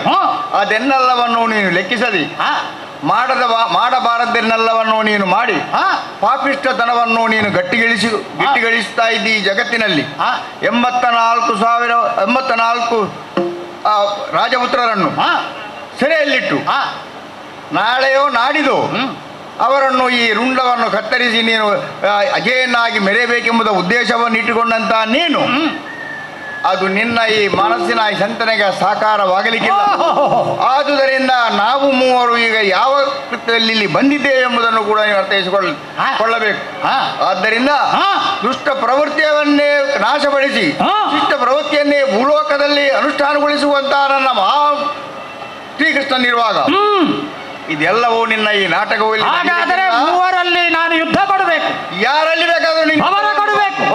ನಾನು ನಿಮ್ಮ ಜೊತೆಗೆ ಹೋರಾಟ ಮಾಡುವುದಕ್ಕೆ ಪಡೆ ಸಮೇತ ಬಂದರೂ ಭೀತನಾಗುವುದಿಲ್ಲ. ಆದರೆ ಯಾರನ್ನು ಆಯ್ಕೆ ಮಾಡುವುದು ಅಂತ ಪ್ರಶ್ನೆ. ಯಾರನ್ನು ಬೇಕಾದ್ರೂ ಆಯ್ಕೆ ಮಾಡು, 3ರಲ್ಲಿ 1. 3 ಇಲ್ಲ, 3ರಲ್ಲಿ 1. ನಿನ್ನಂತ ಮುದುಕನಿಗೆ 3 ಜನ ಸೇರಿ ಹೊಡೆದ್ರು ಅಂತ ಅಪವಾದ ಬೇಡ. ಮತ್ತೆ ಯಾರಾದ್ರೂ ಒಬ್ಬರು ಹೊಡಿ. ಈ ಪ್ರಾಯದಲ್ಲಿ ಮಾಗ ಬೇಕಿತ್ತು, ಮಾಗದ 3ರನ್ನು ಕಂಕುಳದಲ್ಲಿ ಇರಿಗಿಸಿ ಲಟಕ್ಕನೆ ಕುತ್ತಿಗೆ ಮುರಿದ ನಿಷ್ಪಾಪಿ ಅಂತ ಆಗುವುದು ಬೇಡ. ಪ್ರಕಟವಾಗಿದೆ ನಿನ್ನ ಶೌರ್ಯ. ಎಷ್ಟು ಸಲ ನೋಡಿದ್ದೇನೆ, 17 ಸಲ ಗುಂಡು ಗುಂಡಾದ ಬೆಣ್ಣೆ ಮೈಯ ಬೆನ್ನನ್ನು ನೋಡಿದವ ಹೊರತು ನಿನ್ನ ಎದೆ ನೋಡುವ ಭಾಗ್ಯ ಸಿಗಲಿಲ್ಲ. ಅಲ್ಲ, ಅವ ಆಸನ್ನವ. ಅವ ಏನಿದ್ರು ಇನ್ನು ಬದುಕಿನಲ್ಲಿ ಸಾಕಷ್ಟು ಬೆರಗಿನ ಕೆಲಸ ಮಾಡ್ಲಿಕ್ಕುಂಟು. ಕ್ಷತ್ರಿಯರಿಗೆ ಸಾಧಕನಾಗಬೇಕು. ಅವನ ಪರಿಚಯ ಸಿಗ್ತದೆ. ಅರ್ಜುನ ಅಲ್ವೋ?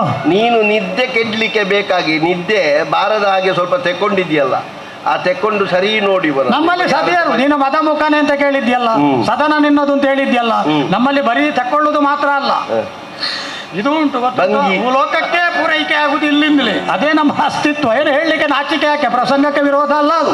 ಭಂಗಿ ಮುಕ್ಕುವುದನ್ನು ರೂಢಿ ಮಾಡಿದ್ಯಾ ಅಂತ ಕೇಳಲಿಲ್ವಾ ನೀನು? ಅರ್ಥ ಆಗ್ತದೆ. ಆದರೆ ಹೊಡೆದ್ರೆ ಹುಲಿ ಹೊಡಿಬೇಕು. ಹುಲಿ ಹಿಡಿದ್ರೆ 3 ವಾರ ತಿನ್ನಬೇಕಾದ ಸುಪುಷ್ಟ ಶರೀರ. ಈ ಭೀಮನನ್ನು ನನ್ನ ಎದುರಿಗೆ ನೀನು ಹಾಗಾದ್ರೆ ಯಾವಾಗ ಕಾರ್ತಿಕ ಶುದ್ಧ ಪಾಠ್ಯ ಸೇನಾ ಸಮೇತ ಹೋರಾಟ ಮಾಡ್ಲಿಕ್ಕಿಲ್ಲ. ನೀವಂತೂ ಕೆಳಗೆ ನಿಲ್ಲಿಸಿ ಬಂದಿದ್ದೀರಲ್ಲ. ಅಲ್ಲಿಂದ ಸೇನೆ ಆದ ಕಾರಣದಿಂದ ಮಗನಾದ ಸಹದೇವನಿಗೆ ಏನು ಸೂಚನೆ ಕೊಟ್ಟಿದ್ದೇನೆ. ನಾನಂತೂ ಹೋರಾಟಕ್ಕೆ ಸಿದ್ಧ. ಆದರೆ ಈಗಲೂ ನಿನ್ನ ಬಗ್ಗೆ ನಾನು ಮುಕ್ತ ಅಭಿಪ್ರಾಯ. ಪ್ರಪಂಚದಲ್ಲಿ ಮಲ್ಲ ಯುದ್ಧದಲ್ಲಿ ಗಂಡುಗಲಿ ಅಂತ ಹೇಳಿದ್ರೆ ನೀನು ಮಲ್ಲ ಯುದ್ಧದ ಪಟ್ಟು ಪೆಟ್ಟು ತೃಣಪೀಠವೋ ಮುಷ್ಟಿಕವೋ ಪೃಷ್ಠಭಂಗವೋ ಮೊದಲಾದಂತ ಪಟ್ಟುಗಳ ಕರ ತಲಾಮಲಕ ವಿದ್ಯಾ ಪ್ರಭಾವ ಇವತ್ತು ಮೈಗೂಡಿರುವುದು ಕೃಷ್ಣನಲ್ಲಿ. ನನಗೆ ಹೆಮ್ಮೆ ಉಂಟು. ನೀನೀಗ ವಸ್ತುನಿಷ್ಠ ತತ್ವನಿಷ್ಠವಾದ ನೆಲೆಯಿಂದ ಸಿದ್ಧಾಂತದಲ್ಲಿ ಪೂರ್ವಾಗ್ರಹಿತ್ವವನ್ನು ಹೊಂದದೆ ಅಧ್ಯಕ್ಷ ಸ್ಥಾನದಲ್ಲಿ ನಿಂತು ಭೀಮಮಾಗದರ ಹೋರಾಟವನ್ನು ನೋಡಬೇಕು. ನೋಡಿ ನೀನು ನಿರ್ಣಯ ಹೇಳಬೇಕು. ಹಾಗಾದ್ರೆ ಗಂಧ ಕಸ್ತೂರಿ ಜುವಾಜು ಇತ್ಯಾದಿಗಳನ್ನೆಲ್ಲ ತಂದು ಪೂಸಿಕೊಂಡಿದ್ದೇವಲ್ಲ, ಸಂಲಕ್ಷಣಕ್ಕೆ ಆಧಾರವಾದ ಸಂಲಕ್ಷಣಕ್ಕೆ ಭೂಷಣಪ್ರಾಯವಾದ ಪೋಷಾಕು ಅಂತ ಕರೆಯಲ್ಪಡಬಹುದಾದ ಜಗಜಟ್ಟಿಗಳಿಗೆ ಅನುಕೂಲವಾದ ದಿರಿಸನ್ನಿಬ್ಬರು ಧರಿಸಿದ್ದೇವಲ್ಲ. ಒಂದು ವಿಷಯ, ಸಾಯ್ಲಿಕ್ಕೆ ತಯಾರಾದವರಲ್ಲಿ ವೈದ್ಯ ಹೇಳುವ ಕ್ರಮ ಉಂಟಂತೆ. ನಿಮ್ಮದ್ದು ಏನಾದ್ರೂ ಇದ್ರೆ ಬರೆದು ಕೊಡಿ ಮುಂದಿನವರಿಗೆ ಅಂತ. ಹಾಗೆ ನಿನ್ನ ಬೀಗದ ಕೈ ಹಾಗೆ ಬದುಕಿಸುವವನು ಹೇಳ್ತಾನಂತೆ, ನಾನೇ ಕರ್ಕೊಂಡೋಗಿ ಆಶ್ರಮದಲ್ಲಿಟ್ಟು 12 ವರ್ಷ ಶುಶ್ರೂಷೆ ಮಾಡ್ತೇನೆ, ಅಲ್ಲಿಯವರೆಗೆ ತಾತ್ಕಾಲಿಕವಾಗಿ ಬರೆದಿಟ್ಟು ಶಾಶ್ವತಕ್ಕೆ ನನ್ನಿಂದ ಗುಣಪಡಿಸಿಕೊಂಡು ಬನ್ನಿ ಅಂತ ಹೇಳ್ತಾರಂತೆ. ನಿನ್ನ ಬುದ್ಧಿವಂತಿಕೆ ಎಲ್ಲ ಈ ಹಳೆಯದಾದ ನಾಲಗೆಯಲ್ಲಿ ಬೇಡ. ಮಾತಾಡ್ತಾನೆ ಅಲ್ಲಿಂದ ಎಂತೆಂತ ಮಾತು ನೋಡು. ಎದೆ ಇರಿಯುವಾಗಿನ ಬಾಣ ಬೇಕು, ನೀನು ಇರಲಿಕ್ಕೆ ಚಕ್ರ ಬೇಕು. ಬಿಡು. ಹಾಗಾದ್ರೆ ಅಧ್ಯಕ್ಷನಾಗಿ ಕೂತಿದ್ದೆಲ್ಲ ಕೃಷ್ಣ, ಈಗ ಮುಕ್ತವಾದದ್ದು ಹೋರಾಟಕ್ಕೆ ಸಿದ್ಧರಾಗಬೇಕಲ್ಲ. ಬಡೀರಿ ನೋಡುವ. ಭೀಮ ಭೀಮ ಬಡೀರಿ ಒಮ್ಮೆ, ಬಡೀರಿ.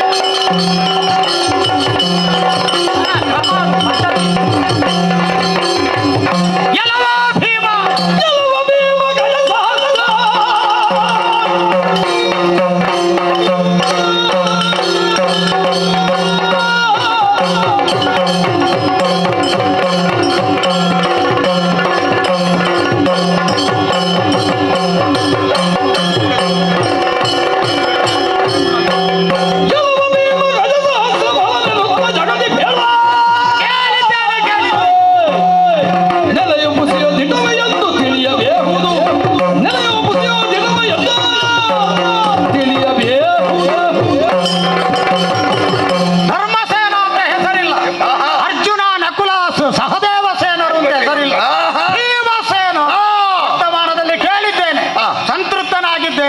ಏನು ಕಾಡುಗಿಚ್ಚಾಗಿ ಆವರಿಸಿಕೊಂಡ ಕಾಲದಲ್ಲಿ ಹಸಿರನ್ನು ನೋಡದೆ ಉರಿಸಬಹುದಾದ ಕೆಟ್ಟ ಹೃದಯದ ಅಗ್ನಿ ಅಂತ ನಾನು ತಿಳಿಬೇಡ.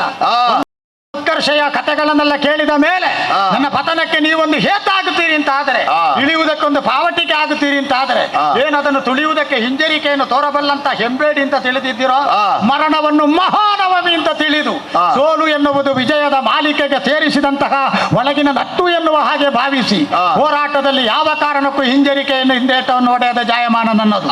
ಎಲ್ಲವೋ ಭೀಮ ಗಜ ಸಹಸ್ರ ತ್ರಾಣಿ ಎನ್ನುವ ಹಾಗೆ ನಾನು ಕೇಳಲ್ಪಟ್ಟಿದ್ದೇನೆ. ಹಾಗಾದ್ರೆ ನಿನ್ನ ಕೈಯಲ್ಲಿರುವಂತಹ ಗದೆ ಅದು ಎಷ್ಟು ಮುಖ್ಯವಾದನ್ನು ನೀನು ವರ್ಣನೆ ಮಾಡಬೇಕು, ನಾನು ಹೇಳುವುದಲ್ಲ. ಈಗ ಪರೀಕ್ಷೆ ಮಾಡಿ ನೋಡೋಣ. ಒಂದು ಕಾಲದಲ್ಲಿ ನಾನು ಎಸೆದ ಗದೆ ಗದಾವಸಾನವನ್ನು ಸೃಷ್ಟಿ ಮಾಡಿದೆ. ನೀನು ಹಿಡಿಯಬಹುದಾದ ಗದೆಯ ಪರಾಕ್ರಮ ಎಷ್ಟು, ಅದರ ಬಲಾಢ್ಯತೆ ಎಷ್ಟು, ಅದನ್ನ ನಾನು ವಸ್ತುನಿಷ್ಠವಾಗಿ ತಾತ್ಕಾಲಿಕವಾದಂತಹ ಮಾನದಂಡ ಅರ್ಥಾತ್ ಹೋರಾಟ ಅದರಿಂದ ಅನುಭವಿಸಬೇಕು ಅಂತಿದ್ದೇನೆ.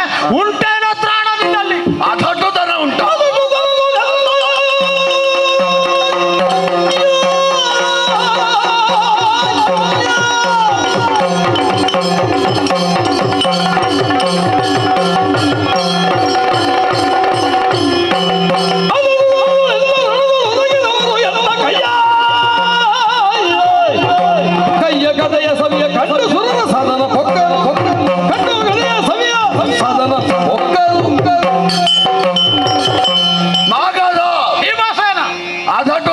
ನನ್ನನ್ನು ಕೆಣಕುವುದಕ್ಕೆ ಬಂದವರು ಯಾರು ಉಳಿದದ್ದಿಲ್ಲ.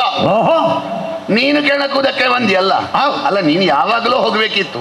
ನಮ್ಮ ದೇವರ ಅಣ್ಣ ಮಾನುಷ ಮತ್ತು ವಾರುಣ ಪಾಶಗಳಿಂದ ನೀನನ್ನು ಬಂಧಿಸಿ ಮೊದಲ ಯುದ್ಧದಲ್ಲೇ ತಂದಿದ್ದಾರಂತೆ. ಏನು ಈಗ ಸಾಯ್ಲಿಕ್ಕೆ ಕಾಲ ಅಲ್ಲ ಅಂತ ಬಿಟ್ಟ ಕಾರಣ ಇವತ್ತಿನವರೆಗೆ ನಿನ್ನ ತಲೆ ಕೂದಲು ಬಿಳಿಯಾಗುವವರೆಗೆ ನಿನ್ನ ಮುಖದಲ್ಲಿ ನೆರಿಗೆ ಮೂಡುವವರೆಗೆ ಬದುಕಿದ್ದ ಹೊರತು ಇಲ್ಲದ್ರೆ ನಮಗೆ ಕಾಣ್ಲಿಕ್ಕೆ ಸಿಗುತ್ತಿರ್ಲಿಲ್ಲ. ಅವತ್ತೇ ಹೋಗುತ್ತಿದ್ದೆ ನೀನು. ಸಣ್ಣವನ ಅರ್ಜುನ ನಿನಗೆ ನೀನು ಎತ್ತಲಿಕ್ಕಾಗದೆ ಯಾವತ್ತು ಹೊರಳಾಡಿದ್ಯಲ್ವಾ ಸ್ವಯಂವರದಲ್ಲಿ, ಅದನ್ನು ಎತ್ತಿ ಮೆರೆದ ವಾವ. ಪ್ರಪಂಚದಲ್ಲಿ ಆಕಸ್ಮಿಕ ಎನ್ನುವ ಶಬ್ದ ಉಂಟು, ಗೊತ್ತುಂಟ ನಿನಗೆ? ಹೌದು. ಆಕಸ್ಮಿಕ ಎನ್ನುವ ಶಬ್ದ ಹೇಳಿ ಆಗುವುದಲ್ಲ. ಪ್ರಪಂಚದಲ್ಲಿ ಅಸಾಧ್ಯ ಎನ್ನುವ ಶಬ್ದ ಉಂಟು, ಗೊತ್ತುಂಟ ನಿನಗೆ? ಅದೊಂದು ಅಭಿಪ್ರಾಯ. ಆಕಸ್ಮಿಕ ಸತ್ಯ, ಆಕಸ್ಮಿಕವಾಗಿ ಎತ್ತುವುದಕ್ಕಾಗಲಿಲ್ಲ. ಅಸಾಧ್ಯ ಎನ್ನುವುದು ನನ್ನ ಶಬ್ದಕೋಶದಲ್ಲೇ ಇಲ್ಲ. ಅಲ್ಲ ಆಕಸ್ಮಿಕ ಅದನ್ನು ಎತ್ತಲಿಕ್ಕೆ ಆಗದವ ಸುಮ್ಮನೆ ಕೂತಿದ್ದಾನೆ. 84 86 ಮಂದಿಯನ್ನು ತರಲಿಲ್ವಾ? ಅದೇ ದುರ್ಬಲರನ್ನು ತಂದೆ ನೀನು ದೊಡ್ಡದಾದ ಸಣ್ಣವರನ್ನು 86 96 ತಂದೆ ನನ್ನಂತ ಒಬ್ಬ ಸಿಗುತ್ತೆ. 84 ಮಂದಿ ದುರ್ಬಲರು ಹಾಗೆ ಅವರನ್ನು ವಹಿಸಿಕೊಂಡು ಪ್ರತಿನಿಧಿಯಾಗಿ ಬಂದವನು ಲೋಕದ ಶಕ್ತಿ ಅಲ್ವೇ? ಆ ಲೋಕದ ಶಕ್ತಿಯ ಕಾಲುಬುಡಕ್ಕೆ ಬರುವ ಹಾಗೆ ಮಾಡ್ತೇನೆ ಅಂತ ಆದ್ರೆ ನನ್ನ ಪರಾಕ್ರಮ ಏನು ಸಣ್ಣದು? ಲೋಕದ ಶಕ್ತಿಯನ್ನು ನೀನು ಬರುವ ಹಾಗೆ ಮಾಡಿದ್ದಲ್ವ? ಕೆಟ್ಟದ್ದು ರೋಗ ಬರುವ ಹಾಗೆ ಮಾಡಿದ್ದಾನೆ ಎನ್ನುವ ಕಾರಣಕ್ಕಾಗಿ ಅವನ ದೇಹದಲ್ಲಿ ಸಾಮರ್ಥ್ಯ ಉಂಟು ಅಂತಲ್ಲ, ನಿನ್ನಲ್ಲಿ ರೋಗ ಉಂಟು. ಆ ರೋಗ ನಿವಾರಣೆಗೆ ಬೇಕಾಗಿ ಲೋಕಕ್ಕೆ ಅದು ಹರಡಬಾರದು ಎನ್ನುವ ಕಾರಣಕ್ಕೆ ಭಾವರೋಗ ವೈದ್ಯ ಬಂದಿದ್ದಾನೆ, ಹಾಗಾಗಿ ಬಂದದ್ದವ. ಮತ್ತೆ ನಿನ್ನ ದೊಡ್ಡ ಯಾರೋ ಇರಬೇಕು ಭವ ರೋಗ ವೈದ್ಯನಾದ ನೀನು ಭವ ಸಾಗರದಲ್ಲಿ ನನ್ನನ್ನು ದಾಟಿಸು ಅಂತ ಹೇಳಿ ಗೋಗರದವ ಯಾರೋ ಇದ್ದದರಿಂದ ಕಾಲುಬುಡಕ್ಕೆ ಯಾರ್ಯಾರೋ ಅಲ್ಲ, ನಾಲಿಗೆಯಲ್ಲಿ ಧರ್ಮವನ್ನು ಇಟ್ಟುಕೊಂಡವ ನಿಮ್ಮಣ್ಣ. ಹೌದೌದು, ಕಾಕತಾಳೀಯವಾಗಿ ನಾನು ಆಡಿದ ಮಾತು ಸತ್ಯ ಆದದ್ದು. ನೀನು ಯಾವುದೆಲ್ಲ ಒಣಗಿದ ರೆಂಬೆಯ ಮೇಲೆ ಕಾಗೆ ಕುಳಿತುಕೊಳ್ಳಿಸ್ತೀಯ ಗೊತ್ತಿಲ್ಲ ನನಗೆ. ಆದ್ರೆ ನಿನ್ನ ಪಿಂಡವನ್ನು ಬಿಡುವುದಕ್ಕೆ ಬೇಕಾಗಿ, ನಿನ್ನ ಪಿಂಡ ಅನ್ನವನ್ನು ತಿನ್ನುವುದಕ್ಕೆ ಬೇಕಾಗಿ ಕಾಗೆ ಕಾಯ್ತಾ. ನಿನ್ನ ಗದೆ ಎಂತದ್ದು? ರುಧಿರೋದ್ಗಾರ ಗದೆ ಅಂತದನ್ನು ಅದರ ರುಚಿ ನೋಡಿದವರು ನಿಜವಾಗಿ ಅದೊಂದು ಅಲಂಕಾರ ಕೇಳಿದ್ದು. ನಾನು ಗದೆ ಇಲ್ಲದೆ ಕೊಂದಿದ್ದೇನೆ ಬಕಾಸುರನಂತ. ಅದು ಈಗ ಬೆದೆ ಬಂದಂತಹ ಎತ್ತು ತನ್ನ ಕೋಡಿನಿಂದಲೇ ಸಿಗಬೇಕು ಅಂತಿಲ್ಲ, ಹೊರಸಿಟ್ಟರು ಸಾಯ್ತದೆ. ಅದಕ್ಕೆ ಬೆದೆ ಬರಬೇಕು. ಬಕಾಸುರ ಪರಾಕ್ರಮದ ಬೆದೆ, ಹಿಡಿಂಬ. ಒಂದು ಬ್ರಾಹ್ಮಣರಿಗೆ ಉಪದ್ರ ಕೊಡ್ತಿದ್ದವ. ಬ್ರಾಹ್ಮಣರ ಒಬ್ಬರ ಮನೆಯಿಂದ ಒಬ್ಬೊಬ್ಬ ಹೋಗುದು. ಬ್ರಾಹ್ಮಣರ ಕೇರಿಯನ್ನು ಉಳಿಸುವುದಕ್ಕೆ ಬೇಕಾಗಿ ಬಕಾಸುರನನ್ನು ಕೊಂದದ್ದು. ಈಗ ರಾಜವಂಶವನ್ನು ಉಳಿಸುವುದಕ್ಕೆ ಬೇಕಾಗಿ ಬಕಾಸುರನಂತೆ ಇರುವ ಅಥವಾ ಬಕಾಸುರನನ್ನು ಮೀರಿ ಇರುವ ದುಷ್ಟನಾದ ನೀನು. ಅವನದ್ದು ಒಂದು ರಕ್ಕಸ ರಕ್ತ ಮಾತ್ರ, ನಿನಗೆ ರಕ್ಕಸಿಯ ಸಹವಾಸ ಉಂಟು, ಋಷಿಕಲ್ಪ ಉಂಟು, ಕ್ಷತ್ರಿಯ ಕನ್ಯೆಯರ ಗರ್ಭದಲ್ಲಿ ಮಲಗಿದ್ದಿ, ಬೃಹದ್ರಥನ ರಕ್ತ ಉಂಟು, ಒಟ್ಟು ಸೇರಿದ ಬೆರಕೆ ನಿನ್ನದು ಅದ್ಭುತವಾದ ಸೃಷ್ಟಿ. ನೀನು ಬಂಡೆಯ ಮೇಲೆ ಬಿದ್ದಾಗ ಮಂಡೆ ಒಡೆಸಿಕೊಳ್ಳಿಲ್ಲ, ಬಂಡೆ ಒಡೆಯಿತು. ನಾನು ಹಾಗೆ ತಿರಸ್ಕೃತನಾಗಬೇಕಾದವನು ಪುರಸ್ಕೃತನಾದೆ. ಎರಡು ಸೀಳಿ ಹೇಸಿಕೆ ಅಂತ ಎಲ್ಲರೂ ಹುಟ್ಟಿದ ಮೇಲೆ ಸಾಯುವುದು, ನೀನು ಸತ್ತ ಮೇಲೆ ಆಗಲಿ. ನೀನು ಹುಟ್ಟಿದ ಮೇಲೆ ಘಟಿತ ಘಟನೆ ಒಂದು ನಡೆಯಿತು. ಬಂಡೆ ತಾಗಿದಾಗ ದೊಡ್ಡವರದ್ದೇ ಮಂಡೆ ಹೊಡೆಯುತ್ತದೆ, ನಿನ್ನದು ಶೈಶವಾವಸ್ಥೆಯಲ್ಲೂ ಕೂಡ ಮಂಡೆ ಹೊಡಿಲಿಲ್ಲ. ಅದ್ಭುತ ಸೃಷ್ಟಿಯೇ. ಈಗ ನಾನೇನು ಸಾಮಾನ್ಯ ಅಲ್ಲಲ್ಲ, ಹೇಸಿಕೆಯಿಂದ ಜಿಗುಪ್ಸೆಯಿಂದ ವಾಸನೆ ಬರ್ತದೆ ಅಂತ ಬಿಸಾಡಲ್ಪಟ್ಟ ಸಿಳ್ಳು. ಆ ಸೀಳುಗಳನ್ನು ಎರಡನ್ನು ಸೇರಿಸಿ ರಾಕ್ಷಸಿಯಾದರೆ ಅಂತಃಕರಣದಲ್ಲಿ ತುಂಬಿಕೊಂಡದ್ದು ಮಾತೃವಾತ್ಸಲ್ಯ. ರಾಕ್ಷಸಿಯಾದರೂ ತಿನ್ನುವುದಕ್ಕೆ ಬಯಸಿ ಬಂದಾಗ ನನ್ನ ಅಂತಃಕರಣವೇ, ನನ್ನಲ್ಲಿರುವಂತಹ ಅದ್ಭುತವಾದ ತಾಯಿತನವೇ ಎರಡನ್ನು ಸೇರಿಸಿ ತಕೊಂಡು ಹೋಗಿ ಬೃಹದ್ರಥನಿಗೆ ಕೊಡ್ತಾನೆ. ಹಾಗಾದರೆ ನಾನು ತಿರಸ್ಕೃತನಾದವನು ಪುರಸ್ಕೃತನಾದವನೇ, ಇಬ್ಬರು ಅದ್ಭುತವಾದ ಸೃಷ್ಟಿಯೇ. ಒಂದು ಕೈ ನೋಡಿಯೇ ಬಿಡುವ, ಒಂದು ಕೈ ನೋಡಿಯೇ ಬಿಡುವ, ನೋಡುವ.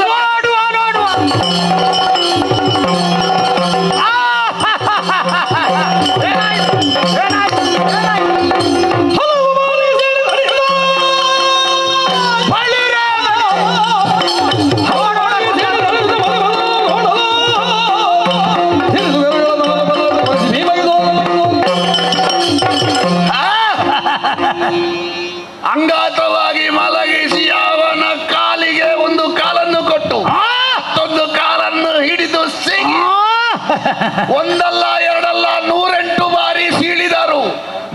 ಮತ್ತೆ ಜೋಡಿಸಲ್ಪಡ್ತಾರೆ. ದಿವಸ 13 ಕಳೆಯಿತು. ಬಲಿಮಥನನ್ನು ಒಮ್ಮೆ ನೋಡಿದ್ದು. ವಾಮನನಾಗುವುದು ಯಾವಾಗ, ತ್ರಿವಿಕ್ರಮನಾಗುವುದು ಯಾವಾಗ, ಅವನಿಗೆ ಸರಿ ಗೊತ್ತುಂಟು. ಒಟ್ಟು ಸೀಳಿ ಆಯಾಸ ಮಾಡಿಕೊಳ್ಳಬೇಡ, ನಿತ್ರಾಣ ಮಾಡಿಕೊಳ್ಳಬೇಡ. ಸೀಳಿದ ಮೇಲೆ ಎಸೆಯುವಾಗ ಸ್ವಲ್ಪ ಯೋಚಿಸುವಂತ ಅವ ಸೂಚಿಸಿದ್ದಾನೆ. ಹಾಗಾಗಿಯೇ ತಲೆಯ ಜಾಗಕ್ಕೆ ಕಾಲು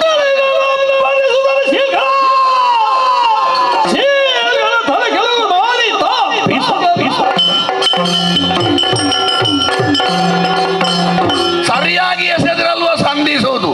ಈ ಸಲ ತಲೆ ಒಂದು ಕಡೆ, ಕಾಲು ಒಂದು ಕಡೆ, ಎರಡು ಸೀಳಿನ ಆ ಅಧೋಮುಖ ಮತ್ತು ಊರ್ಧ್ವಮುಖವನ್ನು ಬೇರೆ ಬೇರಾಗಿಸಿ ಎಸೆ. ಭೈರವೇಶ್ವರ ಶಿವ ಶಿವ